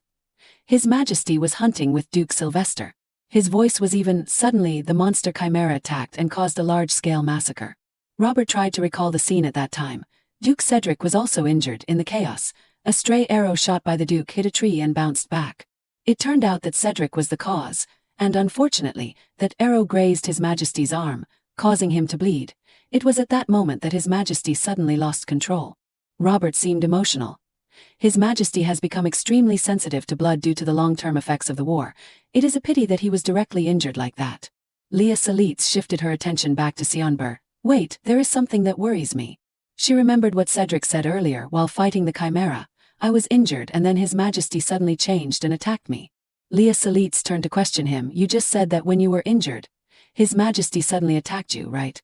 Looking at the other party's stiff expression, she immediately had a guess in her head. Someone is lying here. Cedric panicked and approached Leah Salitz, changing the subject. Come to think of it, were not you almost hit by an arrow that came from somewhere? You seemed dizzy from the impact. So I will quickly take you to my personal doctor. Leah Salitz sneered inwardly. Now he is trying to make me believe that there is something wrong with my memory. She felt unbelievable. He did not even blink and kept acting. Even I was fooled. Leah Salitz touched her wound and said in a low voice, speaking of the arrow you just mentioned. She dropped the bombshell of information, causing Cedric to freeze. It was a poisoned arrow. Leah Salitz turned to the group of soldiers and said, I felt a strange smell and a burning sensation on the wound. They all exclaimed, what? Cedric seemed to find a lifeline. Now I understand. No wonder you remember everything so strangely. It must be a type of poison that affects the nerves, Captain of the Knight's Order. Please take Her Highness to the doctor. Leah Salitz interrupted him. No need to put on a show. She declared loudly, as everyone knows, thanks to His Majesty, I have recently been adhering to a very strict diet. I also take special medicine to remove toxins from my body every day. Then she confidently concluded, therefore, such a small amount of poison will not affect me. But the truth is what Leah Salitz would not say. Actually, I do not take those things. It is thanks to Lindo's all-purpose antidote. She stared at the other party, slowing down each word. So, I will not suddenly faint from a poisoned arrow. Cedric felt that he could no longer argue. I was too panicked and spoke nonsense. The Captain of the Knight's Order is right. He frantically explained, but did not Her Highness also see it? Her Highness pointed a sword at me for no reason. Leah Salitz stomped her foot on the ground. Of course I saw it. She grabbed his hand and reprimanded him. It is not for no reason, in fact, I should revise it to be suspicious instead. Leah Salitz squeezed the other party's wrist tightly and suspected, or maybe. She felt the scent on Cedric's wrist and asked again, should I call you a criminal? Leah Salitz suddenly felt dizzy all over. She unexpectedly spurted out a mouthful of blood. The surrounding soldiers panicked and shouted, Your Majesty, Her Highness. Leah Salitz pointed directly at Cedric and ordered, looking at the reaction of the drug, it seems the gloves are poisoned, arrest him immediately. After the sound of yes, he was pressed to the ground. Cedric tried to justify himself, Your Highness, please give me a chance to explain. The thing on my gloves is just something widely used in our duchy. Leah Salitz shot a contemptuous look. He is still acting until the last minute. From this moment, the smell of alcetamine has spread in the air. She turned her back indifferently. Not worth listening to anymore. Take him away. Interspersed with a sound of yes was Cedric's desperate voice. Wait. Leah Salitz breathed a sigh of relief. Finally this matter has subsided a bit. Suddenly, she slightly moved her lips as if she wanted to say something. But in the end, Leah Salitz remained silent, looking at the blood-stained handkerchief. This matter, I am sure Cedric did not plan it himself. The one who shot the poisoned arrow when I was with him must be his accomplice. She strung together the events that had just happened. I more or less understood the situation. First, they bought a chimera to create a fake battlefield, to make Sion more sensitive. Then, maybe they deliberately shot the arrow at Sion. They knew Sion would lose control when he saw blood. After that, he came to me and lied, saying that Sion attacked him first, so that I would not dare to approach Sion out of fear. At that time the one who was hiding shot the poisoned arrow at me, and if I died there, they would make up a story that Sion killed me due to losing control. If I really died, the soul-binding charm would activate and Sion might completely lose his mind like in the original plot. I do not know if Cedric knew about that charm or not, but anyway, I need to find out what makes Sion triggered by blood. The accident during the inauguration ceremony was similar. And looking at how he handled the aftermath of the war, Leah Salitz suddenly became enlightened. It seems like he does not like blood or killing. She lowered her head and pondered. Actually, it seems like he hates it more. Is it a type of reaction due to psychological trauma? But anyway, it is strange that he becomes more aggressive whenever he sees blood. Leah Salitz secretly made a decision. When I get back, I need to investigate in more detail. Robert approached her to report the situation. Your Majesty, Your Highness, the hunting tournament has been cancelled immediately. Quickly bring both Majesties back to the royal palace for treatment. And start an investigation. Leah Salitz had no reason to refuse. Yes, as soon as His Majesty wakes up, immediately. But she staggered, causing him to panic and shout, Your Highness. Robert looked confusedly at Leah Salitz, falling straight into his arms. Your Highness. She was sweating with fear and felt very unwell. Damn it, is it because I was directly poisoned twice? My body. Everyone was in a commotion. Quickly put Her Highness on the carriage, quickly. Hurry. Leah Salitz was getting more and more dazed. Oh God, my consciousness is fading little by little. She looked at the person lying quietly next to her and whispered, Sion. Sion Bermut's face was as peaceful as if he was just sleeping. Even so, I am glad he is safe, no big deal. Even though he opened his eyes, Leah Salitz was still lost in thought. I already solved everything, so why is he just opening his eyes now? She smiled contentedly. Indeed, a Black Panther needs a lot of effort. She softly uttered a word. You're in a daze. Leah Salitz seemed to see Sion Bermut shaking her awake. Again, you calling my name? Indeed, he was constantly shouting her name, Leah. Leah Salitz lost consciousness after that call. Yes, my name. Upon arriving at the royal palace, she was still unconscious. Sion Bermut held his head and blamed himself. Damn it, why is it like this? He grabbed Leto Carcel and questioned, I heard Her Highness drank the antidote, but was the poison from the hunting area neutralized? He stammered, Yes, Your Majesty, it was neutralized. Leto Carcel tried to reassure the other party. It is just a sudden shock that disrupted the nervous system. Resting enough will recover it. Sion Bermut raised a question. Compare the Duke's heir's gloves with the components of the poisoned arrow. Leto Carcel knelt down and confirmed. They match, the same type of poison. Sion Bermut looked extremely frustrated. No wonder I felt uneasy from the beginning. He dared to touch the queen. He turned away irritably, leaving behind a sentence. Make sure not a single hair of Her Highness is harmed. Leto Carcel respectfully agreed. Yes, Your Majesty. Sion Bermut kept cursing. Damn it. He strode towards the prison. I do not remember anything after the arrow grazed me. It is crazy. I heard Leah stopped me and handled the situation, but the more Sion Bermut thought, the more furious he became. It is pathetic that I lost consciousness while the fragile queen handled everything alone. Cedric was tied tightly to a chair like a criminal. Sion Bermut gloomily gave an order. Bring all the people involved here. Footsteps and the sound of torture instruments clashing immediately echoed in the prison. Sion Bermut exuded a dark aura. Speak, what is your purpose? He promised himself, I won't let Leah wake up in this damned situation. A very long letter had been read earlier. I am very sorry for the incident, and if you hand over the crown prince, I will punish him with a sentence of imprisonment in a remote tower so that he must reflect for the rest of his life. The envoy also clarified to him, this is Mr. Sylvester's position. He quickly accused, his son is involved in funding the illegal modification of chimeras, and trading poisons to try to assassinate the royal family. Sion Bermut swept his sharp eyes at the envoy. Did not you hear? He immediately knelt down and presented, as a gesture of goodwill. He has offered the Northern Sea, and he has said that he will cancel the engagement between the Crown Prince and the Appenzeller family. Sion Bermut asked with interest, are there any underwater fuel sources discovered in the Northern Sea? The envoy confirmed, yes, Your Majesty, it is also an important location for sea transportation. Sion Bermut tore the letter of apology in his hand and mocked, it is ridiculous, going so far to save his son, who has no courage at all. He opened his mouth decisively in the darkness. The Northern Sea will be renamed under the Queen's name starting today. Sion Bermut raised the sword in his hand and warned, no excuses, do it immediately. The attendant suddenly slammed open the door and interrupted, Emperor, Your Highness. Hearing the sentence, Her Highness has regained consciousness. Sion Bermut was as if he had been hit by a body-fixing technique. Then he stood up hastily. The envoy asked confusedly, then when will the execution be carried out? Sion Bermut threw back a sentence, do it quickly and make a final report, then flew out. His heart kept dancing. She finally woke up. Thinking of the scene of Leah Salitz just lying still on the bed, anger again took over his head. They said her health is still fine. Why did she faint for 3 days? Sion Bermut ran straight through the long corridor. Leah. While waiting for her to wake up, I have been studying everything related all day and night. At that time he had asked Cedric, what were you planning to do with those illegal chimeras? Cedric looked up to the sky and said directly, I was planning to resell them all over the continent through Bermuth.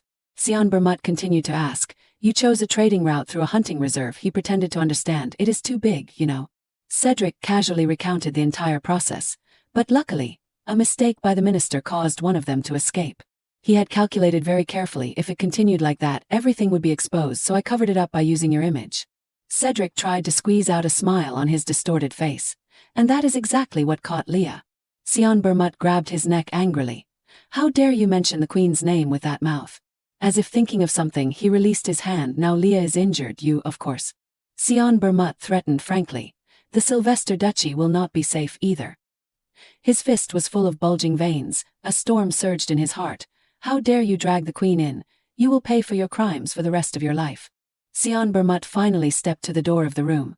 Will looking at her face make me better? The attendant raised his hand to knock on the door and announced inside, Your Majesty. His Majesty has arrived. But the door remained deadly silent. Sion Bermut hastily pulled the door. Leah, why is the door? Inside finally rang out two sounds, go away. Sion Bermut was so scared that he was stunned, and blurted out, what?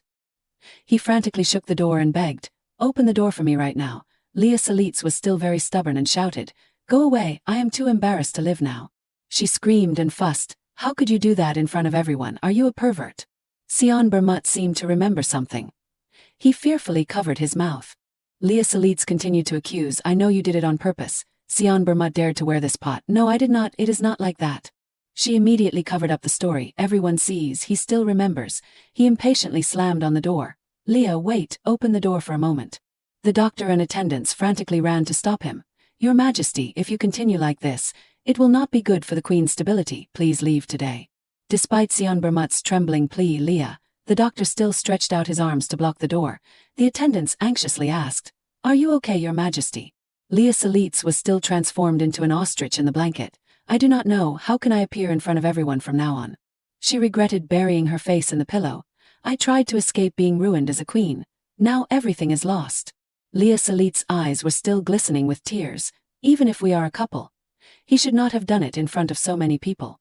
She blushed and thought to herself, that kind of thing should only be done when we are alone together. Feeling that her mind was running a little too far, Leah Salitz squirmed. What am I thinking? No, stop right now, do not remember it. She held her head and cried, please go away, you lewd demon. It is all the fault of that damned red book. Sion Bermut suddenly rushed over from somewhere and attacked. Are not you going to eat lunch? Leah Salitz cowered in his arms. Be careful, I have not fully recovered yet. Sion Bermut looked concerned. Should I carry you into the room? Leah Salitz hurriedly pushed him away. Thank you anyway, I do not need that book, he explained anxiously. No, it is just, please come with me. Leah Salitz took advantage of the other party's carelessness and ran away. Then I will go. She returned to her room and slammed the door shut, protecting it like a thief. Leah Salitz leaned against the door, breathless, wondering what should I do. Then she slowly slid down, hugging her face in embarrassment. I can't face Sion. Lido Carcel suddenly spoke up with concern. Why are you suddenly avoiding the Emperor? Leah Salitz was so scared that she lost her color. You startled me. She stood up and questioned, why are you here? He honestly replied. His Majesty just summoned you to report on your investigation. Leah Salitz rolled her eyes and remembered. Oh yes, I think he mentioned something about that. Lido Carcel still did not let go of the initial question, so why are you avoiding him? She painfully propped up her chin and asked him back. Could you act normal with someone who kissed you publicly in front of many people? Lido Carcel sincerely advised. That is not impossible, moreover you two are married already. She made a face and asked back, you can really say you came from the harem, so generous, Lido Carcel retorted angrily. I do not think the person who created the harem is qualified to say that. Also, I am still pure. The two of them exchanged words. Whatever the case, I never thought His Majesty would be ashamed of this. Do you think I am shameless? Lido Carcel assessed her once and then honestly replied, actually, a little. Leah Salitz imagined the gossipers in the palace and went crazy. The matter of punishing the crown prince must be kept secret. In the end, everyone will only remember my kissing scene. They will freely ridicule. Oh my God, I heard that His Majesty and the Queen have a very good relationship. His Majesty loves the Queen so much that he does not care who is watching. Getting pregnant early in a political marriage seems strange, huh? She pounced over and grabbed Lido Carcel's collar. I even announced that I am not pregnant, but they still do not believe it. He felt very speechless. What is bad about rumors of your love affair being beautiful? Lido Carcel breathed out and adjusted his collar. Then expose the truth. According to me, your embarrassment is just an excuse.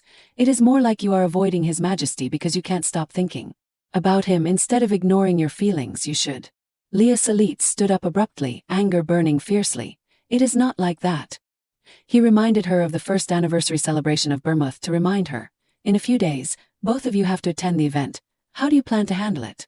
Leah Salit's collapsed immediately. What will I do? She fell into the spiral of self-doubt again. How can I face Sion at the event? Everyone will talk about this. Leah Salit poked her 2 index fingers together, very hesitant. And the rumors have been exaggerated too much. The plan to divorce in the next 2 years and enjoy a peaceful life has completely collapsed. Lido Carcel looked at it and wanted to be depressed too. I do not want to hear about the master's love affair. On the day of the anniversary event, the sky was blue, the clouds were white, and the sun was golden. The palace opened its doors wide, and flowers fluttered all over the sky. Sion Bermuth sincerely apologized. I told you that it was my fault. Leah Salit stammered and asked, exactly what did you do wrong? He suddenly hesitated. I do not remember very clearly. She did not want to mention that embarrassing anecdote either. If you do not remember, then do not apologize. Leah Salit covered her face and complained, why do you keep bringing up that story and making me feel embarrassed? Sion Bermuth was full of question marks and wondered, what did I do to make you embarrassed? Finally she blurted it out, you humiliated me by kissing me in front of everyone. Sion Bermuth honestly corrected, if put in context you were the one who started it. Leah Salit transformed immediately. I did it to get a reaction from you. I never intended to make it so intense. He suddenly became serious. Are you that embarrassed? Leah Salit also honestly said, of course, above all, the person who put me in that situation does not even remember everything clearly, so only I am embarrassed.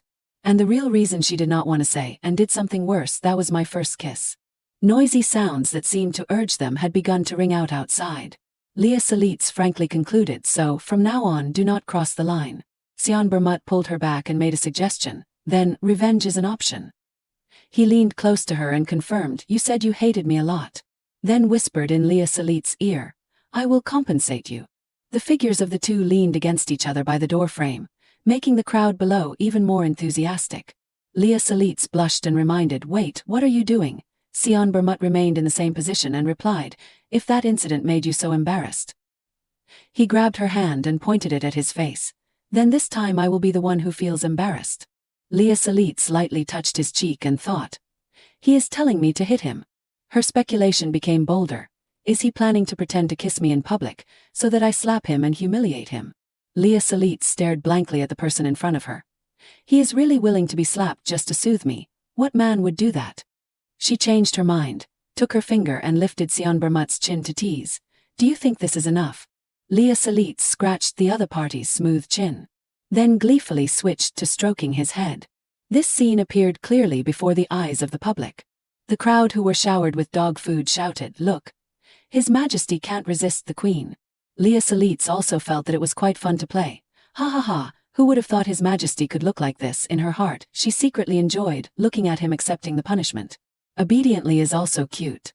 Sion Bermuth suddenly opened his mouth. Do you feel better? Leah Salit lowered her head slightly and pretended to ponder. Then she replied with a bright face, yes, Sion. The two walked together to the balcony and waved to their citizens. Luren respectfully reminded Leah Salit, Your Highness, your next schedule is afternoon tea, she simply replied. Okay, then wandered off to complain, just a gathering of the nobility to commemorate this occasion. She was talking to herself. Sion is busy with the affairs of the country. When a girl spoke up and interrupted, I greet the Queen. Leah Salit recognized the other party, so she spoke up to greet. Oh, Eloise, are you okay lately? Eloise covered her cheeks shyly. Yes, Your Highness, thank you for your concern. In her heart she happily exclaimed, it is really a relief that she does not have to marry the man who dared to harm me, so she really hated him that much. Leah Salit walked alongside Eloise and said words of comfort. That is a smart thought, Eloise. There are still many better things in this world, she spoke in agreement. You are right, actually I have been paying attention to someone lately. She became very excited, really, who is it? Eloise hugged her arm dreamily. The Duchess of Shire. Leah Salit froze stiffly and said, huh. While she was thinking, has Bermuth suddenly become more open-minded? Eloise introduced in more detail. I mean Princess Ruby Shire of the Shire Kingdom, she married Duke Shire last month. This time she was doubly shocked, and she is married. Eloise was still immersed in her own dreams. The Duchess and I have common interests. I want to be friends with her. Leah Salit breathed a sigh of relief. Oh, so that is it. She turned to her and begged, "So can you help me sit close to her?" Leah Salitz hesitated and did not speak. The seats are arranged based on the rank of the nobility. But she still agreed to the other party. "That is not a problem, I will take care of it." The two entered the luxurious and magnificent banquet hall together. Eloise enthusiastically approached the object of her admiration. "Duchess of Shire, this is my favorite lemon cake. Would you like to try it? It is really fragrant and soft." Although confused, Ruby still said politely, "Thank you, miss." She tasted the cake and praised, "It is really delicious." Eloise smiled with all her eyes. "I am glad to hear that."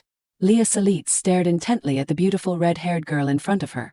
"So, she is the Duchess of Shire." Eloise continued to introduce the new dish. "Please try the scone too, the butter flavor is very good." Leah Salitz looked at the other party and did not refuse, so she worried for her. "But is it okay to give her so much flour to eat? It looks like it will be a bit heavy on the stomach." "Anyway, it is not my business." In her head she decided, she will probably handle it herself." The person smiled brightly and greeted, "Duchess, long time no see." Ruby smiled brightly and reminded, "Haha, Your Highness, I just talked to you a moment ago."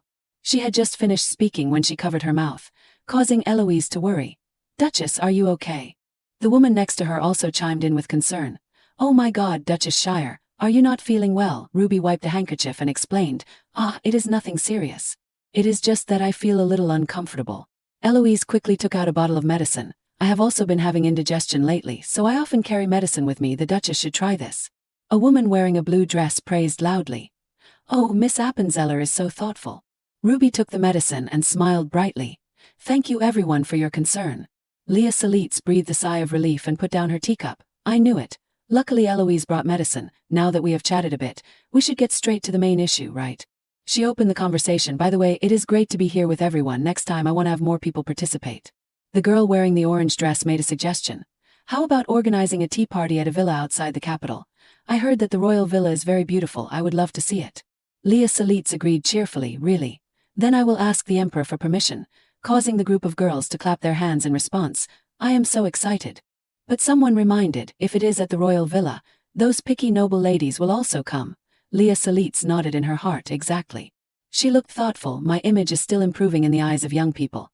But if I build relationships with influential ladies, I will collect more hair to make all-purpose medicine. I will also gather important information and prepare a slush fund." Leah Salitz giggled and covered her mouth, smiling secretly. "One arrow hits two targets. I will be close to them, definitely."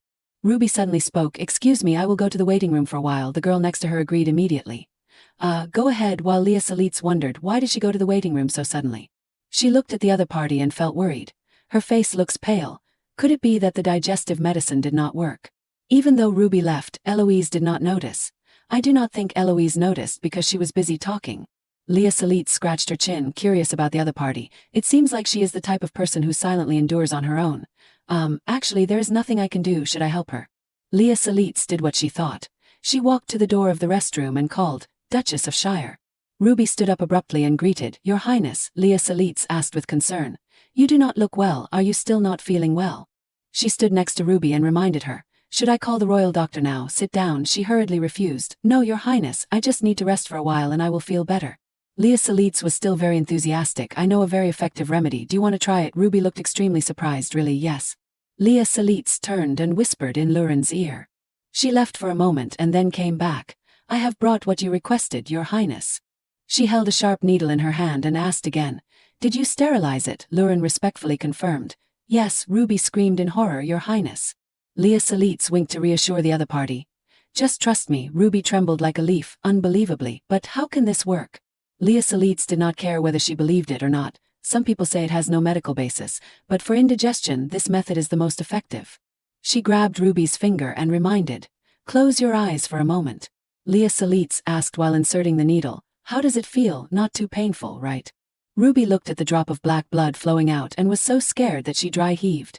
"Why is it so black?" She hurriedly covered her mouth and ran away. After a while, Ruby returned brightly. "Your Highness, thank you very much. I feel much better." She hugged her arm admiringly. "Like magic. How did you do that?" Leah Salitz covered her mouth and laughed. "Oh, so embarrassing. It is nothing special, probably a family secret." Leah Salitz concluded the lesson. In the end, wise advice is still the best.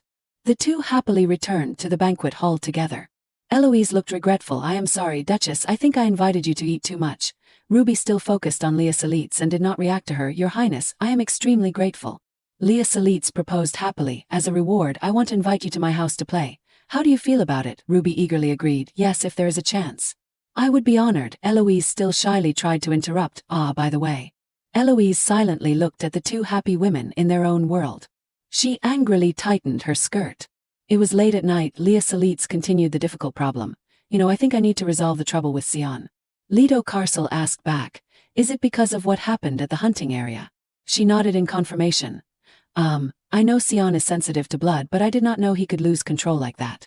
Leah Salitz touched the red book. When he smelled the blood I spilled while trying to use this, there was no problem. Then she talked about the situation of Cedric's sneak attack, but at the hunting area, when he smelled someone else's blood, then saw his own blood, he lost control. Leah Salitz boldly stated her speculation. It seems like these two events are related. She rummaged through her memories. The prophecy said that if Sion felt emotions, he would destroy the future of the Empire. If he lost control because of anger, then that completely fits. Lido Carcel reminded her, why do not you ask about that in that red book? It helped His Majesty to calm down when he was losing control, right? He raised his hand and invited, do you want me to prick your blood? Leah Salitz pulled her hand back sarcastically. You are too enthusiastic, even though it is not your business. No, it is okay, I will do it myself. She dripped a little blood from her fingertip onto the page of the book. It immediately appeared. What do you want to know, my lady? Leah Salitz quickly wrote down the question. The man I am soul bound to loses control when he sees blood. Teach me how to fix that. The book immediately replied, as we have done so far. Use your power to tame him. Indecent thoughts appeared in Leah Salitz's mind. Tame him, what does that mean? Not the kind I'm thinking about. How do I tame him? Please explain in more detail. The book answered generally, if you carry energy like today, your power will help him calm down. She turned to ask Lido Carcel, what am I carrying today? But I already took a bath, he honestly replied, I do not know. She became impatient. Why does this book keep going around in circles? Leah Salitz endured the pain and pricked some more blood. This time the drop of blood seemed large, falling with a thud on the paper. Looking at the results that appeared, Leah Salitz was slightly confused. The Duchess of Shire's necklace. Lido Carcel looked knowledgeable. I heard it is a family heirloom of the Shire Duchy. Over the years, the Shire Dukes and the Princesses of Helios have married. And that necklace is the jewelry passed down from generation to generation to the Duke's wife. Leah Salitz rummaged through her memories. Now that I think about it, she was wearing a ruby necklace during the afternoon reception. She turned to ask him. So, just bringing that necklace will do. But planning and implementation are two different categories. How can I get the treasure of someone else's house? Could it be that there is no other object with power besides that necklace? The intimate book replied. Gemstones that help strengthen the owner usually come in a set. If there is one item, there will be other items. She closed the book and made a decision. Since I have been invited, I will first go to the Shire Duke's house. If the ruby necklace does not work, I will take another gemstone. Lido Carcel agreed with her. That is good. He made another suggestion while preparing medicine. By the way, it is better if you sleep in a separate room, far away from the Emperor, until the suspicion that it is a death sentence is removed. Leah Salitz suspiciously uttered, Lido Carcel explained in more detail. The poison will accumulate, causing the amount of blood he vomits to increase, and will also become abnormal. He placed the box on the table and finished. If you sleep together, he may see that bloody scene again. Take this new antidote. Leah Salitz imagined herself transforming into a mummy, then shuddered. Oh, if I do that, he will protect me even more. Finally, she grasped the main point. I understand. I will try to act as natural as possible. The tea party was proceeding very lively. In Sion's office, the red-haired man was respectfully introducing himself. Your Majesty the Emperor, I am Kybel Helios. I would like to meet you.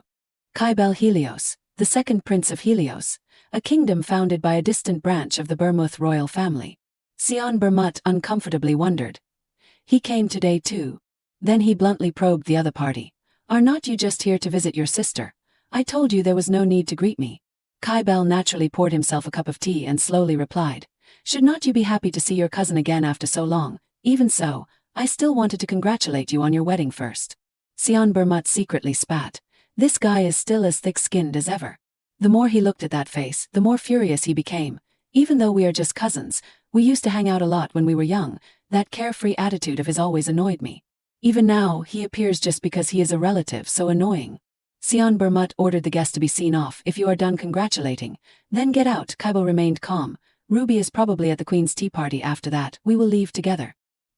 He excitedly presented. The Shire Duke's house is not far from the capital. This is a good opportunity for Ruby to get closer to the Queen. Sion Bermut angrily dismissed this idea. If you plan to win over the Queen through your sister, then forget it, Kybel drawled sarcastically. Oh my God, your Majesty is too strict with me. But after all, the Queen is my family member. He smiled brightly and commented, living in the palace can be very lonely. It is good to have friends. Then Kybel became more and more excited. And if my sister is not suitable, then I do not mind trying to be friends with the Queen either. Hearing this, Sion Bermut broke the pen in his hand. He uttered each word. The Queen does not need friends to avoid loneliness. Kybel covered his mouth and laughed sarcastically. So the rumors that the Queen is enjoying a sweet newlywed life are true. Sion Bermut turned red in the ears and asked back, why did this conversation turn like this? Kybel discovered a great secret. Oh, see what we have here, he immediately asked. Or are they just baseless rumors? Sion Bermut turned green and waved it off, none of your business. Kybel said nothing but just covered his mouth and chuckled. He stood up and did not make it difficult for the other party anymore. Yes, I know the tea party is probably about to end, so I will take my leave. But before he could take a few steps, he poked his head back and promised, next time, it would be great to meet the Queen together with your Majesty. The door slammed shut in front of Sion Bermut. Kybel leaned against the door, laughing so hard that his whole body trembled. Then he could not help but hug his stomach and burst into laughter, startling the group of maids. Kybel wiped away the tears of laughter and maliciously calculated, oh, so even that cold guy can react like this. If I use this, I will have material to tease him for the rest of my life. He happily whistled and left. I should have some fun. A rose pinned on the door made Leah Salitz softly exclaimed, oh. She turned to ask everyone, where did this flower come from? Did Sion leave it? The attendant explained while opening the door, it is a gift for your highness from a guest of Helios. They say it is a special rose from that region. Leah Salitz sincerely praised. Oh really, it is so beautiful. She felt quite happy. I do not know who sent it, but that person has good taste. Then handed the flower to the maid. Lurin, please put it in a vase. As for the Council of Medicine, she locked herself in the cabinet, and kept the antidote safe. Leah Salitz stretched and sighed. I am so tired. Lurin bowed her head and praised. Your highness has worked very hard today. She greeted Leah Salitz. I will take my leave first. Please rest. She had nothing else to do either. All right, Lurin, you have worked hard too. Leah Salitz climbed into bed and murmured. I wonder when Sion will come. I want to see him sleeping first. As soon as she finished speaking, she nodded and drooled. A large hand reached out to support her head. Leah Salitz squinted her eyes and asked softly, Sion. She yawned and wondered, when did you come in? I did not hear the door open. Sion Bermut reminded her, if you are sleepy, then sleep first. Leah Salitz lay down on the pillow but still stubbornly tried to keep her mouth shut. I am fine, Sion Bermut comforted her. I just want to see you sleep first. She squinted her eyes and asked back, really? After hearing the other party say, Leah Salitz gently suggested. Then from now on. She said, we will sleep separately 4 days a week, causing Sion Bermut to exclaim, huh? He immediately questioned, why suddenly like that? Leah Salitz explained very reasonably. Now that Sion sleeps peacefully, there is no need to sleep together every night anymore. She spoke smoothly. Also, I want to make sure you can really sleep by yourself, okay? Not hearing a reply made Leah Salitz tremble with anger. Why do not you say anything? You lied about sleeping well, did not you? Hearing this, Sion Bermut weakly replied, it is not like that. He sighed then, again for 4 days. Suddenly Sion Bermut's eyes focused on the flower and asked, what is this? Leah Salitz blankly uttered, what? He bluntly suspected, that rose, it seems to be from Helios. Why is it here? Leah Salitz looked nonchalant. They said it was a gift from a Helios guest. She excitedly shared, it is really beautiful, is not it? The more Leah Salitz spoke, the more excited she became. I have never seen such a beautiful rose before. Sion Bermut gently stroked her hair and secretly cursed, that bastard Kybel. He held his head in anger. He is starting to bother me. A new day began in greetings, Your Highness the Queen. Ruby twittered and held Leah Salitz's hand. Thank you for coming, she replied politely. On the contrary, I should thank you for inviting us. Leah Salitz looked for a topic to exchange. They said that the Duke's garden is very beautiful. Right, Ruby smiled proudly. Of course, actually I have prepared a tea table in the garden. She excitedly continued, and once again, thank you for yesterday. If it were not for you, our reputation would have been threatened. Leah Salitz felt that the other party was too polite. It is nothing. If you encounter any difficulties, just let me know. Ruby was extremely shy. How generous you are, Your Highness. I do not know how to repay you. Is there anything I can do for you? Leah Salitz seemed to really take it lightly. That is not necessary.